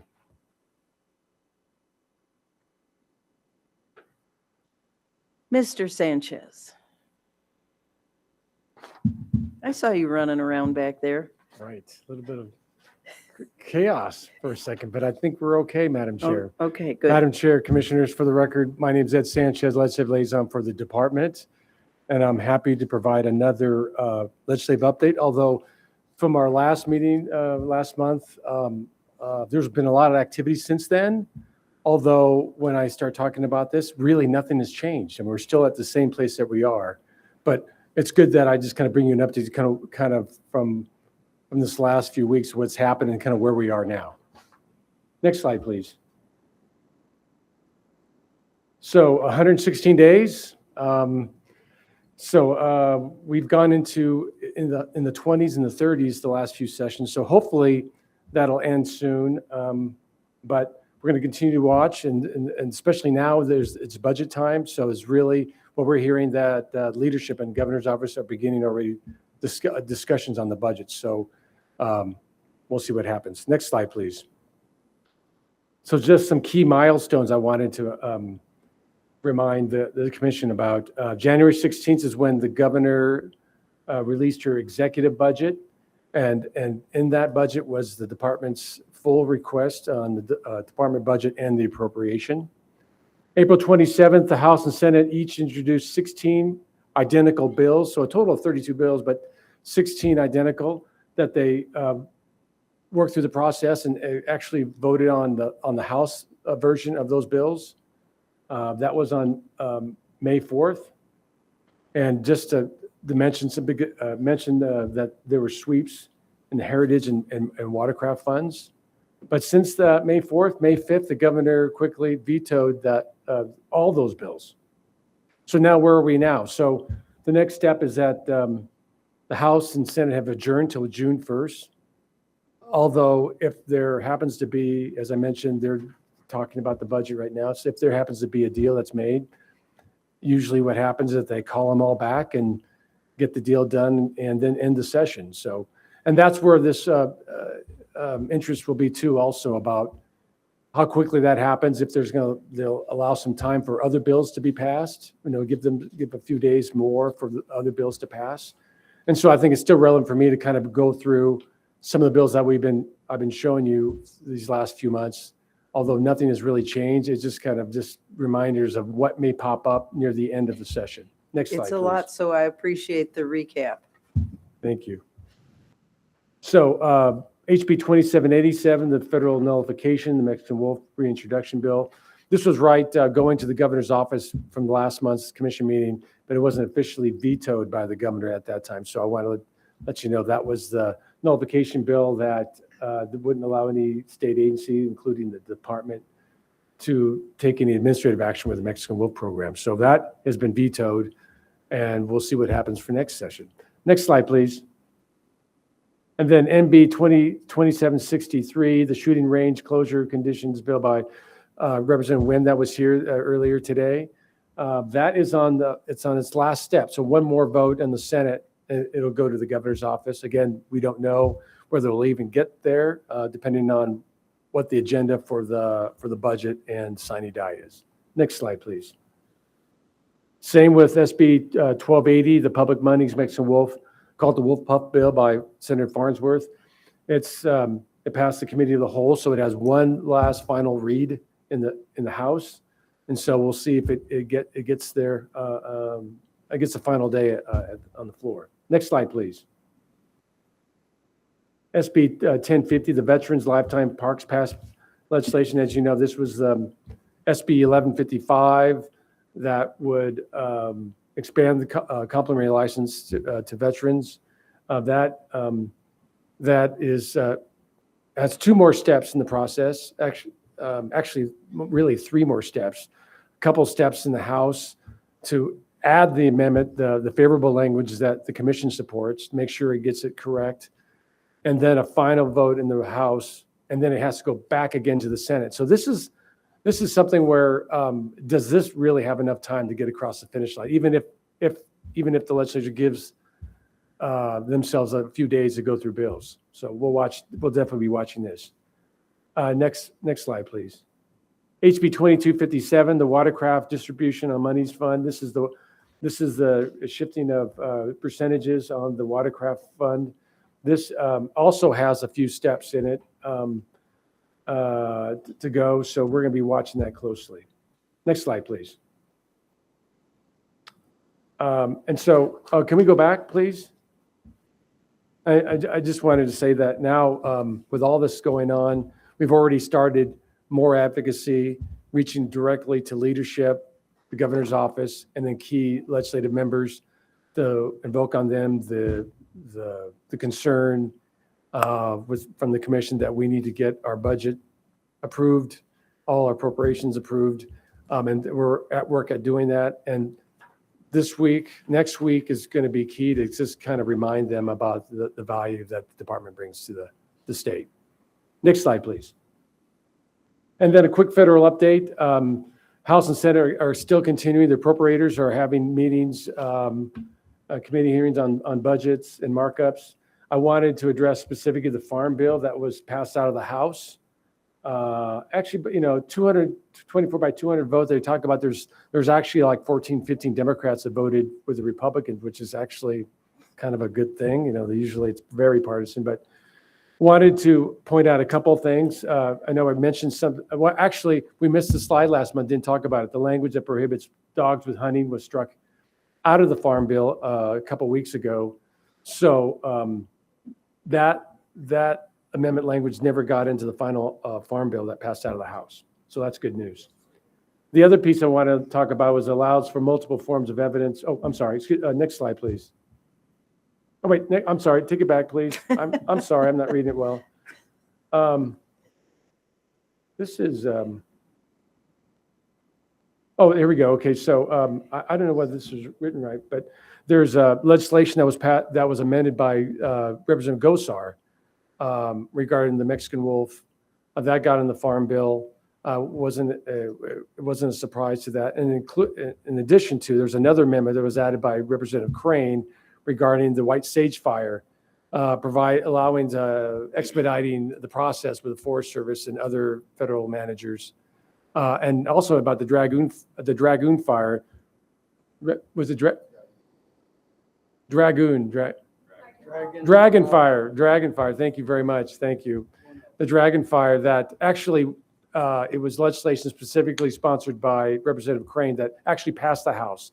So the two versions, one is amended on the Farm Bill, the other one is a standalone bill by Crane. So just wanted to give you a quick update that things are starting to move, although there's still this tendency of that you're probably not going to get a budget done by September 30th. So with that, next slide, please. I'm available for any questions. Commissioner Guggenauer. Thank you, Madam Chair. Ben, can you go back to slide 7, please? So I was having a question about an effort underway to replace 17333 definition. That statute does address, different licenses and veterans things and exceptions that we make. But this is a long process to get something like this through. What is the effort that's underway to change that language? Madam Chair, Commissioner Guggenauer, so the change is really, there's an amendment that's already in place. We've gone and talked to the committee chair in government, that's Representative Blackman, and the language is ready when that specific bill moves, so we can get the right language change on 1733. And it's a language that we talked about through the department that's been agreed upon by the original sponsor, Senator Rogers. Okay, so that's the SB 1155 and SB 1050 debate, right? That is correct. That is correct. Okay, And so we're still hoping is that will be the direction we head. yes, and I wouldn't call ourselves nervous, but with everything going on This as it is. commissioner is nervous. I Yes. can tell you. Yeah, and that's why I use the word nervous, is that even though we talked to staff got the approval through the committee chair to approve of the amendment. The amendment's in place for when 1050 moves to the cow to get it amended. It's there, but sometimes things get lost. So we're constantly communicating with committee staff on that to make sure right now it's there, ready to go. And again, it gets back to this, if there's time allowed, once a budget deal is made, if there's time to move bills, this may be considered. Although, again, as I mentioned, there's quite a few steps left on this. They may just focus on bills that have one last step, one final vote. Yes. So this may never get to the end. So, and these are big dollars that we're talking about. This one potentially is a $5 million impact to the department. The watercraft sweep is a $10 million impact, or I'm sorry, not that, the heritage is 10. The watercraft is 2.5. 3.4. Yeah.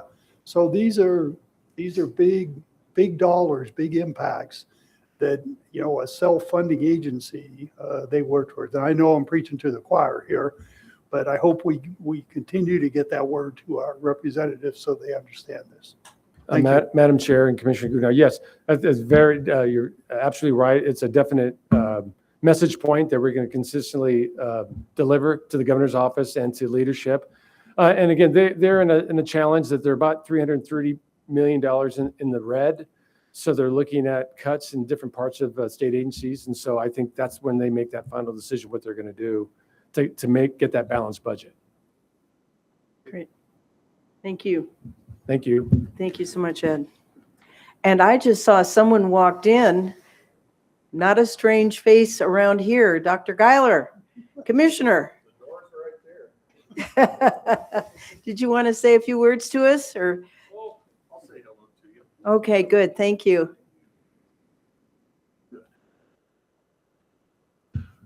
Chairman, how are you? You look I'm- good in the seat. Thank you very much. Having a ball. Commission, I hope you're still doing the job right. Following the data, follow the science, right?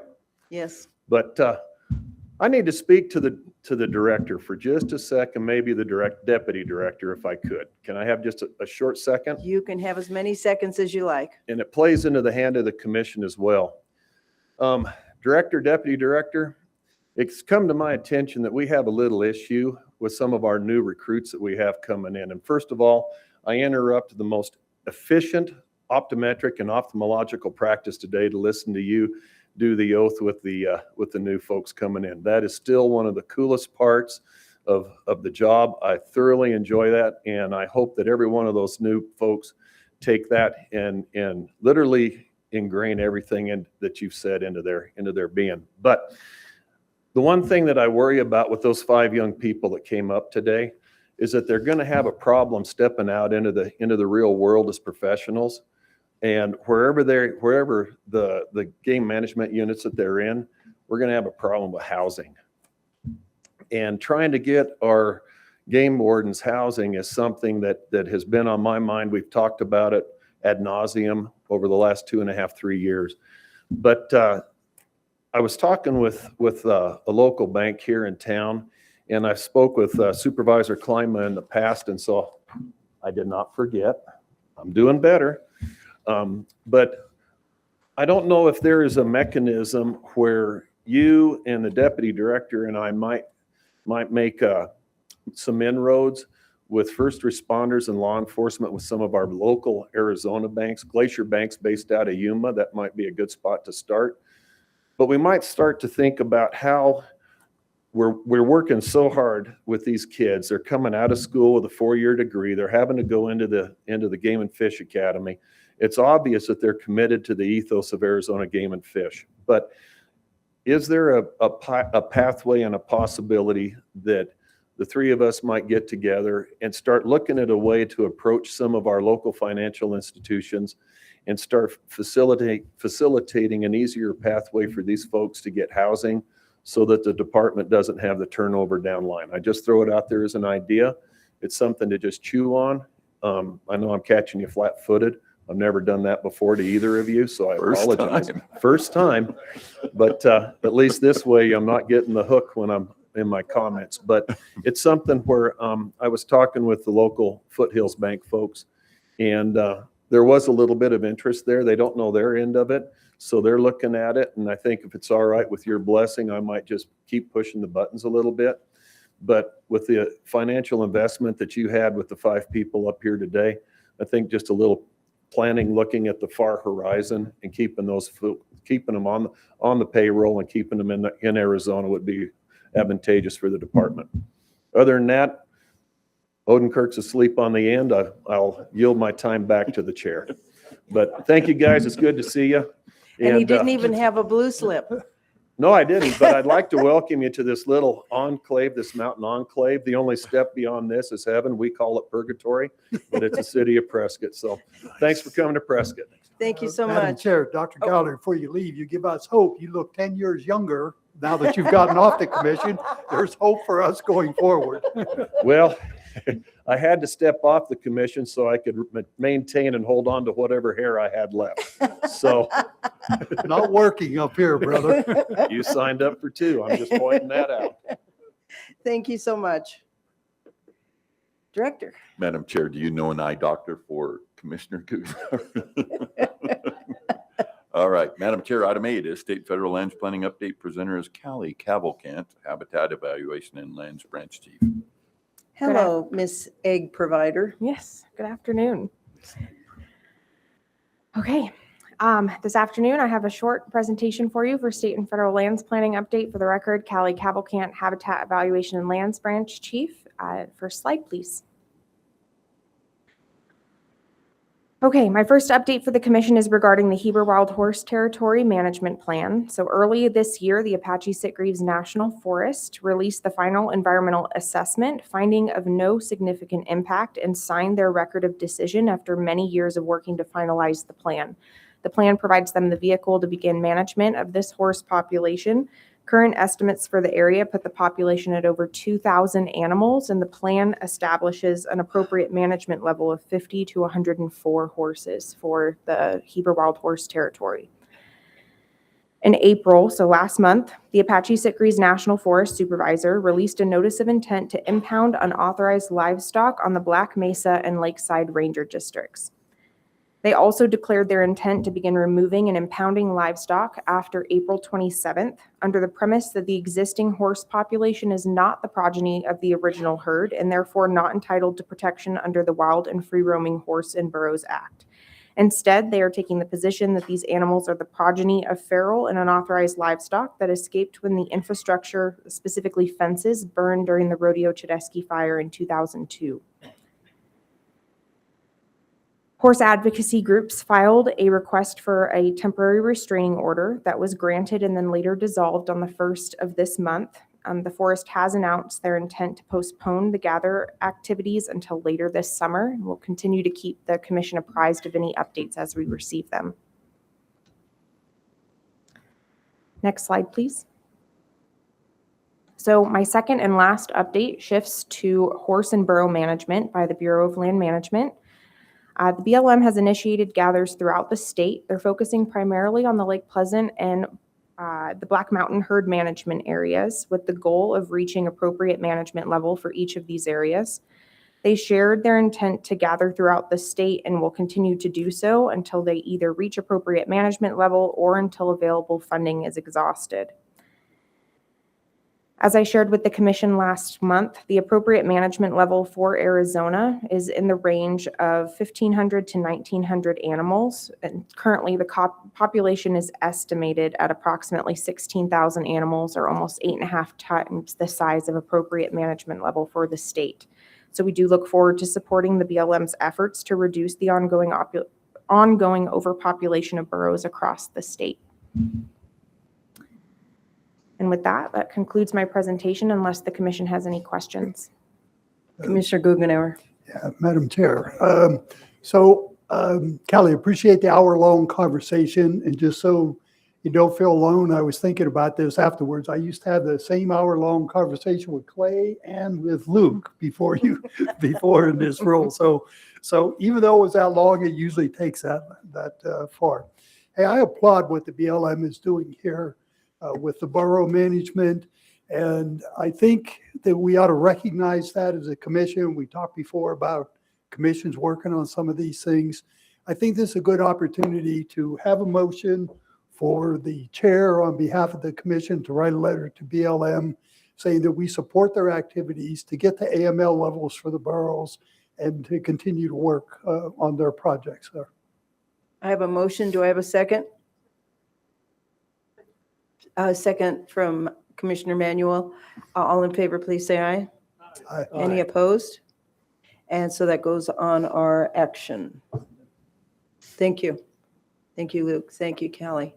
Oh, yes, Commissioner Buchanan. Thanks, Madam Chair. Kelly, so understand about the horse advocacy or litigant groups that were involved now in the Heber horse management area. Have any groups stepped up and sued the BLM on the planned execution of their plan? Madam Chair, Go back. Go ahead. Madam Chair, Commissioner Buchanan, not that I'm aware of at this time. Why? Do you have some ideas? Oh, that was a joke. Sorry. Thank you, Callie. Thank you very much. Madam Chair, item 9 is Commission Priorities Update. Presenter is Luke Thompson, Special Assistant to the Director.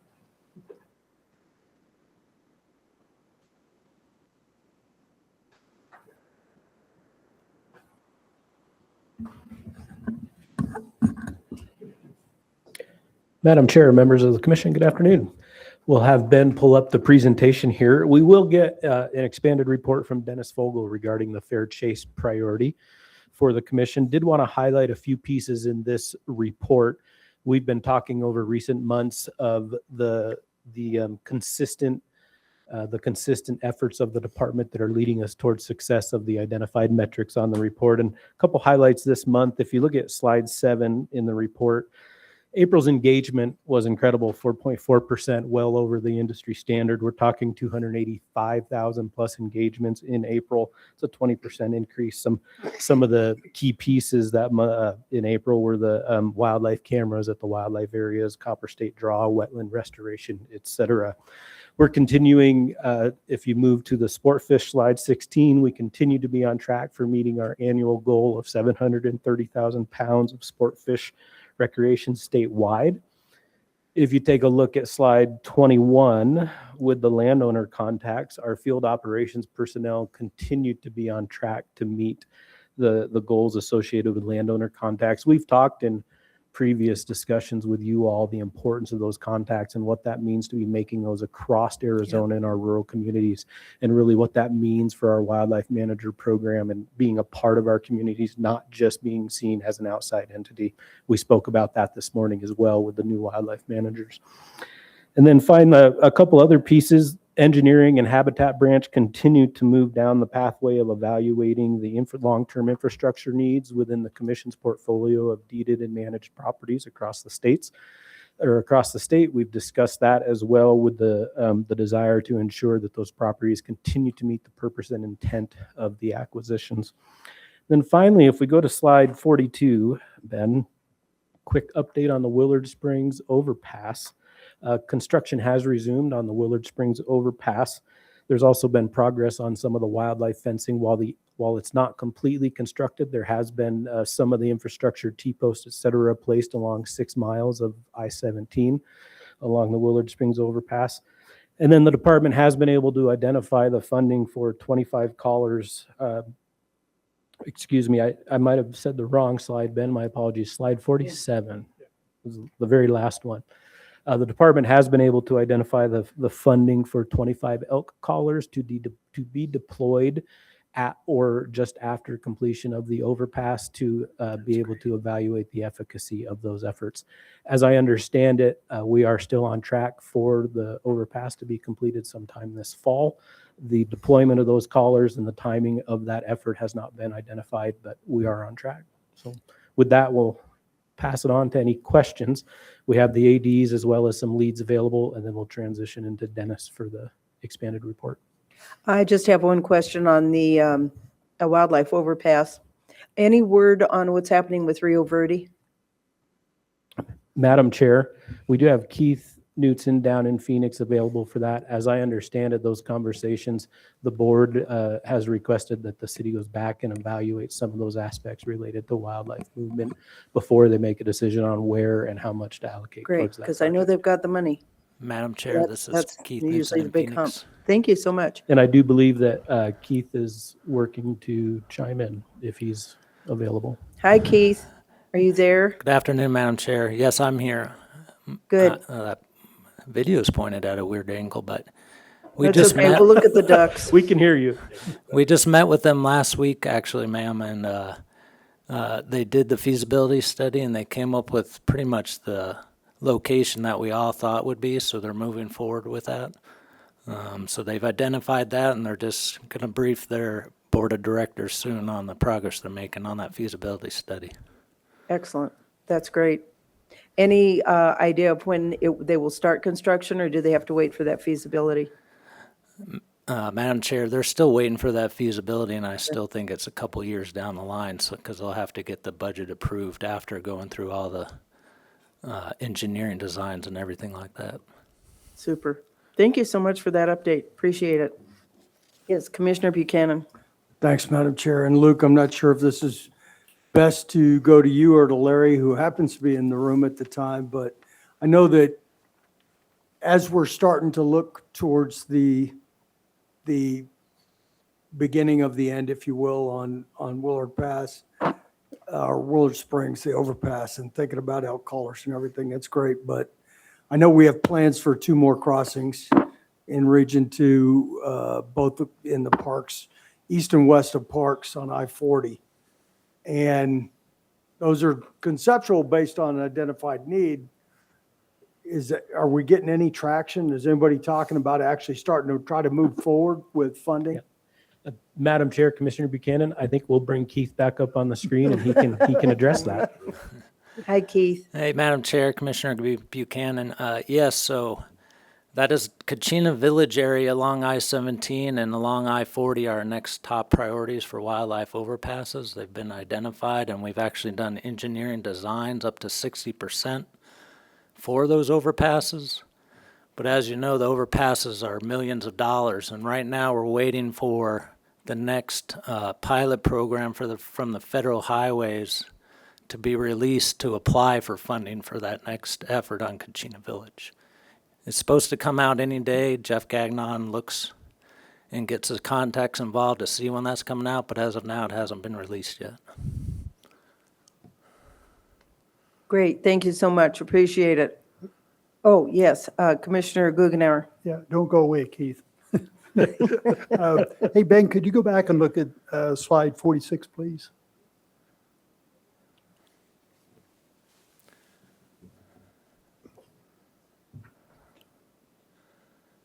Oh, maybe I can just walk through here. I just, an There it is. update. Oh, thank you. Thanks, Ben.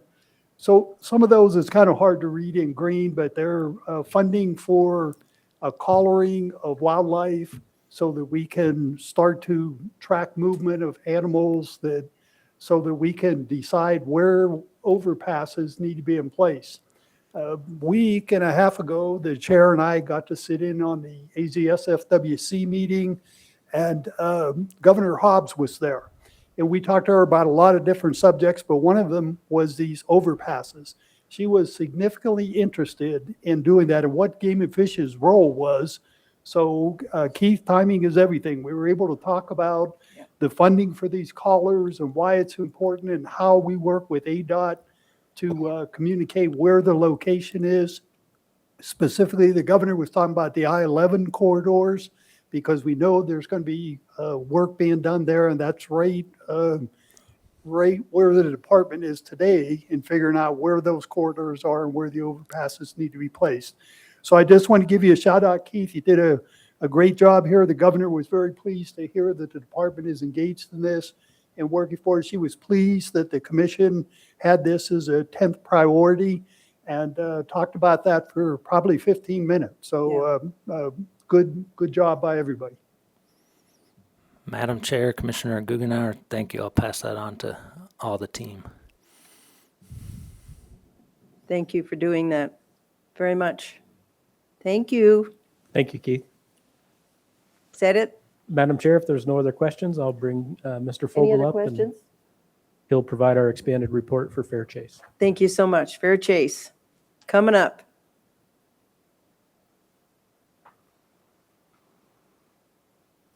Good afternoon, Madam Chair, members of the Commission. My name is Dennis Vogel. I'm the Wildlife Manager, Field Supervisor for Region 3 East Sector, which encompasses beautiful Prescott, where we're at today, and most of Yavapai County. Today, I'll be providing a little update on Fair Chase, which is a Commission priority. Next slide, please. So an ad hoc committee was established in April of 2015 to serve in an advisory role to the department and the Commission. It's comprised of representatives from various wildlife conservation organization, industry folks, guide and outfitters, and hunting and angling influencers. If possible, we have one sitting commissioner who will participate on the committee. Currently, that's Commissioner Guggenauer. Thank you for being on that committee with us.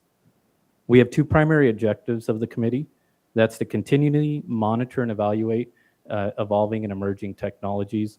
But then we're also looking at maximizing the department's outreach efforts related to Fair Chase to increase public awareness. The Commission ratified policy A2.23. It's our Fair Chase policy in January of 2015. And this has since that time been included as one of the top priorities for the Commission. Next slide, please. So that policy, Commission policy A2.23, in that policy, the Commission recognizes that public support is of critical importance. The Commission affirms that hunting and angling are the cornerstones of the North American model of wildlife conservation. The Commission affirms that hunting and angling are the primary sources of funding for wildlife conservation efforts in North America. And the Commission's policy is that the pursuit and taking of wildlife be managed to conform to the highest ethical standards of Fair Chase. So that's just kind of the nuts and bolts of the policy. Next slide, please.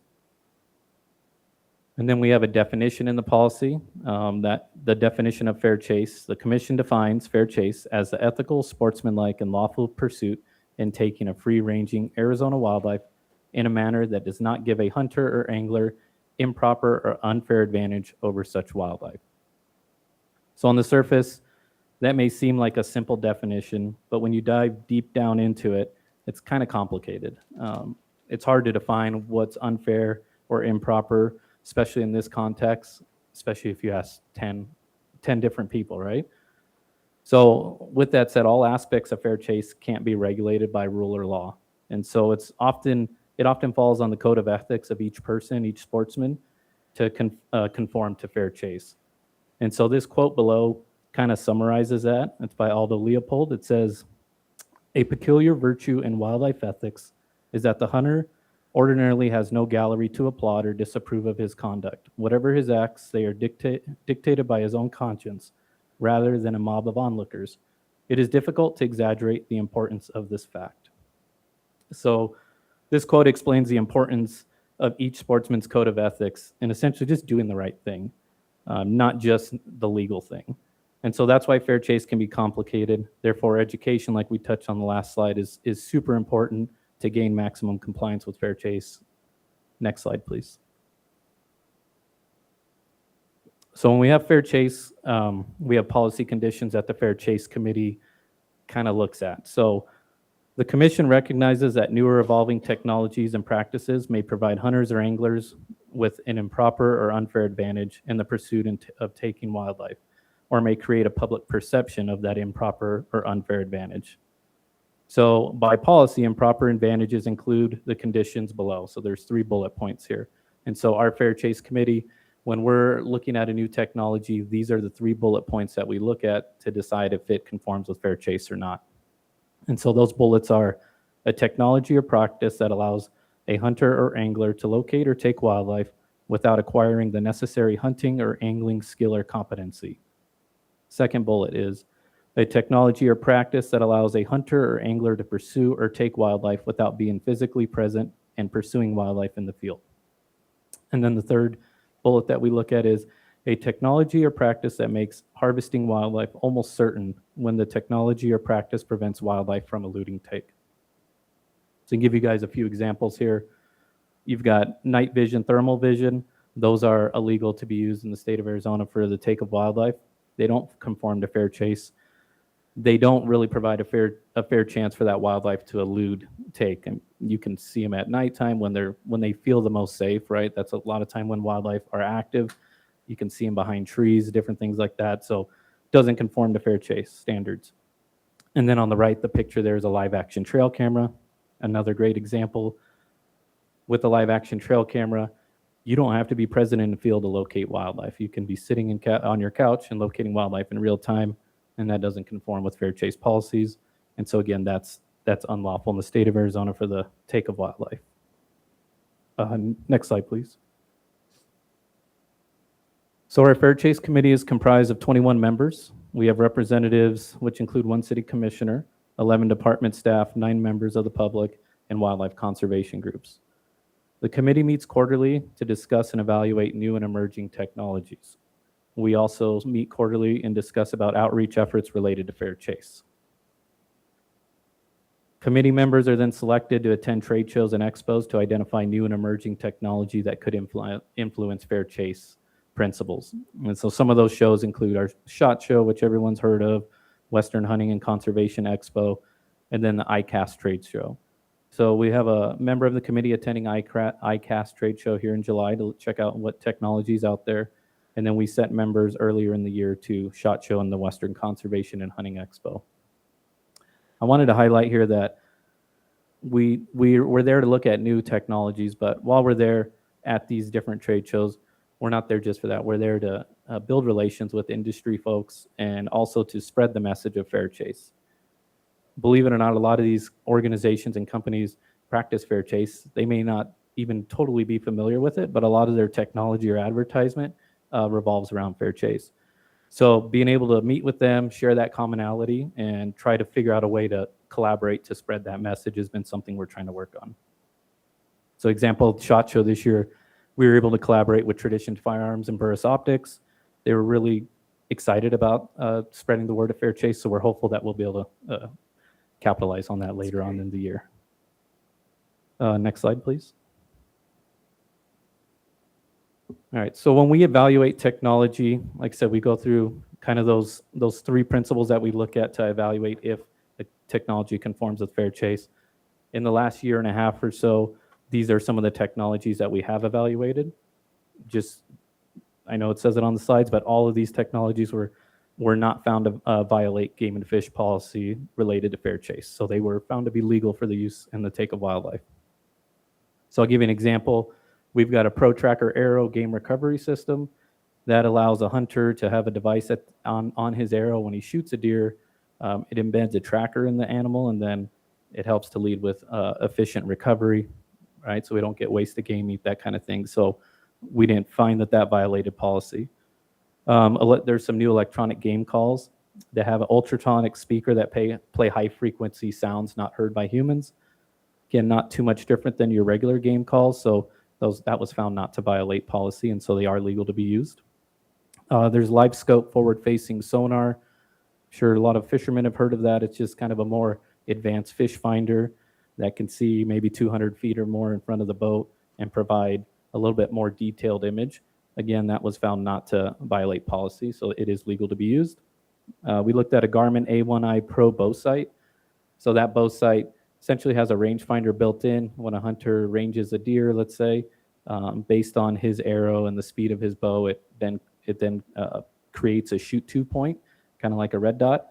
And there's rifle scopes on the market. They've been around for a little while, actually, that do that as well. And those were found, again, not to violate game and fish fair chase policy. So they're fine to be used. We looked at a few other technologies as well. This year, there were some new technologies where range-finding binoculars have a feature built in. When you range an object, it pinpoints it on a map for you. And we did not find that to violate fair chase policy. So I guess the overarching story here is that there isn't a ton of technology that we're seeing that violates fair chase policy.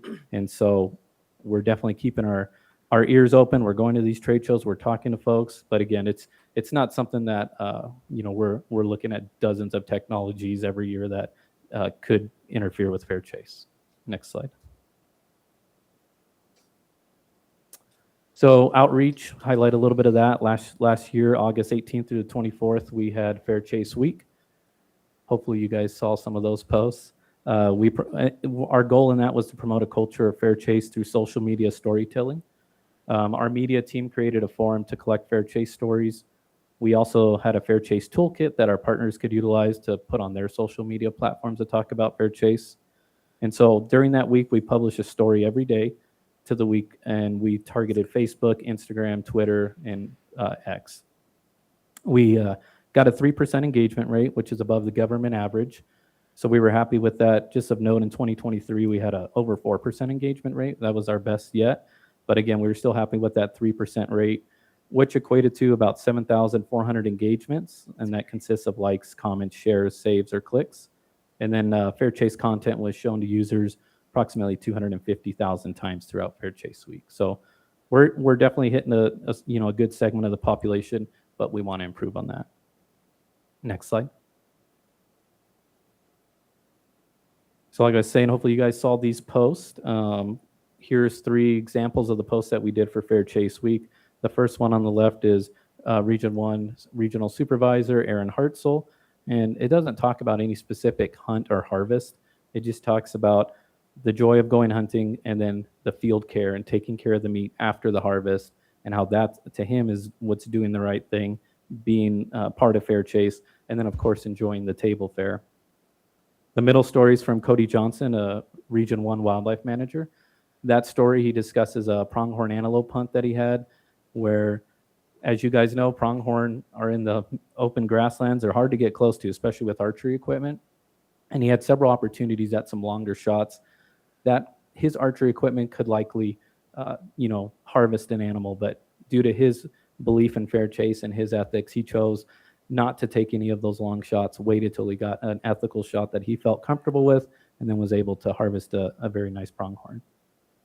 And then the third story on the right is a fishing story. We tried to mix in angling stories, obviously. And so this story talks about a fishing trip where the goal was to try to catch brown trout. And you guys know we all go on our fishing and hunting trips, and they don't always end up exactly how we want them to. And so, but on this trip, they finally caught a brown trout.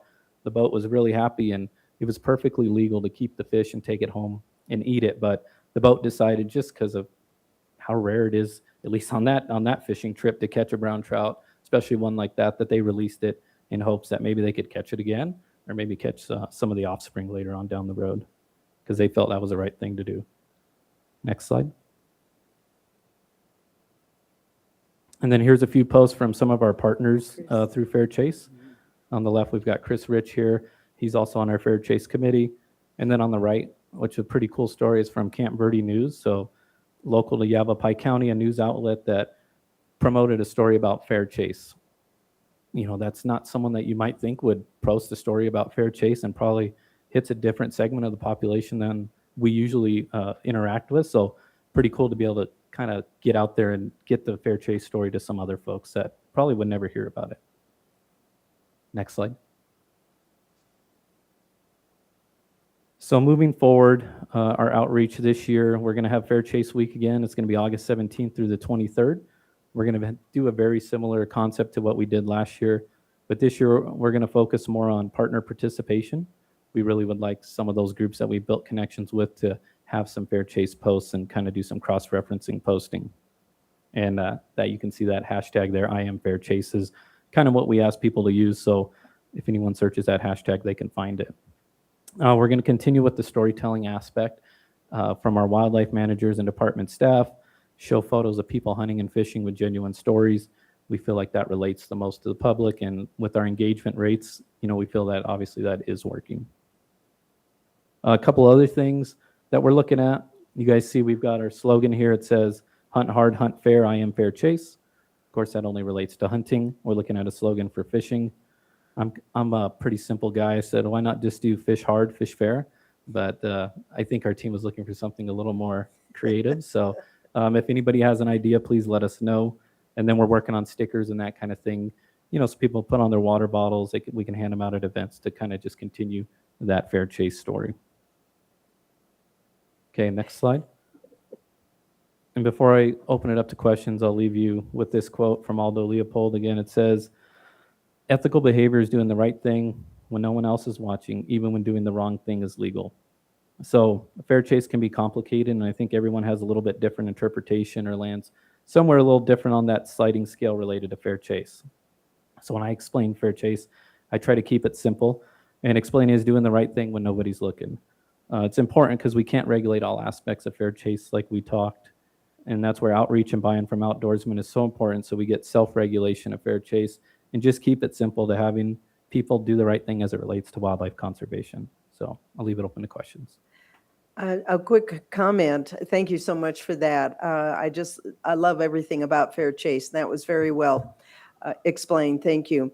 Just today in the Wall Street Journal, because you talked about the use of technology, there's an article in there, "Is technology taking the sport out of hunting and fishing?" And it talks about how some people, pay up to $50,000, $60,000 for what you're talking about fishing. They have one now that goes 360. It's not just front facing. Just amazing, amazing. So I say that because if anyone is interested, Wall Street Journal now has a thing where I can gift articles and you don't have to be a member to open the article. So I'll send that to you. Yes, Madam Chair, please send that, Yes, send I that my will. way. Thank you. Commissioner Guggenauer. Yes, thank you, Madam Chair. So interesting. Fair chase is one of these topics that we get to talk about at the conferences that the chair was talking about this morning. There's a lot of states that haven't even recognized what fair chase is and how they implement it as part of their program. Every one of these conferences we go to and we come home, we're usually sending our data out to the different groups that's interested in this. Happy to say that Utah, I think Colorado, and even New Mexico have now implemented some form of fair chase, not quite as developed as what we have in Arizona, but at least they're starting to think that way and look at it. The other thing is, why is fair chase important? And if you think about the computer age, when it came along, it increased speed of everything we could do. It made our lives much faster. It could definitely do math. It can write better than we can write. But artificial intelligence is creating intelligence, and it is doing it faster than what humans can do. So this issue of fair chase and technology as it advances into the sporting world is going to do nothing, get more complicated, more sophisticated, and require more attention. So I think fair chase over the next 10 years is going to be a much bigger topic to the department than what it is today. And I don't know how some of these states that aren't even thinking about this yet are going to be able to catch up. So I applaud what you and the Fair Chase Committee are doing here. Going to these shows, talking to these people, developing these relationships is going to be critical in the future. Thank you. Well, thank you, Commissioner Guggenauer, and you're on that committee as well. So thank you for being part of that. Commissioner Buchanan.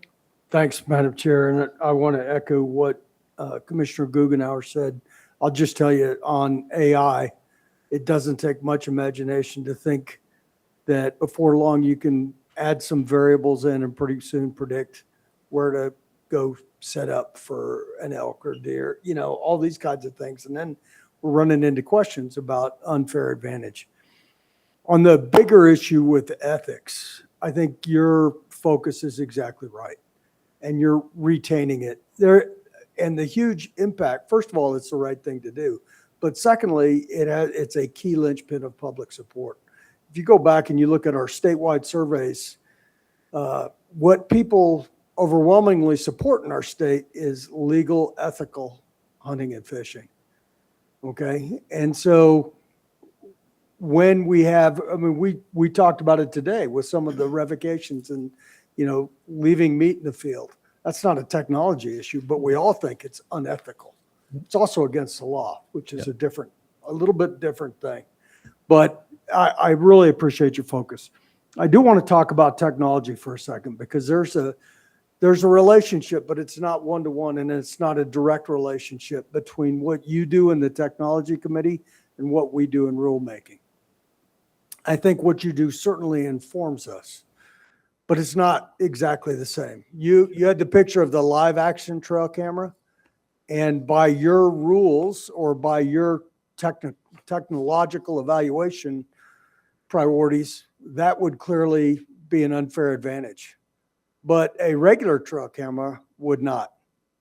It would not be a fair chase issue, but it is an issue for us. It was an issue for us, and we developed a rule about that because we saw it as a broader issue. And one of the aspects had to do with unfair advantage. You talked about the bow site you just evaluated. That may not be through the lens you looked at it directly a fair chase issue, but it may be an issue for us as we look at what is a primitive weapon. If we're going to have set aside tags for a primitive weapon season, at what point in time does something stop being a primitive weapon? And should we continue to have set aside tags for, a muzzleloader that can shoot 500 meters? These kinds of things. So we have to wrestle with all that. It's informed by the work you do, but it's not exactly a one-on-one lift. And we will continue to take it on. We really appreciate all you do for the state and for us to help us keep us on our toes. Yeah, Madam Chair, Commissioner Buchanan, you're totally correct. It's complicated, right? And what you just rattled off, it's extremely complicated. And you're right, the commission has authority through rulemaking to do make different rules. And so from the fair chase lens, like you said, we look at it through kind of those three parameters. And so, but that doesn't mean, just like you said, the commission through rulemaking can make changes and make things unlawful if they choose to for different reasons. So. Thank you very much. Really well done. Thank you. And I'll send you that article. Mr. Luke, are you Director? Yeah. Sir. Madam Chair, the next presenter apparently forgot to pay the go earlier on the agenda tax to Luke. Item 10 is shooting range development grant request for FY 2027. The presenter is Matt Schwarzkopf, statewide shooting range administrator. There we go. Madam Chair, members of the commission, thank you for having me today. Good afternoon. There you go. Luckily, I get to be the last one today, which is where you get to give away some money. So today I'm going to present on the commission shooting range development grants. This is an annual program that gives funds to shooting ranges across the state for the development of those ranges. Today I'll be presenting on the fiscal year 27 grant applications. All right, next slide. All right, so a little bit of background on the grant program. Back in 1996, the commission, I believe, was way ahead of their time and saw the importance of shooting ranges and how they contribute to wildlife conservation. So they decided to create this development grant to encourage the development and improvement of shooting ranges to give the citizens of Arizona a place to go shoot and spend their money on ammo and guns and archery equipment. Next slide, please. All right, for the grant, so sportsmen's clubs and organizations and government agencies are eligible for the grant. However, there's a note up there, the privately owned or for-profit ranges are not eligible for this program. Next slide, please. All right, the grant requirements. So it's a 50-50 matching grant. So applicants must provide a minimum of 50% match. However, it doesn't have to be a cash match. It can be matched by donations of labor and materials, land, and other monies or donations. The completed projects must be maintained for public use for a period of 10 years. The department, the way we kind of define public use is the public is not required to be a member of or affiliated with an organization, and there should be posted hours of operation. So acceptance of the grant requires the range be made available to the Arizona Game and Fish Department activities such as hunter education, archery and shooting sports education programs, R3 efforts, and the Scholastic Clay Target program. Next slide, please. So the grant, we basically every year I assemble a grant evaluation team. This team is department employees from all over the department. The idea behind this is to get a broad view on all the applicants, to really get a lot of different views on the different projects. So on the grant team this year, we had Chris DeChamp, who's the operations manager at Ben Avery Shooting Facility. He's in the shooting sports branch. We have Josh Eager. He's a project evaluation specialist in the Habitat branch. James Humble, the engineering manager in the development branch. Tom Rowan, which is he's the NAS and archery R3 coordinators in the R3 branch, and of course myself. All right, next slide, please. So in the grant application that all the applicants download to apply for the grant, we actually have placed in there the matrix that the grant team uses to score those grants. And in there, it explains exactly the different items that we score those grants on. And those items, there's 5 of them. The first one is it improves range safety and or security. Number 2 is it increases public usefulness and access of the range. Number 3 is it supports R3 efforts, education and training, and or introduces newcomers to the shooting sports. The 4th one, shooting sports through the construction. So it basically supports shooting sports through the construction of new ranges and or opportunities in underserved or high demand communities. And the last one is it benefits the community through design improvements, noise abatement, lead management programs, signage improvements, or best management practices. Next slide, please. All right, now getting into the grant applicants for fiscal year 27, we do have $100,000 available.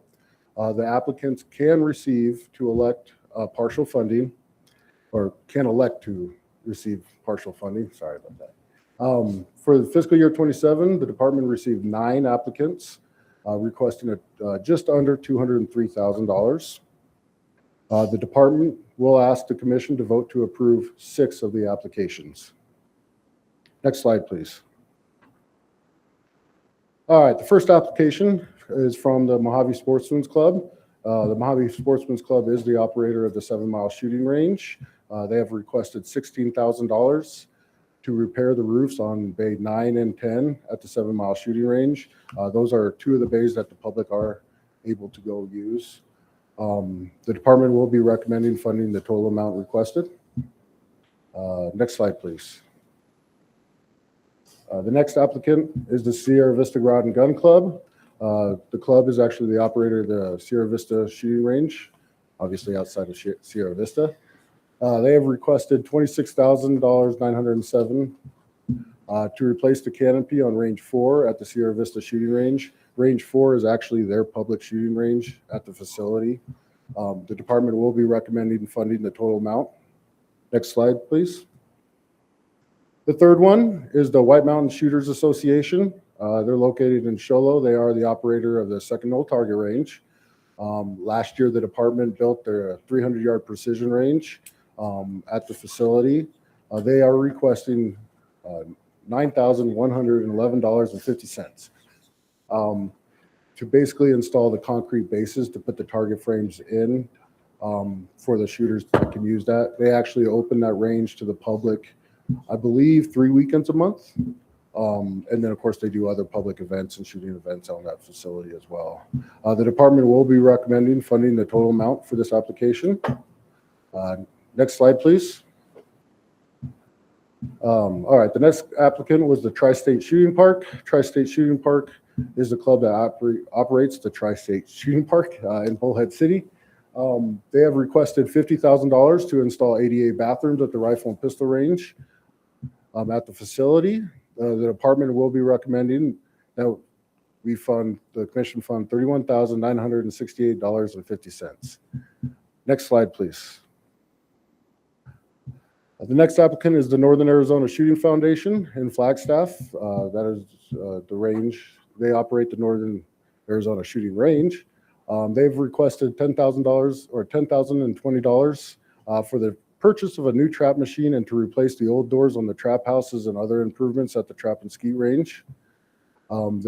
Basically, this is an asset protection request because a lot of the water from the rain is getting inside those trap houses and it's actually harming some of the trap machines. And then getting a new trap machine as well, because one of them is down. The department will be recommending funding the total amount for this application. Next slide, please. All right, the White Mountain Clay Targets Club located in Show Low. This is a shotgun range just outside of Show Low. They have requested $5,993 to complete road maintenance and improvements to the entrance road to the range. Some people might be familiar with that range. There is quite a long road into there. The club actually has a hard time because of the different ownerships of the road, is maintaining that road. So obviously maintaining that road to maintain the access to the facility is very important. So the department will be recommending funding the total amount of that application.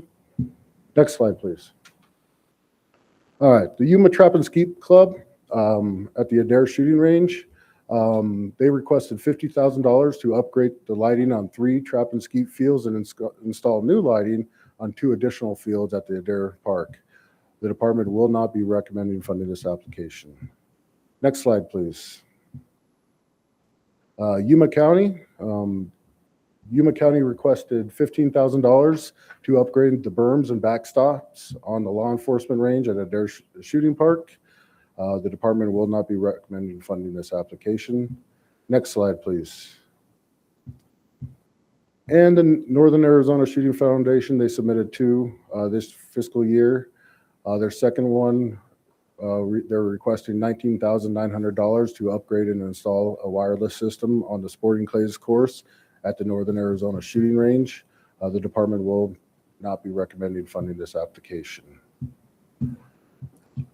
Next slide. I do have a recommendation, but before I give my recommendation, I'll take any questions. Commissioner Guggenauer. Thank you, Madam Chair. So first of all, Matt, thank you for including a photograph of my target. I don't like to show that around very much, but it looked pretty good. Some of these sound familiar to me. Have these been submitted in the past maybe, or what's your process for that? Madam Chair, Commissioner Guggenauer, there's only one that has been submitted in the past, and that was the Tri-State Shooting Range for the ADA bathrooms. And obviously, we are recommending partial funding for that one, and that was just because of where the scoring criteria and where it landed among all the other funding requests. And they did elect to receive partial funding on that application. So every year is a new year. There's no restriction about reapplying for it. Yeah, every year is a new, Madam Chair, Commissioner Gutter, every year is a new year. One of the things that I do every year is I work with the past team, and I send them out the last year's application and ask them if there's any enhancements or anything we want to do. One of the things I noticed in our habitat, Doug Burt's grants, that the department does. He actually does a grading matrix on past. No, it's actually not Doug Burt's. It's actually the Land Council for the department. They actually, I was part of that this year, and they do have a matrix in there for if it's been on past requests. Yes. And being part of that this year, I actually was like, that might be a good idea for this grant application, just because sometimes the lower, scoring projects, they may come and keep coming every year, and they just don't get funded because there's other asset or access protection or new ranges. So that's something that I do want to look into with our past grant team. Yeah, very well. This is a great program, and you do a great job administrating it. Thank you. Thank you. Commissioner Buchanan. Thanks, Madam Chair. Matt, just one quick question. First of all, I appreciate all this, and your explanations have been excellent. But I did have a lingering question. If we vote to approve what I think your recommendation is going to be, which you laid out for us, I'd like to go into the partial funding. So what happens? They requested a funding of $50,000. there's a match. I don't know if it's a 50-50 match or whatever, but there's a requirement for a match. If we only go and approve some number less than that, what actually happens? Are they required to come up with the rest? Do they reduce the scope of the project? I mean, what sort of controls do we have? Is there an interactive process between us and them? How does all that work? Madam Chair, Commissioner Buchanan, actually, after this process, after you approve or suggest funding, I actually will go back to my office and I'll draft grant agreements with them. In the application, when they check that box, they are basically checking saying that if they do receive partial funding on the grant, that they will complete the grant as proposed in their application. So they're willing to accept that. A lot of it is communications on my part, going back to them and finding that number where they can, where they will be willing to accept money to still be able to fund the project and get it complete. And then in that grant application or grant agreement that the department and the commission has with them after this, it does talk about in there that they will complete this project as per the grant application, and it will be maintained for public use for a period of 10 years. And do you have a follow-up process to make sure that they are spending the money and it is getting completed? Madam Chair, yes, that's another part of my job. Throughout the year, another thing that I have to do after this is do SHPO consultation, go back, work with our cultural people to make sure, and SHPO to make sure that we can move forward with the project because it is state money. And then throughout the year, I am monitoring them. They're required to, as per their grant agreement, they're required to submit quarterly reports saying how much they've spent, what percentage of the project is done, and if there's any, things, shortcomings or anything where they will not get the project done by June 1st. In the past, we've had one or two projects in my career doing this where they weren't because of material shortages or something, they weren't. So the department has actually gone forward and amended the grant to extend that deadline. So we work with them, and then of course at the end of the grant period, they give us an expenditure report, and they provide all the documentation showing what they spent to match that grant. And not only spent, but also their donated labor. They're required to document their donated labor, how many hours it took, what it would have cost if they were to go out and pay someone to do it. Do we get any credit for the volunteer hours? Maybe we should. I don't know. Madam Chair, that's something I would have to look into. Obviously with the ranges, the commission-owned shooting ranges, we do use those volunteer hours. Sure. The only question that we would have to look into is the eligibility for match. Because it is for a different grant, Right. we probably can't use it for a match, but that's not my specialty. We would have to look into that. That's certainly not mine. And I want to remind everyone that you and Matt and I are going to be down at Rio Salado tomorrow at 1:00, and we'll be speaking to a group through Deb Keyhart, who was one of my very first pistol instructors about 20 years ago or more. So that'll be fun. We'll be there. So come and join us if anybody has the time. Rio Salado tomorrow at 1:00. Did I get the time right this time? Madam Chair, I believe so. Okay. My mind's somewhere else right now. Okay, great. Thank you so much. Well done. Madam Chair, members of the commission, thank you very much. And you have a recommendation? Yes, I do. Next slide, please. All right, my recommendation, the department recommends that the commission vote to approve the shooting range grant applications for the fiscal year grant cycle as presented for the total of $100,000. I have a recommendation. Do I have a second? Second. We'll do the motion first. Oh, do I have? I'll move. I so move. Okay, so moved.